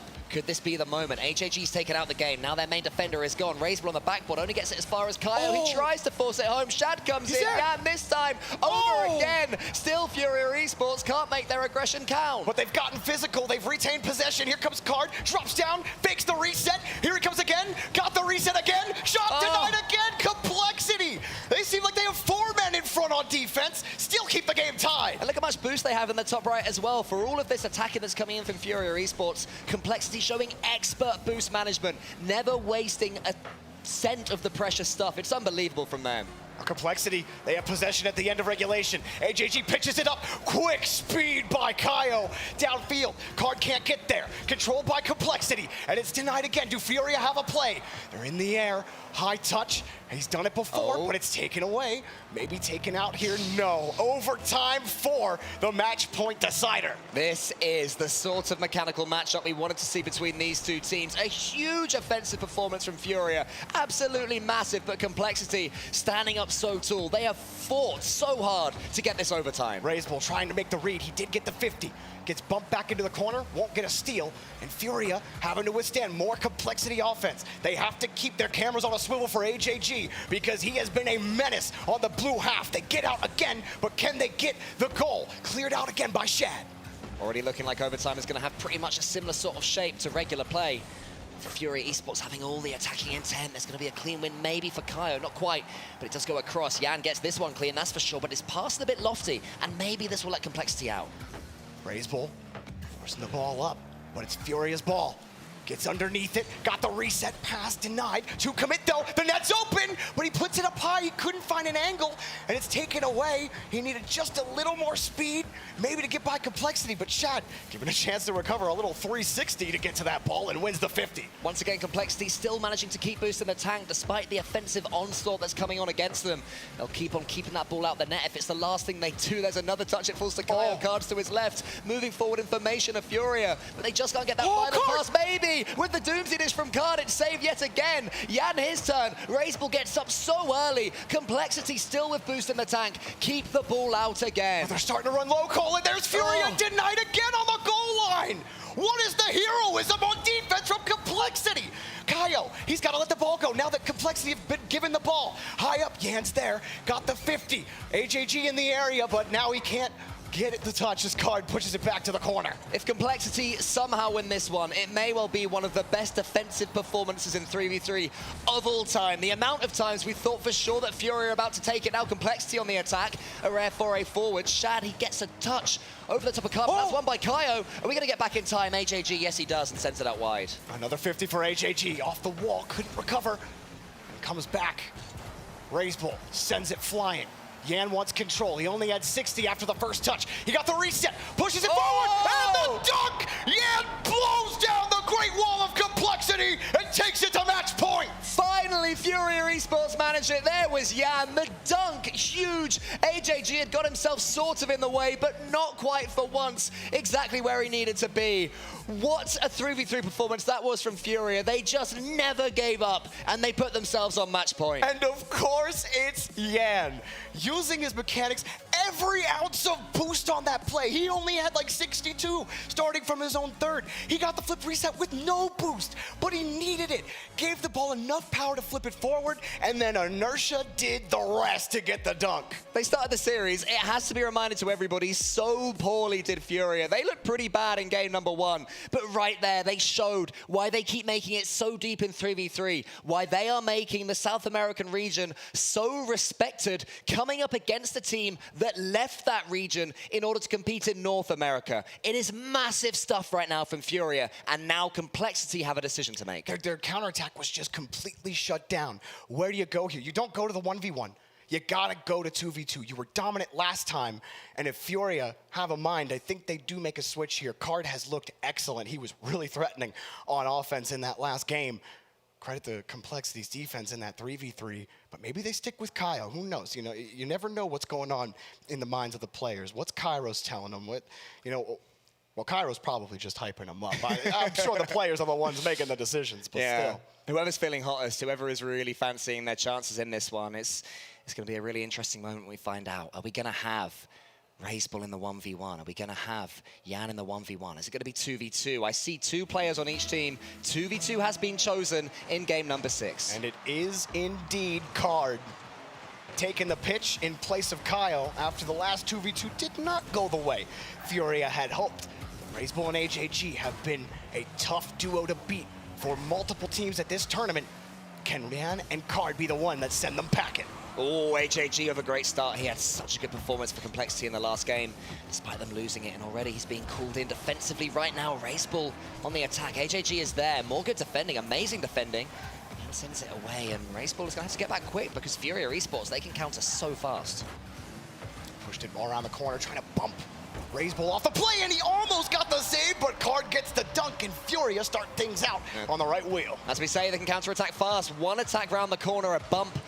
Bit of aggressive play there. Card and Raceball, they're intercepting each other in front of the goal line, but it goes in. And we were talking about complexity. In the 2v2 and then the previous 3v3, they got more physical. Furia were struggling with that, and they kept getting scored on because of that physicality. But now it's Furia starting to get more physical. Card trying to drill it again. Yan, oh, you jumped a little early there, but he recovers. Still had tons of boost to get the ball out to the side. Yeah, and he still keeps 54 in the tank as well, so we can go for this next play. Suddenly AJG's chasing it, gets a good first touch. Should get this 102. Card decides against coming in straight away, slows down for a second. Raceball's there underneath him, and Yan is just waiting behind. Raceball, what are you going to do? Gets it over the top of one, but Card was there, perfectly positioned. His clearance wasn't ideal, though, as far as Card again. So Furia continuing to have pressure on this game. Good read there from Card, and a nice shot, too. Forced the ball out to the corner. Yan jumping up early. He did that a couple of times. He even read that Raceball flip reset earlier and somehow got the save.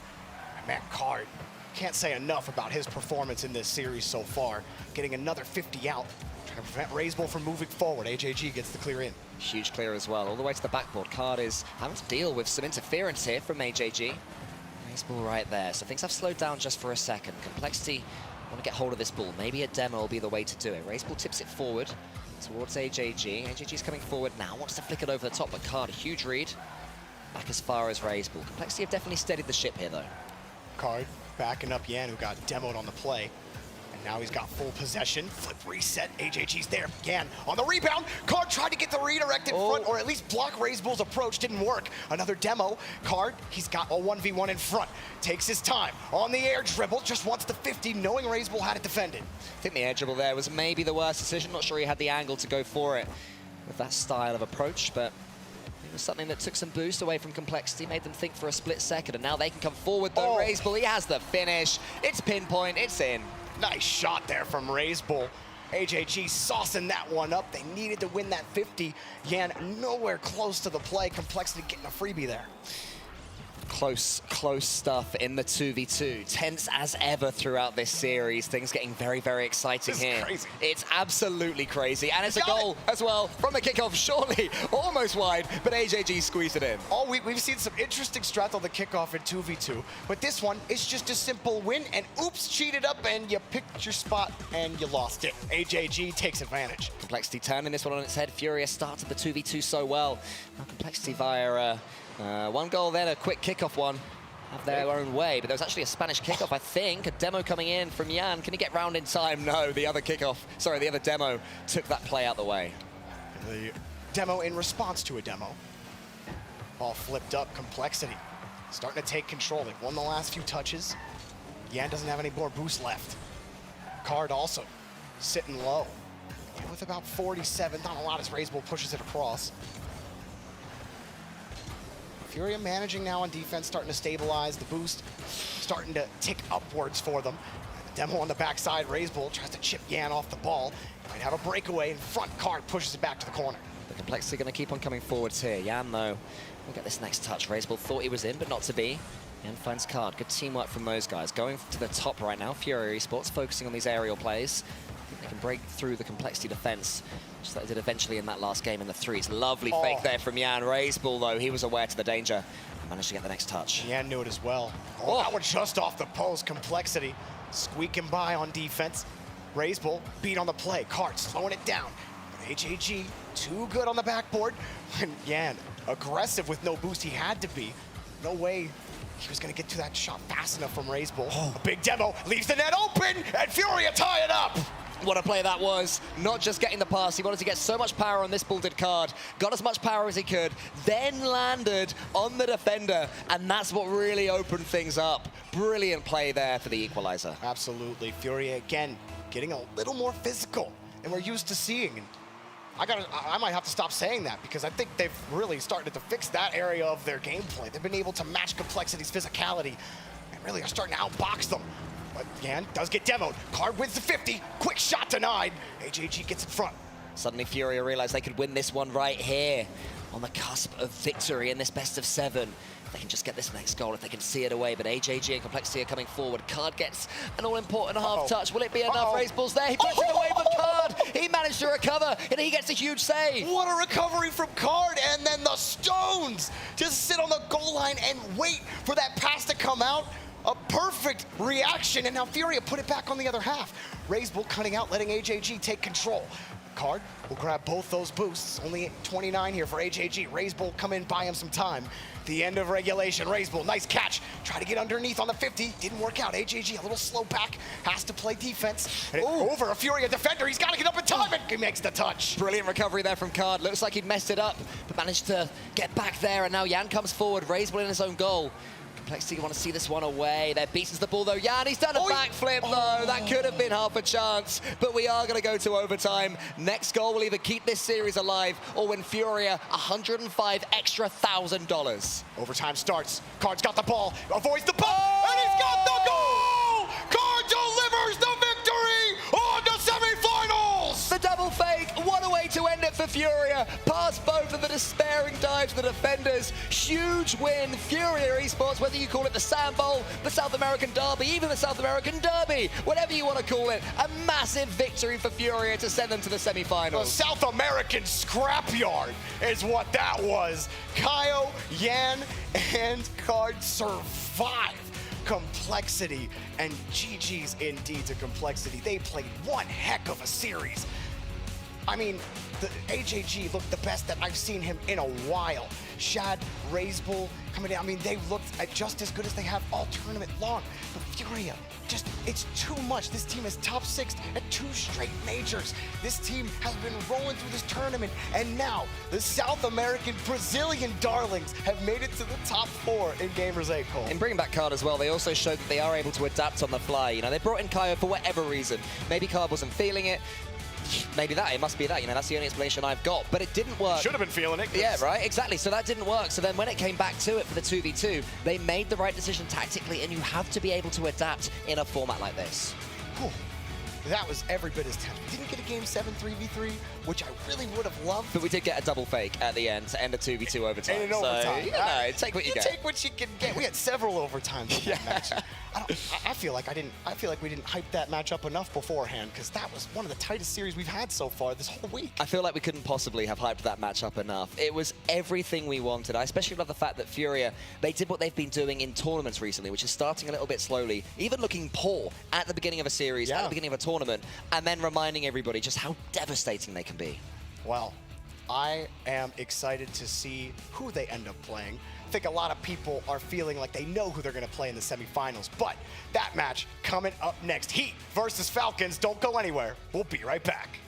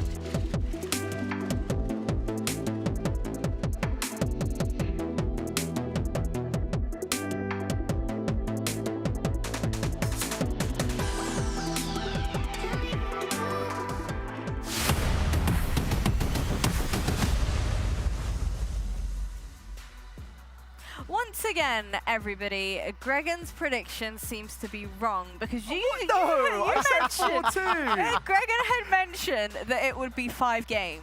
I said, and if my quick that math is a serves slight me edge right, off, Gregan. 4-2 does not add up to 5, Gregan. Yeah, I said 4-2 and 5. It was a misspeak. I said 4-2 and then accidentally did the maths wrong and said in 5. It was a 4-2. Math classes in the UK, I don't know which one you're taking, but I got 100% in my maths when I was 18. That's appalling.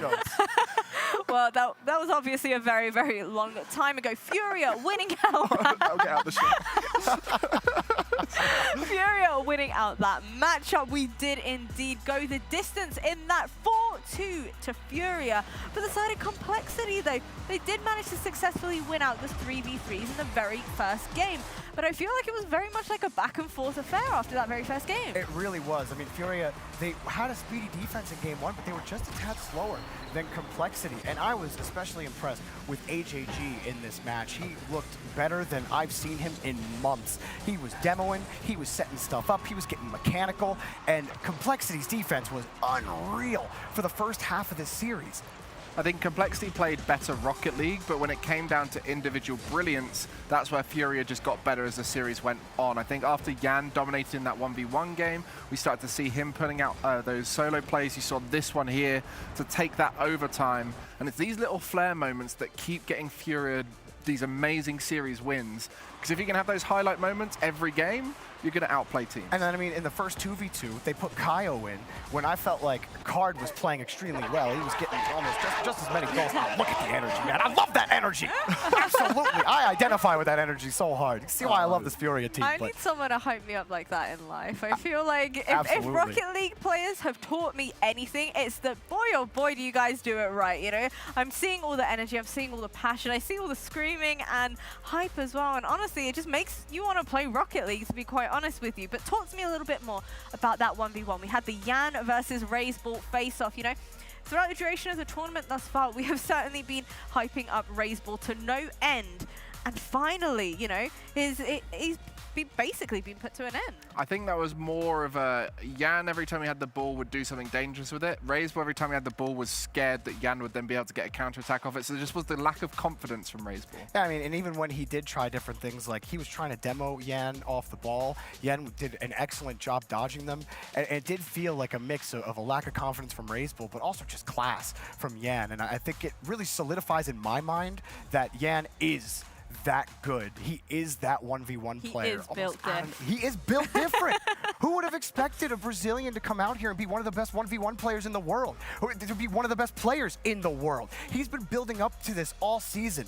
Like, it's insane how good this kid is. I mean, I was sat watching that game with Musty and Mertzy are out here, and every single time Yan gets a first touch off the wall, we're all just like, how does he do it every single time? He puts himself in these favorable positions like no other player and has so many tools in his box that he can pull out. And that's why he's scary, and it makes every team panic. And I just want to give another shout out to Card, because I felt like Card was equally as destructive as Yan was in this series. And we've seen Card be that guy for this team for years. But ever since Yan came onto the team, he's taken a back seat because he hasn't had to be that guy. But today, he was. I mean, he was all over the place. He was getting mechanical. He was causing a lot of great pressure. And I'm just so impressed with this Furia team. I know you're really impressed with Furia, but I just want to bring it back real quick once again to that 1v1 game that we saw between Yan and Raiseball.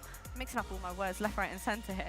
But talk to me about their differences mechanically as players heading into that matchup. Did you know that Yan would ultimately take the victory there? Well, before the series, we spoke about how it was Furia who had a slight edge in every one of the game modes over Complexity. And Johnny mentioned how the less players you have in the lobby, the more it affects the game mode. And ones is the perfect game mode to show that. Yan is at that second level above every player, probably in this tournament when it comes to offense. And so in that lobby against Raiseball, you could see the difference in him. I really want to see Yan go up against a specialist ones player and see if he's capable of doing what he's doing here against...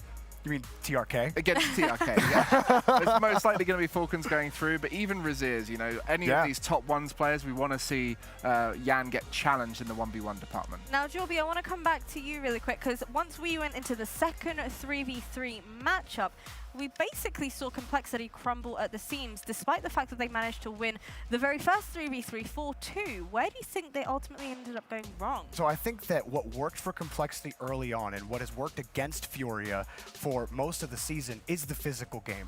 They lose series, they lose games when they get outboxed, they get demoed in front. So many goals go in Furia's net when they get demoed.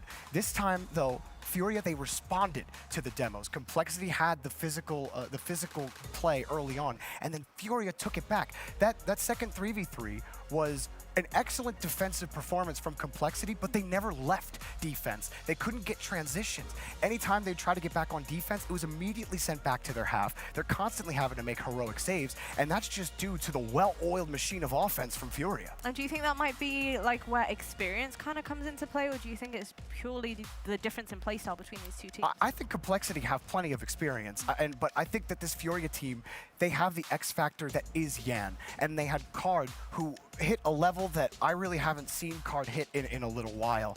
While AJG looked good, I don't think Razebull was at his peak where we've seen him, and I think those things really made the difference in the series. I mean, Yan was the MVP out of that series, but it could have very easily gone to Card. It's very hard in this format to start giving it to players who aren't playing the ones, because winning a game is so fundamentally important in a series.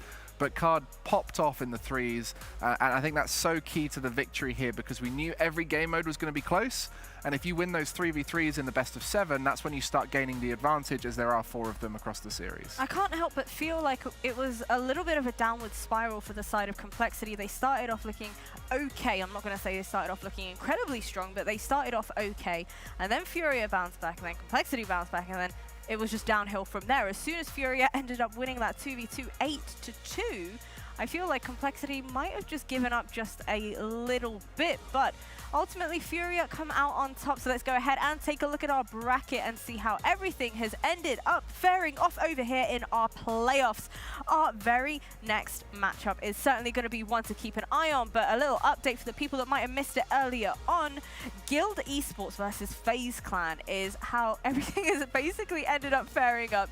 I'm seeing you nod your head like, yeah, that just happened. Yep, yeah, that is right. I mean, this whole event has been crazy. You know, we had the 4 groups of 6, where yesterday we saw 16 teams knocked out, and the 8 that were left over you see on your screen right now, and we're just doing the quarterfinals today, and we've got the exciting Team Falcons versus Heat at the end there. Yeah. But it has been surprising to see teams like Guild really pop off in this crew battle format and show how important it is to have those star players like CRR who've got synergy with teammates like Dorito. Absolutely. I mean, they're like Gohan and Trunks fusing into Gotenks. Like that's who they are. They split for a little bit, but they're just not the same unless they're together. And we see what it gets Guild. It gets them a top 4 in a tournament that has been extremely difficult for a lot of teams, that has tested their ability in multiple ways. I'm just going to keep referring to them as the Doritos and Dip. CRR, Doritos and Dip is great. Yeah, I like CRR that. just needs to change the in-game name to Dip. Okay, it's still 3 letters. We'll make it work somehow. Easier to say, for sure.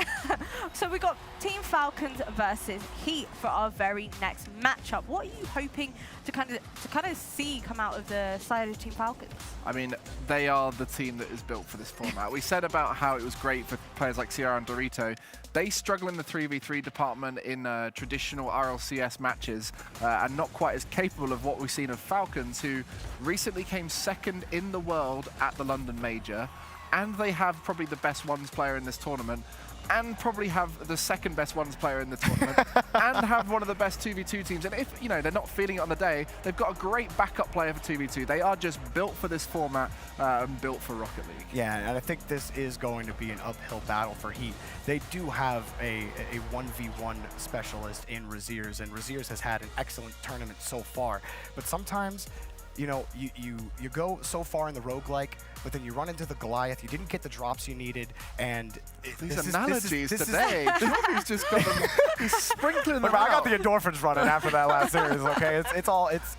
I'm zoned in, Gregan, but... Sorry, I knocked you out your zone. No, it's okay. So roguelike Big Dungeon Boss. Yeah, roguelike Big Dungeon Boss, you lose, and... Well, you don't get another shot, unfortunately. You don't get to just play the tournament over again if you're Heat. And I'm not trying to, like, count them out already, but we saw Falcons yesterday.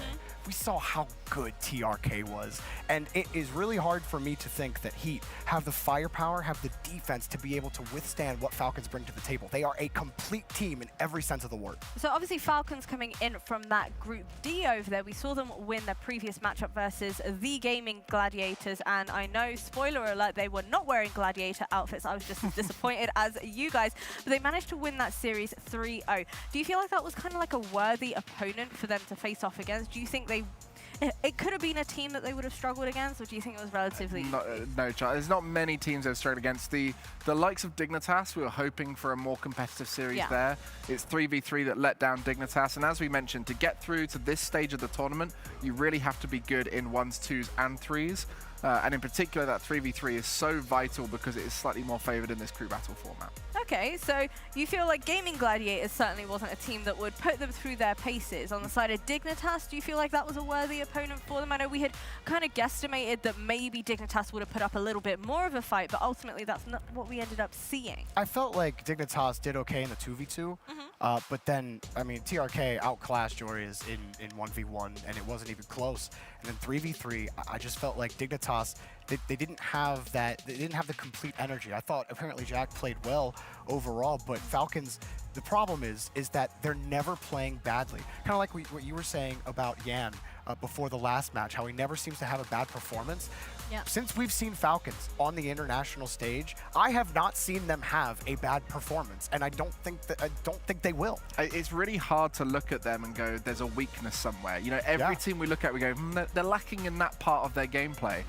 I think the only thing we've seen is their weakness is when they lose against, like they did when they lost against Moist, they don't look as good afterwards, which is pretty normal. I think most teams struggle with that. But advantage for them in this tournament is if they lose in the single elimination, they don't have to worry, they're out. So as long as they're not losing, they won't worry, but it might be a tier or two. Yeah, and it was literally just because Moist played the series of their life. It went to Game 7. That's the only time in recent history we've seen them struggle in a series, and when I say struggle, it went to Game 7. Okay. So, and Moist aren't even here, so we're talking about a team that has got no opposition that have threatened them on that level yet. I mean, I feel like maybe Falcons have been performing, I'm not going to say solely due to this fact, but they haven't gone up against a team that has been able to put them through their paces. Now that they're going up against the likes of Heat, obviously Heat being able to make it through that lower bracket run, do you feel like they're a worthy opponent for the side of Falcons? Do you feel like they will be the team to put them through their paces, or do you think, nah, no? I don't want to diss Heat. I don't want to say that they're not worthy. I just think that they're outclassed. Okay. And not necessarily meaning that they aren't worthy. They won the games necessary to get to this point. Yeah. Therefore, they're worthy to be here no matter who that they're playing. And for me, again, with everything that we've been saying, I don't think that there's a lick shot in Snowball's Antarctica that Heat win this match. I'll translate that into 2 words. Snowball. Like, he's talking a lot of jibber jabber right here. I'll translate it into 2 words. No chance. No chance. Is that him talking, or is that you talking? No, that is, I think, what you meant to say. That's all of us collectively. Hey, don't bring me into... Okay, so he obviously previously having won against the likes of Team Secret, the Rogue, the M-Point as well. Echoing what you said, they are most definitely worthy if they have been able to make it to this very stage right here. But do you think they're prepared to take on the caliber of a Team Falcons? I think the only way Heat take out Falcons is if Falcons have already got too far ahead of themselves and they're thinking this is too easy. Because Heat are not at the same level as them, but have done so well to get to this stage. I don't think Falcons will do that, though. They were 9 for 9 in regionals in the Middle East, and I mean, we've seen the other Middle Eastern teams take out international competition already. It only puts an exclamation point on that kind of a run from Falcons. All right, go ahead and give me your prediction real quick. Go. Falcons 3-0. 3-0? 3-0. In 4? Falcons 3-0 in 4. Yeah, that's how good, yeah. Falcons 4-0 in Should have been a 4-0. 4-0 in 4.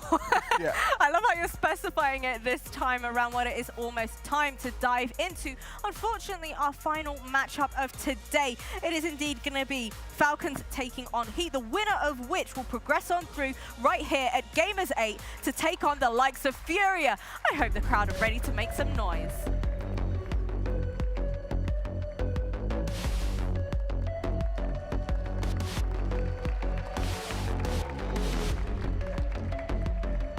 أعزائنا المشاهدين والحضور، المباراة المنتظرة من الكل، الربع النهائي الأخير، واللي وقتها نبي نعرف مين الأربع فرق اللي راح يتقدمون معنا لمرحلة نصف النهائي في بطولة جيمرز 8 الروكيت ليج، والفريق اللي راح نرحب فيه في المسرح أول فريق معنا في البطولة. أعزائنا المشاهدين والحضور، كلنا تحية قوية الفريق فالكونز.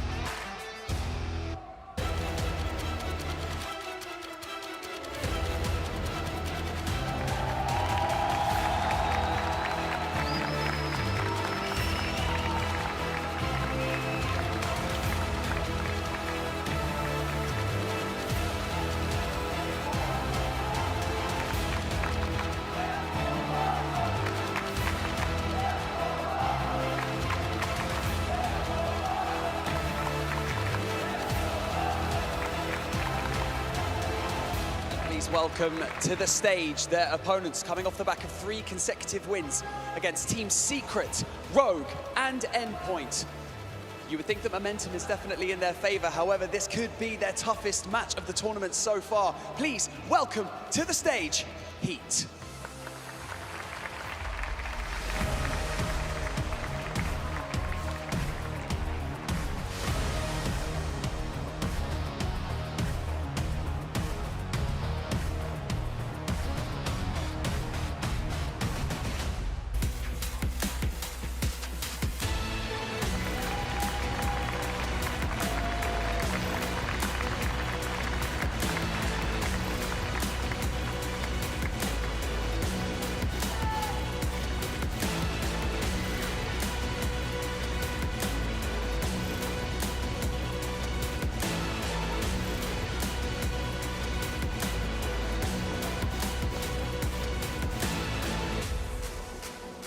The home crowd is definitely out in full force today, but can Falcons live up to expectations, Fancy?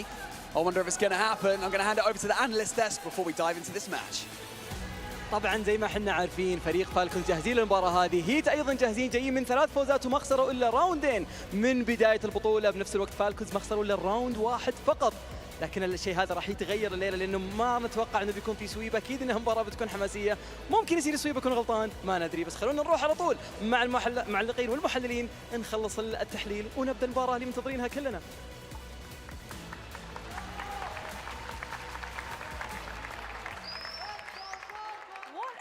Epic walk on. Loving the fact that the crowd are actually making some noise, getting involved, showing some support for their favorite teams here. Falcons ultimately should be the fan favorites heading into this one. But what do you think? You think we'll see some Heat support coming out as well? I mean, everyone loves an underdog story, but not when they're up against the fan favorites. Yeah. I think if this was any given day at any other event and it wasn't Falcons on a Middle Eastern stage, then everyone would be behind Heat, hoping they get that win, making as big a splash as possible into that prize pool and taking home the biggest earning of their lives. I mean, when I was watching Falcons Dignitas in the arena yesterday, there was a little girl sitting behind me, couldn't have been older than 8 years old, just chanting TRK at the top of her lungs. They are loud. The entire crowd just going insane for them. With that kind of energy behind you, you feed off of that. And maybe in another region, maybe in another tournament, we'd be talking about an upset, but there's just no shot. I don't know though, taking a look at these epic videos of these teams, you can see the confidence, you can see the energy coming out. Oh, that's like it reminds me of Marky's Yeah, it's a little bit Marky in there. Yeah, I mean, look, TRK is a smiley fan favorite. Everyone loves him. Smiley boy. Yeah, he definitely gives the crowd a lot of love when he's on stage, and obviously here getting a lot of it, as you mentioned, with the TRK chants. But these guys are loved across the world. We've been waiting to see them compete internationally for so long, and only got to see them with their full roster just a few weeks ago in London, and they popped off, and it was everything we'd waited for. We've seen them online for so long, but we never got to see them on LAN, and now we do. So I know we speak an awful lot about fan favorites, especially when it comes to the team side of things. But what about players? Because you mentioned TRK as being one of the players that obviously that little girl was rooting for the entire time. Would you say that TRK is a player that basically is a fan favorite on the side of Falcons? I think right now, if you're talking about best player in the world conversation, it's between TRK and Yan. And I could agree with that. I really, or maybe Vatira. Yeah, well, chime in Vatira. That's a good shout. I think that it's tough for me to say, Khaled, he's been great. He's still great. Ahmad, obviously, really great. But there's just something about TRK and the way he moves around the pitch, the way he controls the game, that it just takes it to another level. There's a gear that we just haven't seen. And I can't believe players like TRK are still finding ways to impress us 7 years after this game has come out.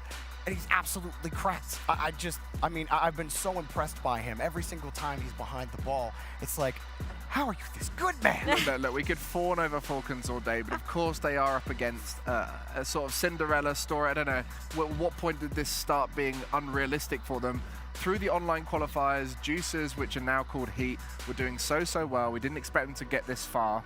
Maybe qualify, we're like, oh, that's impressive. But we didn't expect them to make top 8. So they just keep impressing us time and time again, and they're going to do it again here on the stage. Well, I'm certainly excited to dive into, and also a little bit sad, to get underway with our final game of today. Best of 7, single elimination. It is going to be Falcons versus Heat.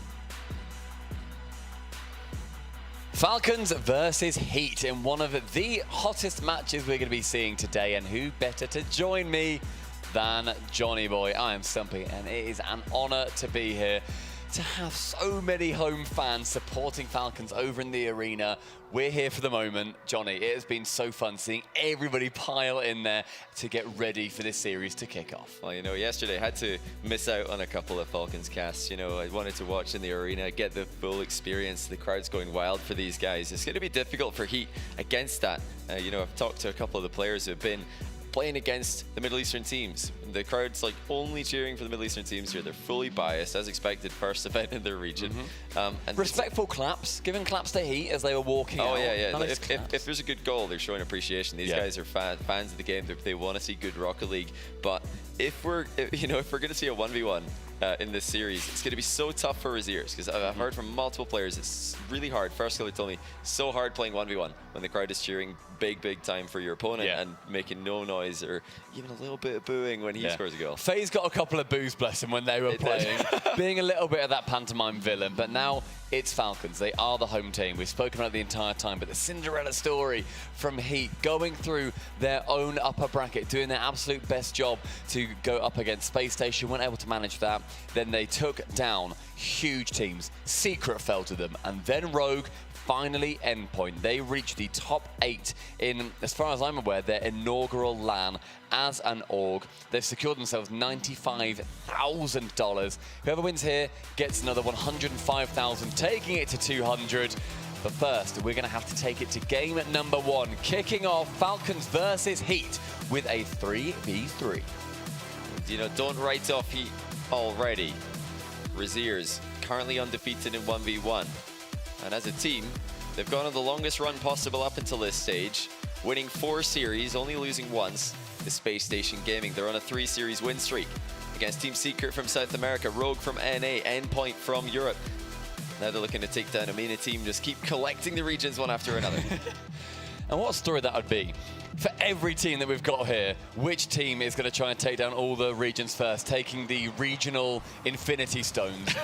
Heat. Shame Aussie aren't left to grab, they've all been eliminated, but this would be a massive upset. It would be one of the biggest upsets in Rocket League history if he can pull this off, not only playing against the currently, at this event, highest rated threes team, as Moist did not make an appearance, but also a team that are so known for their 1s and 2s prowess. I mean, they really are, the odds are stacked against Heat here, but they're already in the top 8. They've had such a great event. They're just trying to get one step further, like I said, double their money. 105,000 extra to the team that win this. Unreal. It's a good amount of pressure, though, to kick it off from Falcons. Heat doing well to stand up to that force that's coming down on their net. TRK with a nice quick shot to start it. Ahmad wanting to take that towards the middle, up onto the backboard, and Khaled wanting to challenge. A couple of double commits coming out for Heat so far, but Falcons unable to push as hard as they would like, I imagine. That's quick up aerial there from Park, actually demoing Ahmad out of the play, but no one is able to follow up too quickly. Now, Raziers, the one specialist who's been brought in for Heat to aid them in this format, has been performing in threes as well. He's already being lauded as one of the hottest prospects, one of the best free agents in the European scene, and for a good reason. He's really slotted into this team so easily and given them that defensive foundation. It's going to be telling what the losing team picks in our second game once this one wraps up, because there's a bit of history between these two teams. There's Braziers coming into it unbeaten in one so far, and choosing both ones and twos in the matches they've been able to choose. And then Falcons, they've only played a single 2v2 and they were unable to win that. But the 1v1, you have to look at it and think Heat are going to be avoiding that like the plague. And it's just such a statement start here for Heat that they've not conceded. Falcons such a quick team out the gate, but Heat knew that was coming at them. They've been prepared for it. They've dodged all the demos in important positions up until now. Falcons not really a team that commit too hard for them. They like to swoop across the box in threes, make a quick attack, and then back into the rotation. They're all about the constant pressure, not that one big all-in move that other teams in the world prefer to go for. Big threatening play from TRK as well as he moved down the pitch, taking out two of the Heat defenders in the aggressive half and also in the midfield. So TRK definitely somebody to watch out for. Arguably, you know, that best player in the world pushing for that title. Certainly making a case for it in London as well, coming second in the world alongside his wonderful teammates. But Falcons pushing yet again. Heat with just a few chances on there and Falcons with an absolute handful. They're trying to be cheeky here. Falcons trying to go low. They've gone high on a lot of plays. Keeping Heat honest. They don't want to get them into a pre-jumping rhythm. Still scoreless. This is similar to Falcons Gladiators game, which remained scoreless for a long time before Falcons really opened the floodgates. Still a very impressive stand from Heat. And we're looking at a series of best of ones here, culminating, or combining, I should say, into a best of 7. That was actually a great chance as both players miss the center ball. As Jorby would call it, a wifty-wifty. Neither player being able to make the contact with it and faking each other out. And Khaled in the midfield going towards that left-hand side. Faze challenging, and Braziers, that 1v1 main on the side of Heat, forgoes the ball and instead wants to attack Ahmad, who manages to stay continuing with it. 10 boost, and Faze not able to get towards it before O'Callaghan can clear it away. TRK on that left-hand wing with 90 seconds remaining. Still drawn for Falcons and Heat. That tension building in our arena. Goes just above the crossbar, has to make contact, but TRK is here to score first.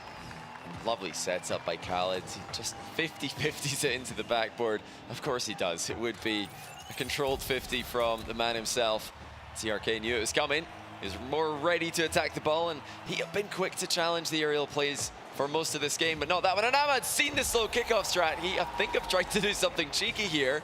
And Ahmad spotted the slow approach, and instead of hitting the ball into his opponent, he just drives right into it. It's either a mistake there from Heat or some kind of strategy gone wrong. Birds of prey will typically stay in their own nest when it starts raining, but Falcons, when it rains with them, it absolutely pours instantly from one goal onto the second, and Heat doubling down on that loss. With a minute left, that ball floating dangerously towards their own net. Braziers, oh wow, managing to try to go for that attack, but Khaled bumped into the ball and gets a fantastic challenge. Falcons just need to be careful here. There's not really been an offensive threat posed by Heat, who have been sitting back waiting for counter-attacking opportunities. They know that Falcons love to attack consistently. They love to use all three players on every offensive drive. That gives them an opportunity to snipe interceptions and try to pass the ball quickly downfield. The time's running out rapidly for that strategy to be effective. At this kind of point, they've really got to try and make a solo play happen. They've got to go a bit more quickly, as chances have been few and far between. Zero boost, but TRK still managing to get that double tap, and now Heat wanting to work their way out of their own half. Final 30 seconds approaches. Heat needing 2 goals, otherwise they will be picking our second game mode as the losers of game number 1. TRK passing to himself defensively, gets it away. Pass central from Braziers to Faze, but takes that safe route into the corner. With 30 boost, Braziers has to work around a couple of players. TRK, though, counts as about 4 himself. Shot central from Faze, saved away again by the Falcons. No more chances can continue on that push. And so Falcons, game number 1, somewhat predictably going their way. And now it is up to Heat to pick their poison. A little bit of a message there at the end of the game from Khaled, just wanting two more 50-50s back to back. It's been a big talking point this LAN, with all the MENA teams being so good in the challenge game. You know, behind the scenes, we've talked to so many of the players, and they're all saying that. I mean, these guys just, they don't lose challenges. It's ridiculous. They're just glued to the ball. You can't get them off it. Is that a face of a man who's just picked 1v1? What a brave move that would have been if Raziers has picked 1v1, fully knowing that TRK is ready to load in against him. They're going to have to play it at some point. That's the beauty of these best of sevens. Either in game number 2 or game number 4, you are playing a 1v1. And you look at every single player on Falcons versus Raziers, and you have to consider them just at least one tier above. Well, Raziers has had such an interesting run with his 1v1 so far. They didn't pick 1v1 against Space Station. They had the opportunity to. Obviously, they know Daniel is going to be the 1v1 player for SSG, so Raziers either didn't want to take on Daniel early in their series, earlier on in the tournament, or they were hoping that they could use that later on to swing momentum late in the series. It didn't work out. Space Station swept them. So that might have been a learning moment for Heat. Will they just pick 1v1 early here, make sure that they get it in there, and make sure that TRK knows it's coming for him? It is, but you know, Raziers has a chance here. TRK, yes, he destroyed Joreuz yesterday, but Raziers is a world-class talent. Let's see if he's got it. TRK kicking things off with possession early and actually goes for a turtle goal. Instantly punished by Raziers, who can score on the open net. The thing about TRK, though, that mentality is unbelievably strong. Yeah, he definitely messed that one up. It was somewhere between a reset and a 50-50, and being underneath the ball on a 50-50 doesn't really lend yourself to winning challenges, but Raziers doesn't need freebies like that from TRK. He's very capable of creating goal-scoring opportunities by himself. He's got a monstrous aerial game. He's got a brilliant positional ground game.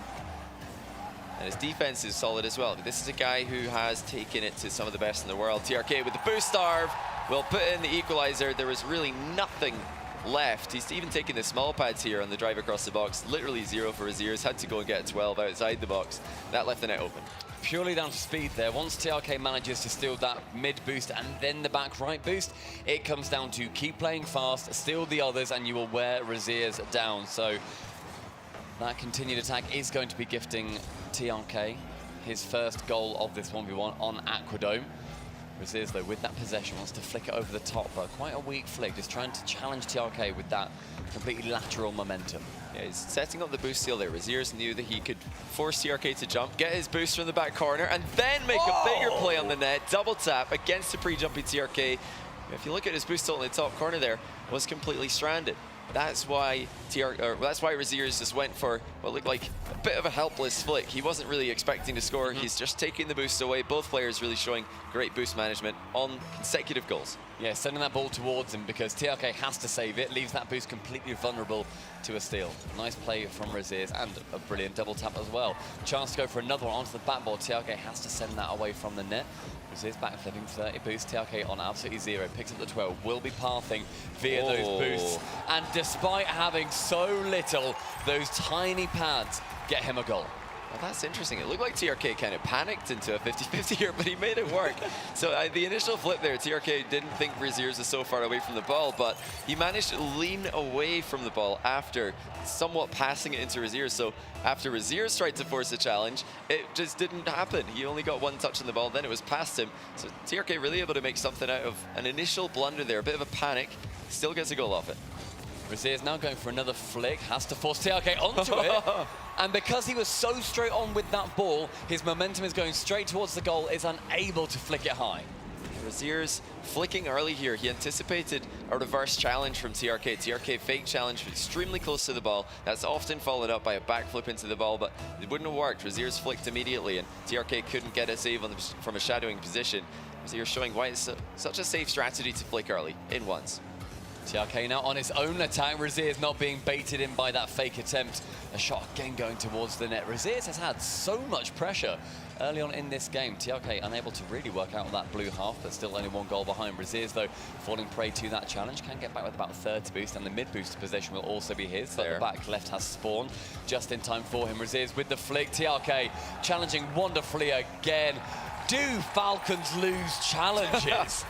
Well, you know, TRK just knew exactly what to do here. He timed his challenge precisely when the ball was bouncing. That's the one moment where Razier's can't change the vertical trajectory of the ball. He can pinch it straight forwards, or he can try and 50-50 it. And at that exact moment, TRK just gets as big as possible behind the ball, flips straight through the middle of it, and gives himself the best possible chance of winning the engagement. Razier's with that mid-boost grab, though, and with TRK on 0, it's going to be an immediate answer straight off the kickoff. Interesting kickoff at that as well. We unfortunately won't be able to see it again, but just tripping up TRK on both of their journeys towards the middle. Yeah, TRK thought he was getting another mid-boost race 1, but Razier's trips him up, and I think TRK flipped the wrong way after trying to correct that bump. Razier's continuing to put the pressure on TRK. We've seen most of the game in the blue half, as now TRK's trying to muscle Razier's off the ball. Razier's plays it to the far side back corner. That's where TRK makes a run to seal the boost. Razier's is on 0 here. And that means TRK is going to try and get a shot off as quickly as possible. The speed. Or the boost can be collected, and it works. Perfect control. Razier's having to stay grounded for 2 reasons. First one, got no boost, can't really get that high. Second one, there's a TRK who wants to bump you out of the way. Is able to lean back, delays that ball nicely, can then tap it over and immediately tilts down to cover the block if Razier's by any chance is able to get in the way of it. 8 goals scored, 4 apiece, incredibly even. Both players are playing such aggressive kickoff strategies, no boost available. There's that lovely little recovery strategy we saw from TRK against Joyas yesterday. Such a beautiful flip onto the ball, to the wall. He's showing that he's got that one in his back pocket whenever he wants. Now the fake wave dash shot. It looks like Razier's had the read on what TRK was planning. Well, his boost has still been stolen. Razier's on 27, he's managing it. He's not using any of that, knowing it's all he's gonna have to play with for a while. TRK keeps stealing away hundreds, but that's a great play by Razier's. Controls the ball to the back corner. Now he's in charge of what this next play is going to look like. TRK only on 20, but will be pathing via that back right corner. Go for the busty! Razier showing up in style and bringing the heat. That is disgusting. Razier's, with a traditional technique, leans forward into the back flip. And it works even now, halfway through 2022. Huge acceleration, completely unpredictable. TRK's pre-jump missed it. Looks like TRK might get a kickoff goal. The Razier's did not land on the mid-boost. He gets a bit of revenge. Razier's earlier tripped him up on his way to a mid-boost. Now it's the other way around. Big bump. Razier's wasn't ready for that one.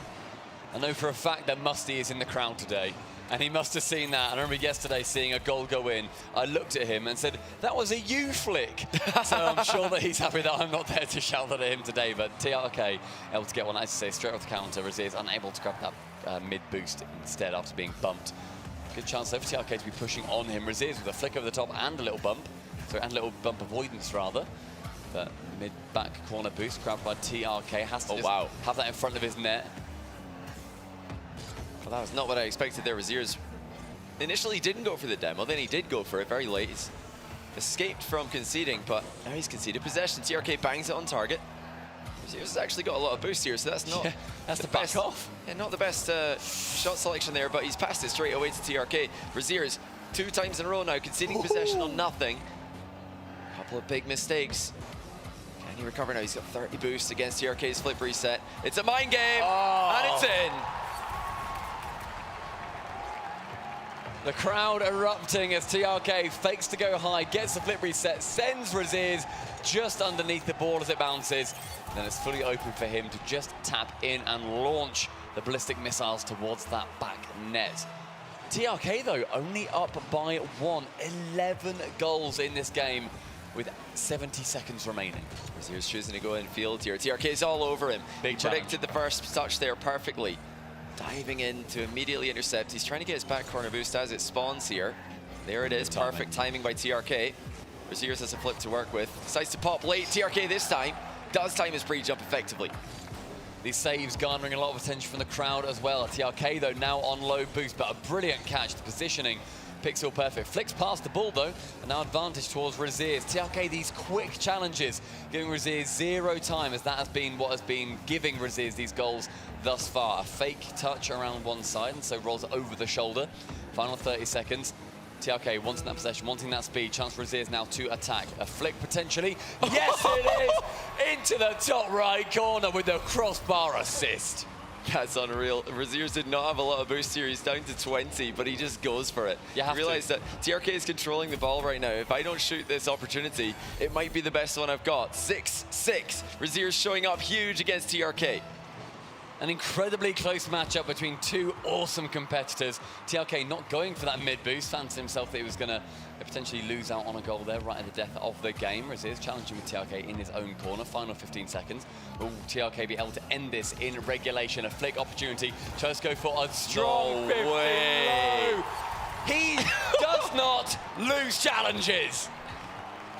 You know, I've been to the hotel gym a couple times. Haven't seen TRK there, but this guy has got such a strong hitbox. Where on earth does it come from? He just went right through Raziers. Now Raziers with 10 seconds left. Trails once more.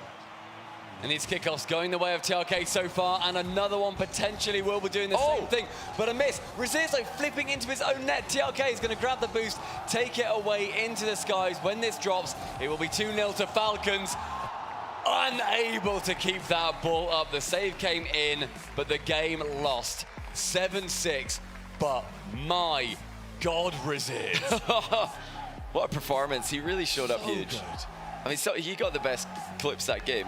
The top corner flick, the mid-air flick. You know, he's pulled out all the stops here, and he still couldn't get the win. I mean, TRK just showed you don't have to be fancy in 1v1. You just air dribbled the ball straight at Raziers and pushed it right through him. I thought with the closing seconds, an air dribble bump would surely be the option TRK goes for. I thought, especially with the direct line of attack. But he just forced the ball through him. I mean, the confidence these guys have in their 50-50 game is really something to behold. To do that in what could be the last attack of the game and make it work. It was the positioning of his car behind the ball as well. When you go for that air dribble, typically it's going to be on the nose. You're in, that bottom third of it, pushing it up and over, which we saw TRK do earlier on as well to then get the air dribble bump attempt. But that time, it was dead center of the ball, like he was playing pool almost, wanting to get that power shot straight down the green, and it was just 10 seconds left. That is all it takes sometimes. One of the, I'm not going to say one of the uglier shots in that match, but one where you look at it and you think, beautiful. That's not fancy, but my God, is it pragmatic. Don't listen to Stumpy, it's beautiful. Beautiful game. Beautiful 50-50. We're back to threes. Falcons are full control. 2v2 coming up next. You've got to think at this point, Heat have just got a bit too much to do, but if they can just get one win in threes, you never know. I mean, they really have to get it now, though. I mean, a reverse sweep against Falcons in this format seems completely inconceivable. They have to figure out a way to cause more problems for Falcons defense. They defended well. I think Heat defended very well in the opening game, but they didn't pose any threats. Now, second chance at it. Raziers coming off a tough loss. Gonna test the mental. This guy is such a lovely character. You mentioned earlier last night, a lot of the casters and players were chilling by the hotel pool, and Raziers just came by with about 50 bottles of water, keeping everybody hydrated. I mean, he knows we're in a desert out here, so always looking after everybody at the event. That's a nice stop by Raziers himself. Keep the game scoreless for now. The stewardship shown by him translating onto the pitch as well, being that man to take the front seat in the 1v1s, wanting to help his teammates out as best he can. But it's a time now for Faze and Parker to do the exact same. Speak of the devil, and he will appear. Faze with a lovely first touch there. Ground double to himself, chip into the middle. That's phenomenal control. Getting past two Falcons defenders, one after another, and it wasn't like there was a big gap between the challenges. He just recovered so quickly. Falcons were not ready for that one. 1-0 Heat. The lead gained again. Parker with not quite enough boost to wrap that ball around to get it in. Raziers going for the double touch as he jumps off the backboard, reminiscent of a couple of goals we've seen historically. Faze with 15 into that back right corner, tries to bump Khaled off the ball, but both of them crawling.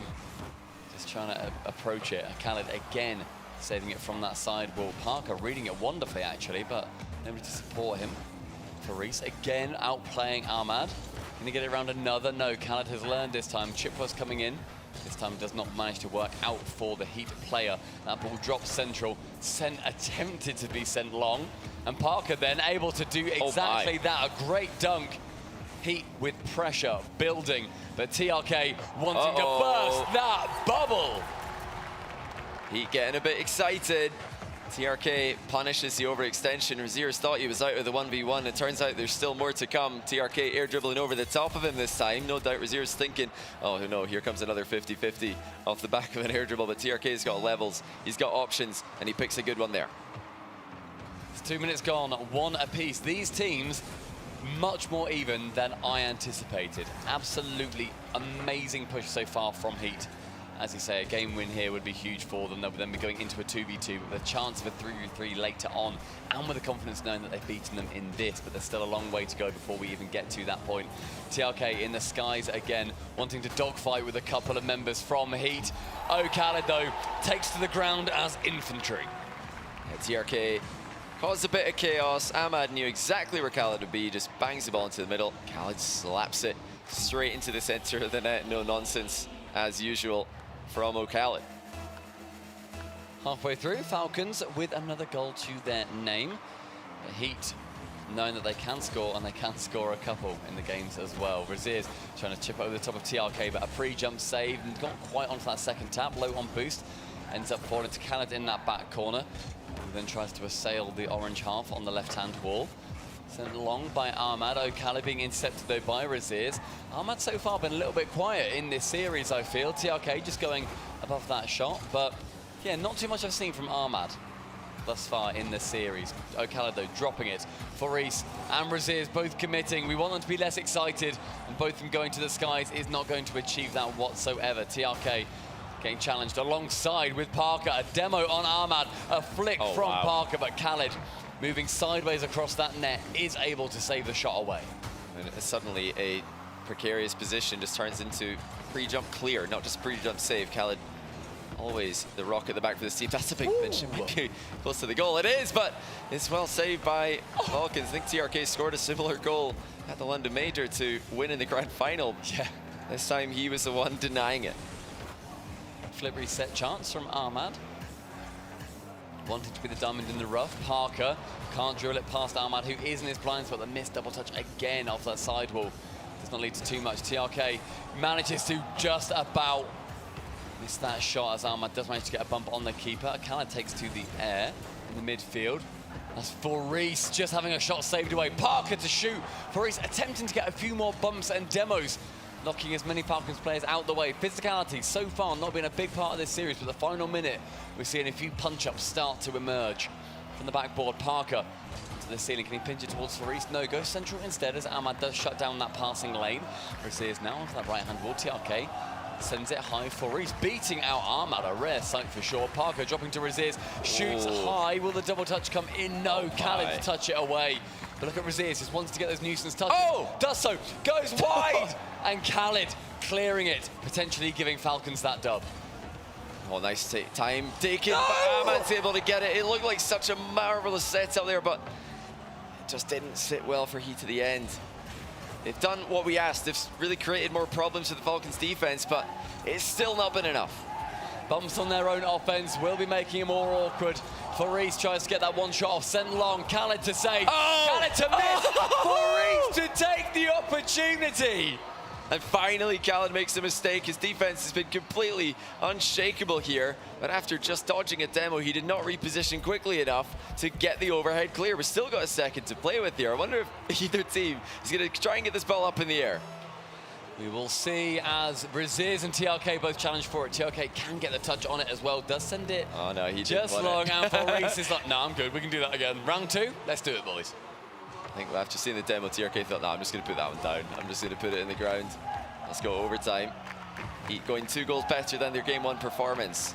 Massive improvement.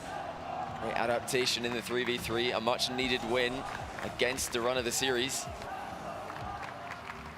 A little reset there by TRK, or by Razier, sorry. He's going to use it for the recovery.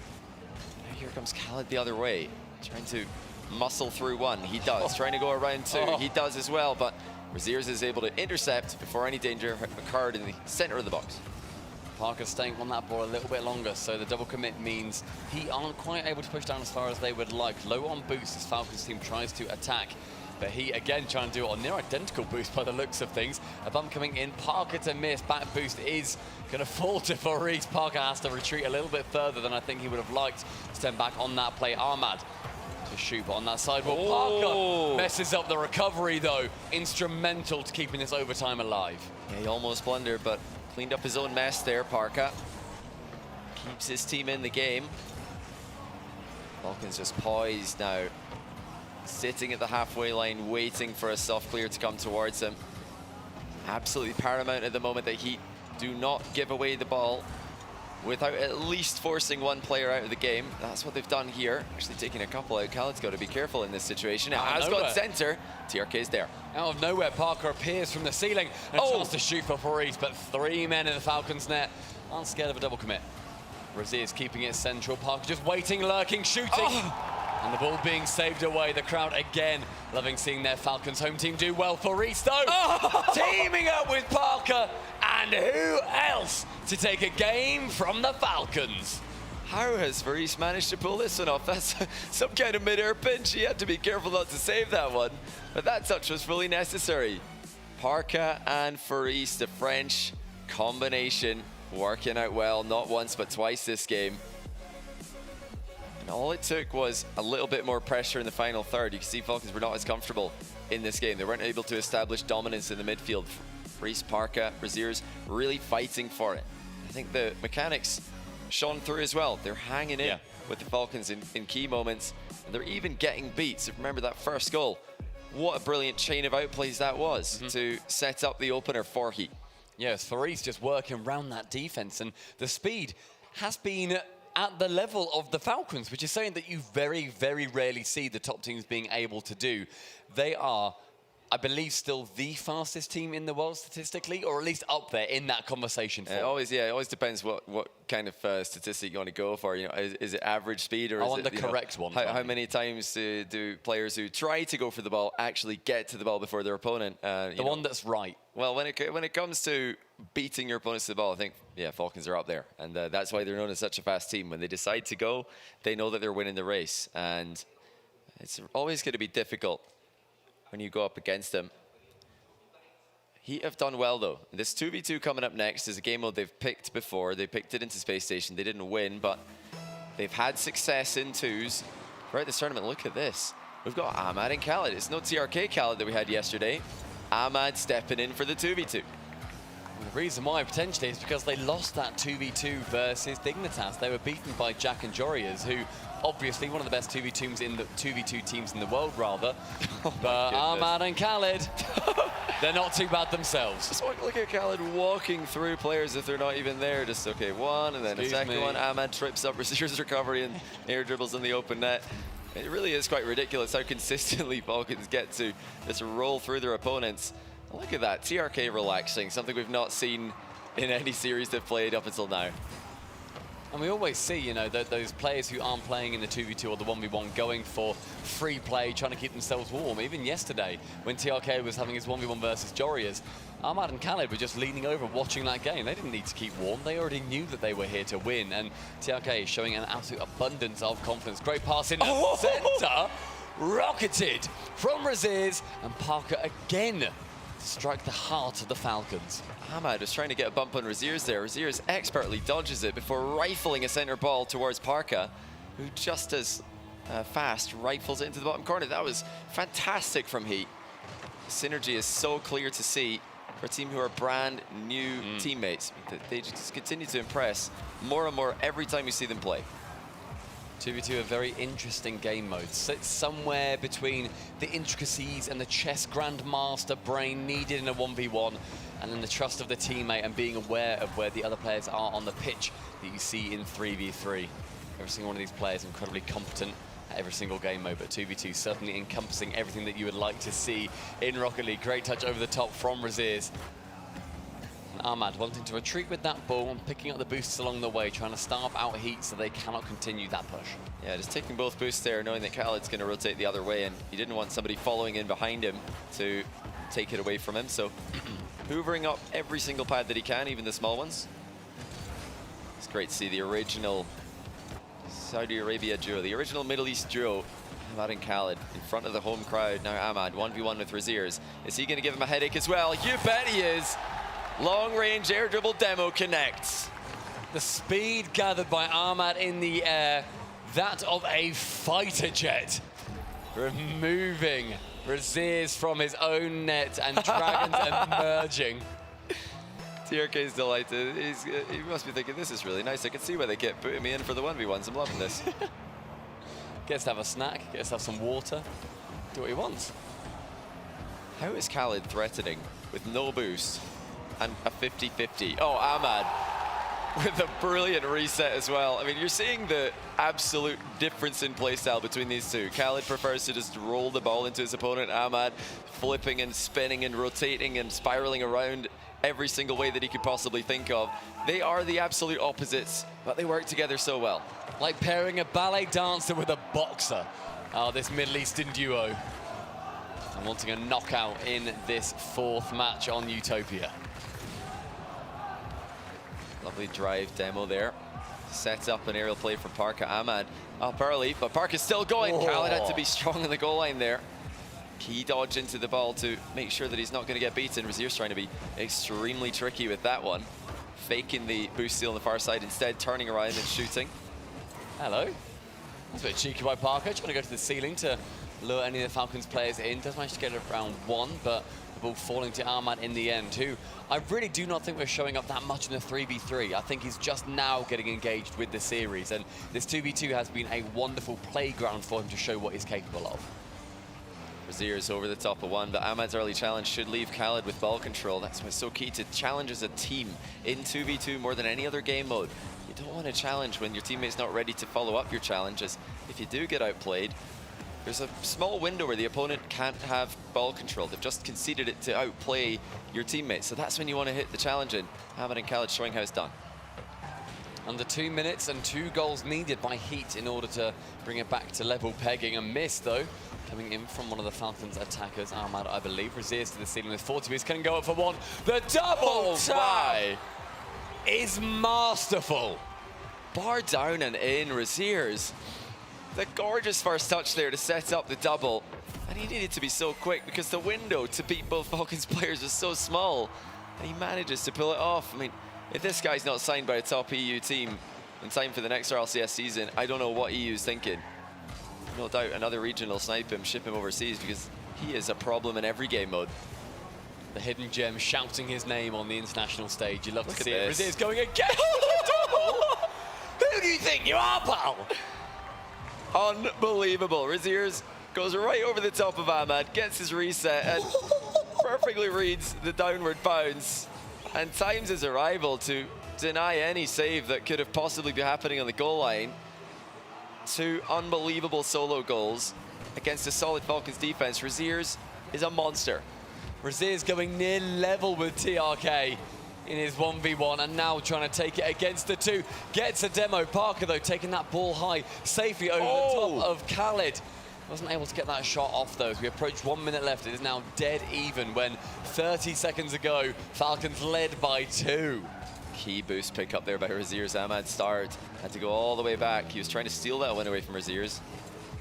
It's all about saving the shot and also landing on the back wall at the same time. That double commit's not going to matter. Razier's knew he could play for that one just in case Parka missed and then land inside the goal, but has he got the 50-50 covered? Khaled goes through and Parka's back, though. Good movement.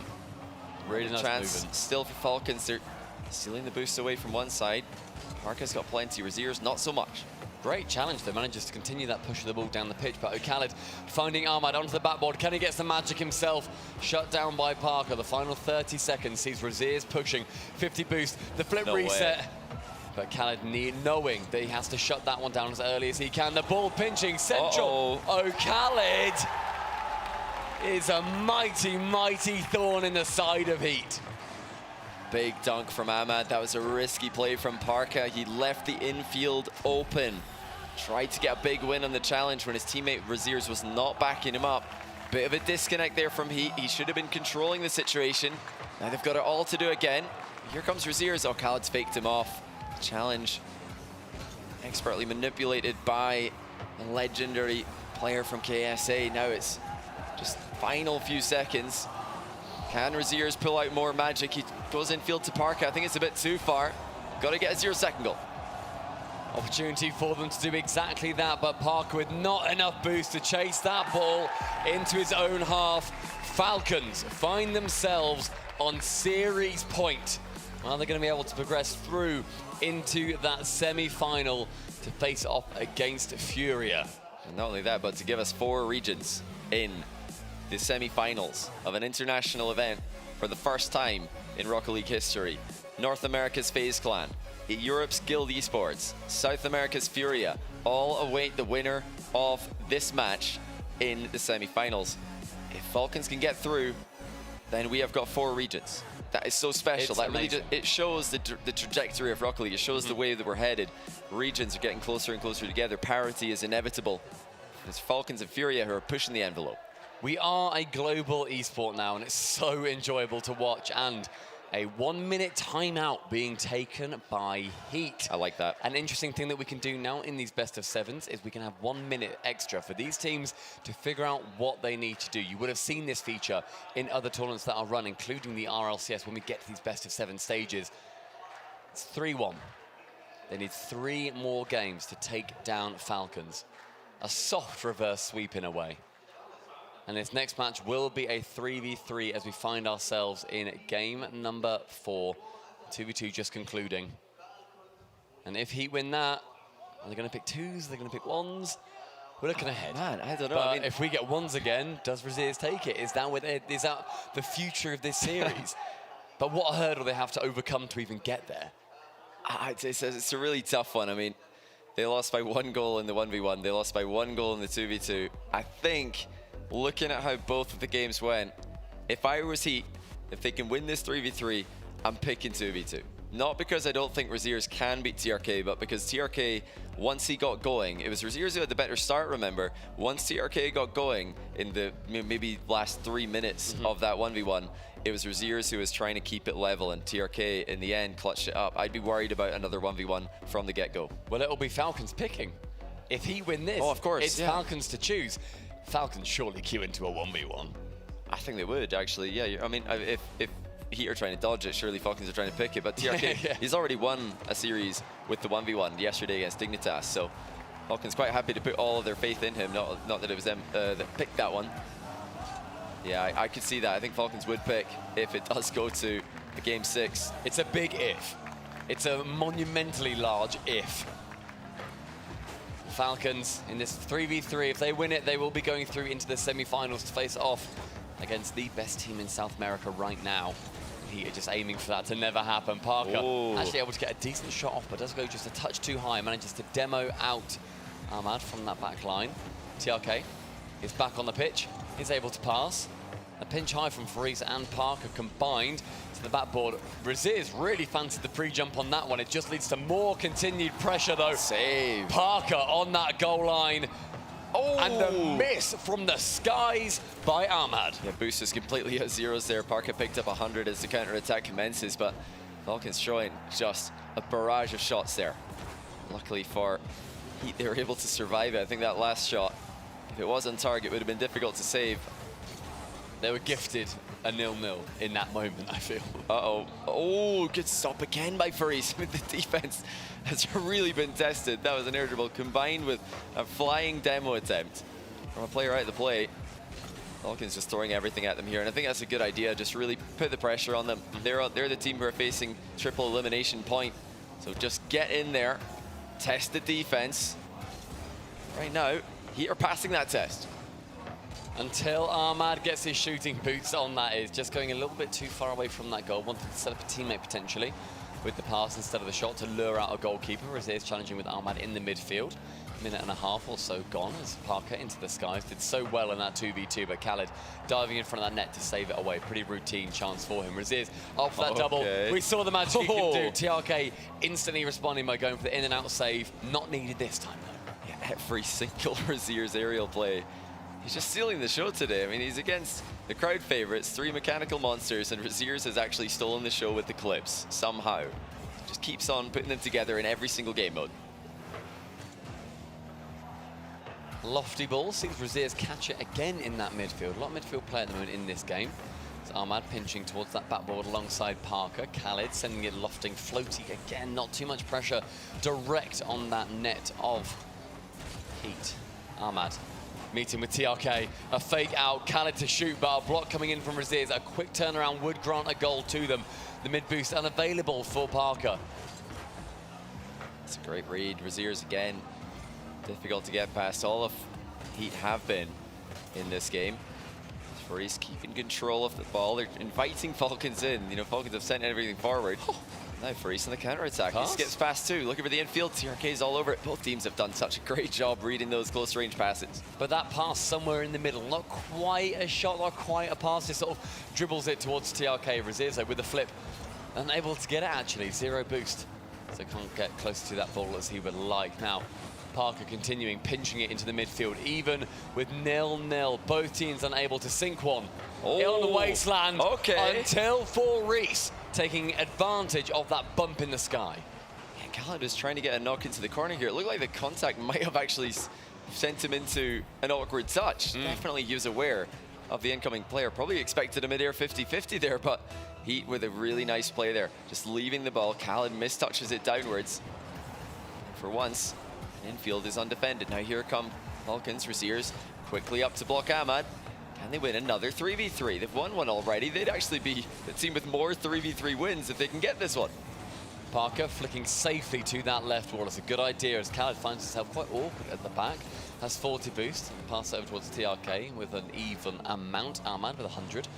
Just has the ball sent over the top of him. Can Parker get a double touch? Not quite, but the shot coming in. Saved away by O'Khaled. Double commit from Ahmad and TRK.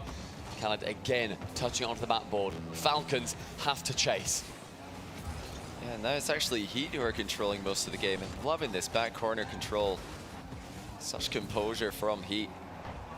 Not worried about Falcons moving forward and challenging them in these positions. The speed has been key. Falcons known as such a quick team in the air. You've got to get up fast and challenge them. Now here's Khaled, of course, being challenged quickly by Parka. Allows a free touch for the goalkeeper. Nearly bumped just a player out the way and continued on his trajectory to try and get that block again.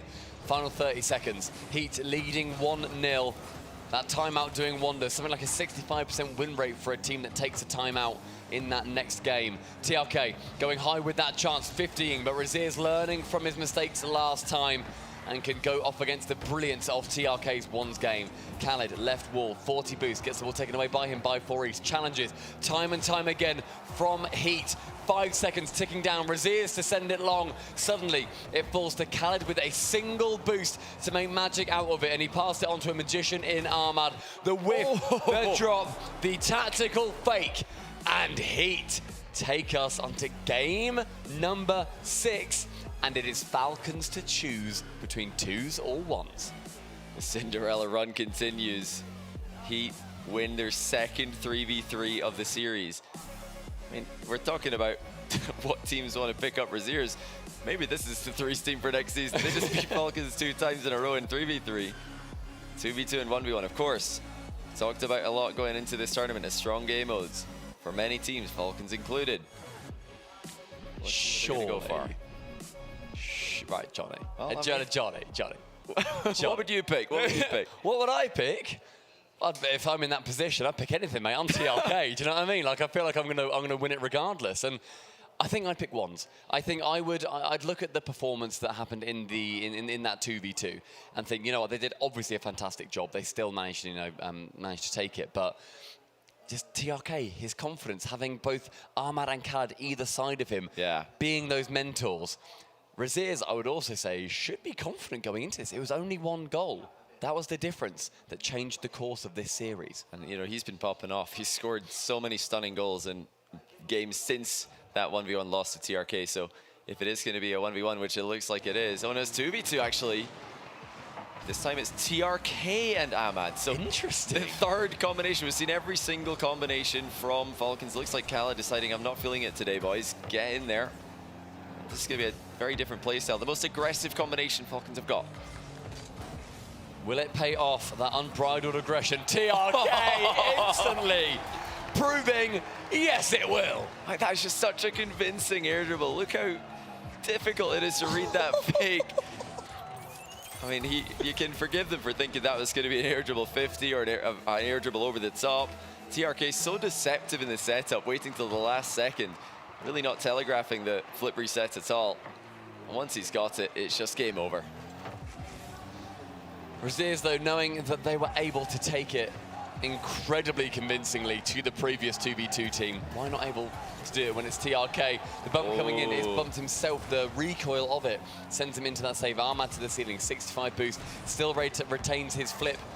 Gets sent very nicely towards TRK, who again, with Falcons, one player goes in, goes to those blocks, has that ball challenged by multiple members of the opposition team, and then a man is there to poach. It's amazing to see the resources Falcons have got with their 2v2 lineups. We saw Khaled and TRK yesterday, a very defensive, a very grounded approach against Dignitas. It didn't prove to be successful. We've seen the original, the OGs, Khaled and Ahmad teaming up, and that was the yin and yang, the complete opposites that seemed to perfectly combine. Now you've got TRK and Ahmad, two mechanical masterclasses on the field at once. I mean, how do you defend this? It is an absolute nightmare. You know, you just have to be, I think attack is the only way to defend against this team. You can't play that counter-punching style that Heat have wanted to do. This really could be a stroke of brilliance from Falcons. And that aggression has worked for them so far. They've been outspeeding Falcons on a lot of the plays, and that is what granted them so many of these goals and these opportunities, and ultimately the game wins. Parker in the midfield, challenging versus Ahmad. Gets it towards that right-hand wall, and again, Parker is there. Parker showing up alongside Raziz, who has been that man who's stolen the show, but what is he without the showrunner Parker by his side? So still plenty time for Heat. I'm sure their confidence will still be resolute. 2v2, a much more volatile game mode than threes. You're more likely to see flurries of goals. I mean, one goal in a 2-goal deficit is absolutely all you need, with 2v2 kickoff strats being so deadly to go up against. And I'm sure Heat have got a couple of tricks up their sleeve in that regard. But as the time ticks down, if we get to 1 minute and they're still down by 2, that's when it gets scary. For now, though, I think they're just going to keep the same strategy, try and make sure not to make any mistakes, not leave any openings. Oh dear, they've left one here though. Ahmad thinking about demoing the last man. TRK defended well by Parka. He was alone against two ridiculous players, but he's done well. Now it's Ahmad. He's gone under the first challenge, similar to TRK's opening goal of the game. Half the game gone now. It's still Heat with a lot of work to do. But it's certainly slowed down a lot in terms of these goals being scored. There's still a lot of challenges happening in the skies. Falcons taking it very happily up into the air, whereas Heat seem to be wanting that grounded game a little bit more. Which one of those styles is going to be working out better? Thus far, it has been the skies as TRK again goes high with it. Heat, I saw the player in the back have a boost. TRK's got nothing. Well, he grabbed 12, grabbed another 12 pad, accelerated into the play. I mean, TRK just too quick with it. Parka had to be in position more quickly there. Raziers forced TRK to go to the ceiling and down again, and that was Parka's window, but he just missed it, and TRK punished him.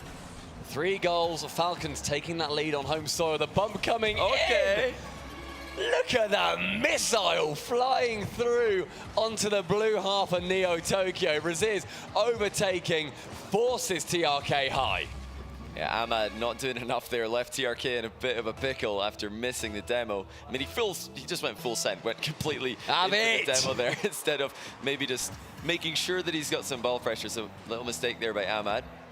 Heat back in it within 2 goals. They have looked second best by a much larger margin than the opening 2v2. It looks like the play styles of Ahmad and TRK, and the combination of Ahmad and TRK has proven to be a tougher nut to crack than Khaled and Ahmad did. Other teams will tell you different. It really just depends who you're up against. TRK does not have any boost here. He's had to speed flick back to this, but he won't catch it. Parka scores again. Parker equips the scope, pulls the trigger, bang, sends it down the opposite side. And TRK, as you say, no boost, cannot quite find his way back. The 16-time zoom managing to get Heat yet another goal. Now only separated by 1. They've scored 2 in about 90 seconds. They just need 1 in the following 90. That's just 2v2 for you. 1 mistake, 1 overextension, and you're in big trouble. There's no third man to help you. There's oftentimes not a goalkeeper to save you. As Falcons found out there, TRK has to be back quick. He is. I bought into the hype just it really felt like that was the one. That TRK wants to be the one to get this goal to send Falcons ahead by 2. Ahmad delaying, waiting, lurking. Parker able to send that save away, however. Good boost still by TRK. And this position.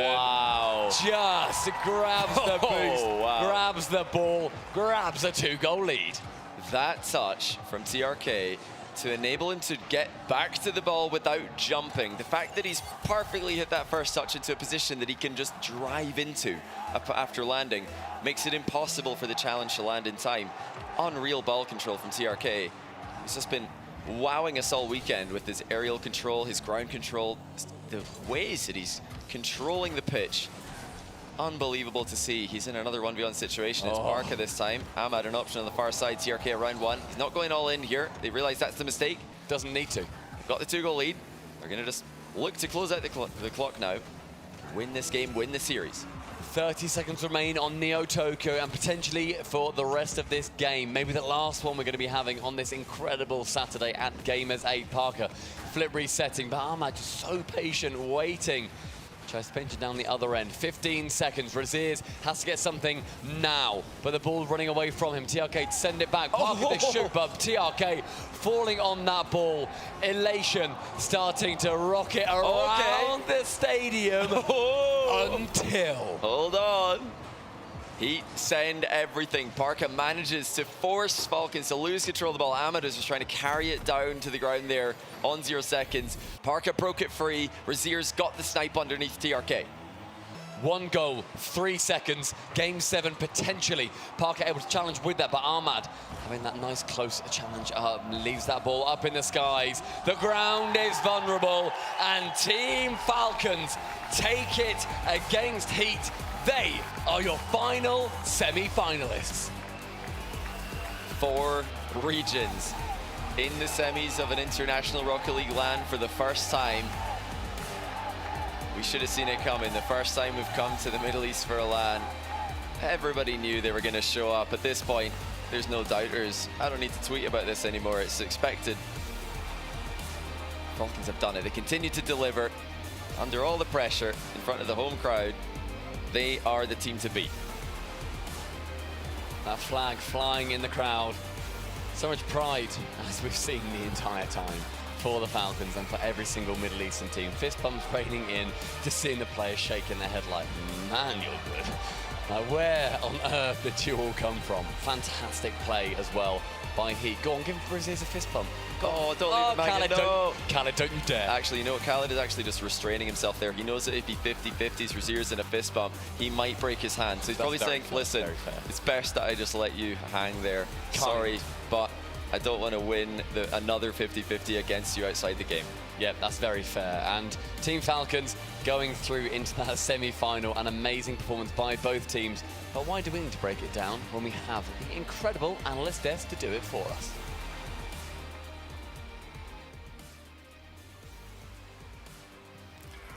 Team Falcons have only just gone and delivered the best damn performance we have seen so far here in Gamers8. What a series. And look, we could talk about how great Falcons are, but we knew that before that series. What we didn't know is that Heat could match Falcons in all 3 game modes. I just want to, send an apology, because in the pregame, we literally didn't give Heat a single shot. And you know what?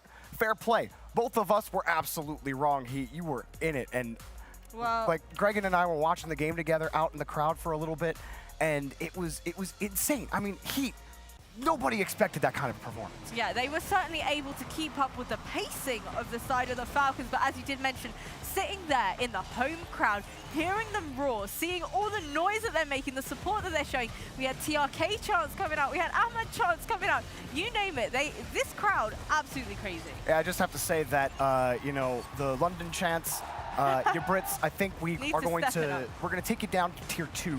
I think this crowd has to beat. Yeah, the chants are coming out with the support is amazing. Of course, they're very much supporting Falcons here, but there were so many times when Razirs came in and quietened that crowd with amazing plays, in particular in that 2v2 when he scored 2 goals back-to-back that were outrageous. But they are up against one of the best teams in the world, and that was unfortunate for them, because had they played anyone else in the tournament so far we've seen, I reckon they would have been with a good chance to take the series. I really think so. I mean, Razier's had an incredible series. Faris as well. And was, Parker. And Parker. They all did. Again, like, come on, like there was nobody on this team that didn't play well, and it wasn't that Falcons weren't playing badly at any point in this series. That was a solid Falcons squad that they went up against, and they matched them. That was really impressive stuff. For the side of Heat in particular, over in the second 3v3 that we saw, it looked very convincing. It looked like it was going to end up being a Falcons victory. But I'm pretty sure it was with 1 second to spare. They were able to score a goal to close out that game. We both almost launched out of our seats when it happened. I put my hands on my head. I was like, they actually did it. Hey, look, when you look at these teams and you're thinking for future seasons, I want to sign a player, you're looking at all the free agents are about and you're going, which one of them can perform under pressure? And I think all three of those players showed that when the pressure was on, they came in clutch. When they were playing against one of the best teams in the world, they stepped up. And that's something you cannot teach. That's something people just have. They just formed for this tournament. And they looked like a top team. Yes. And taking a look at the scoreboard here, look at the amount of shots that TRK has made and the amount of goals he has been able to make. In that last 2v2 that we just saw, every single goal was in way of TRK. Yeah, I mean, he is, we said before the match, one of the best players in the world right now, in contention with the likes of Yan, Vatira, and this is the kind of performance you expect to see from a player that good. Absolutely, especially in that 1v1 when Raziers was meeting him and looking like he might actually beat TRK.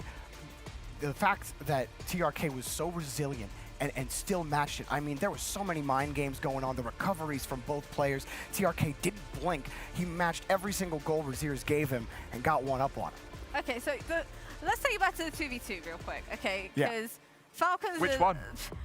The second. Pick your poison. The second one. I've lost count now. Yeah, the second one. The second right. one. So we actually ended up having Ahmad and Khalid subbed in for the 2v2s that we saw there. They won the game. Yep. Everything's great, fine, dandy.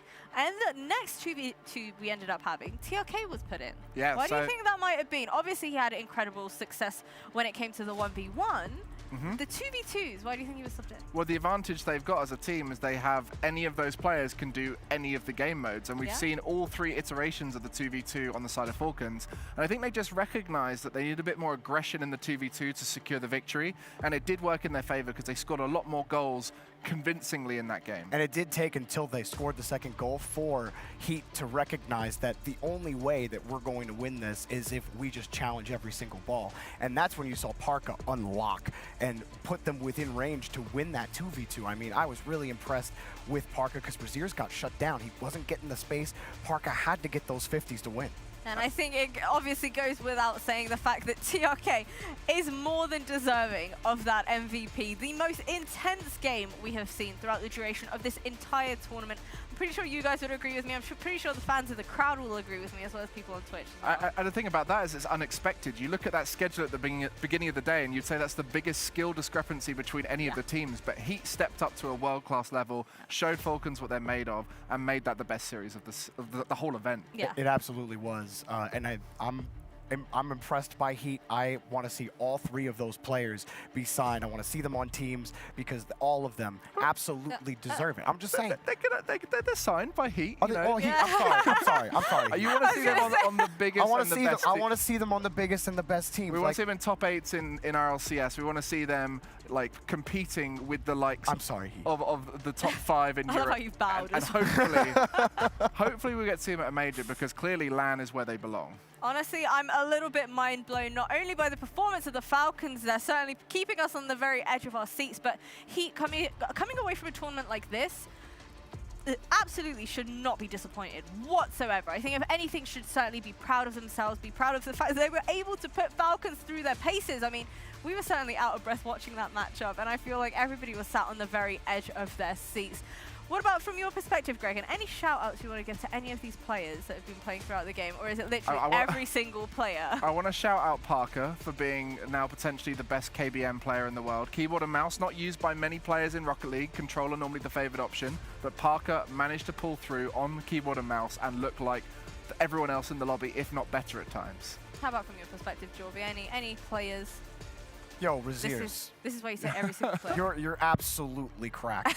Like that air dribble double tap that you hit, that like hit the top right corner. What is that, dude? What about the little musty? Like, we're playing Rocket League. What game did you download, and how did you get it past the admins? Seriously, someone has to check that computer. How is everybody in this game just built completely different? Well, this is now time, unfortunately, for our post-show segment. I'm a little bit sad, but this is indeed brought to you by VOV. I think it's about damn time we get stuck into tomorrow's matchups. I'm still not over today's matchups, okay? But it's time for us to chit-chat a little bit about tomorrow. So let's go ahead and take a look at our bracket, because over here at Gamers8, there is still plenty more games still to come. This is indeed our playoff bracket. We are going to end up having Guild Esports versus Faze Clan. But now, guys, the one that I'm going to be keeping my eyes on, my heart on, my soul on, is going to be this Furia Esports versus Team Falcons. Jorby, I see you nodding your head furiously. What are you thinking? I think that what Heat showed me today was that a peeking Yan is a scary thing for Falcons, because if he plays at a similar level to what Raziers can, and we've seen Yan do it time and again, be at that level. I think that Furia are a stronger threes team with Card and Kaio. I think they're a stronger twos team as well, and that could be close. That could actually go the distance. I was leaning more Falcons for the entire tournament, but after watching that, like, that's the match of the day for sure. It's Mina versus Sam, and it is some of the best Rocket League that we're going to see all weekend. And we saw at London, having 3 different regions feature in the top 4 was an amazing feat for Rocket League. Normally dominated by North America and Europe in the final stages of every tournament, we are finally getting to see 4 different regions represented in that top 4. So we will not have any region dominate that final and guarantee the win. We're a big boy esport now. We're multi-regional. We did it. We finally did it.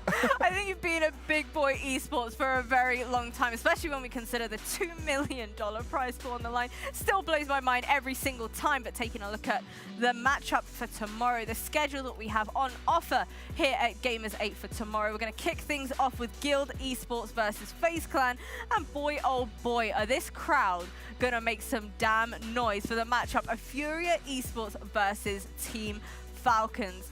You know what? I need to ask you guys. I'm going to do it. I'm putting you on the spot. Which 2 teams are we going to end up having in our grand finals? It's going to begin with F. That's what I believe. Okay. So I think it's Faze, most likely on the Guild side. Is that fair? Am I being unreasonable there? I don't think that's unreasonable at all. I think Faze... They look so good today. Yeah, they look really good. AJ looks solid. So did Guild, though, to be fair. First Killer looks nuts. Yeah, so I'd say Faze out of the Guild matchup, most likely in the final. It could go either way. I'll agree with you on Faze. I'll say Faze in the final. See, the thing is, I know which way you're thinking. You don't know. You don't know. Don't say that. Make your pick. No, I know. Make I know. your pick. I think Falcons. You think Falcons? Yeah, I think Falcons. They're destined. See, look, you can tell by that half. I already knew he was thinking Furia the whole time. No, it's just like, look, there's like, you know, the biased entertainment side of me, that, like, my heart. And then there's my head. So this but is then, Furia, my head, this is Falcons. No. My head is actually at war. Like, if you split my brain in half, one would be Falcons and one would be Furia. So if I add them both together, Furia take it in 7 tomorrow. It's going to be Furia Faze final. Furia Faze. I don't know if the crowd's going to like that. I think Faze Falcons. Okay. It's the battle of the F-word teams. We've got all the Fs out in full display. Well, stop laughing. Grow up, Gregan. Good F-words. Yeah. Grow up, Gregan. Furia Falcons Faze. All right, well, unfortunately, that is all we have time for today's show, but there will be plenty more Rocket League on display for tomorrow's games. I certainly can't wait to watch them. Huge shout out to you guys for joining me on the desk today, as well as all of our fabulous casters. Big shout out goes out to all of our teams, and of course, that amazing crowd that we've been hearing non-stop throughout the duration of today. I'm going to round things out with our highlights of the day, brought to you by Dr. Suleiman Al Habib. Good night for now.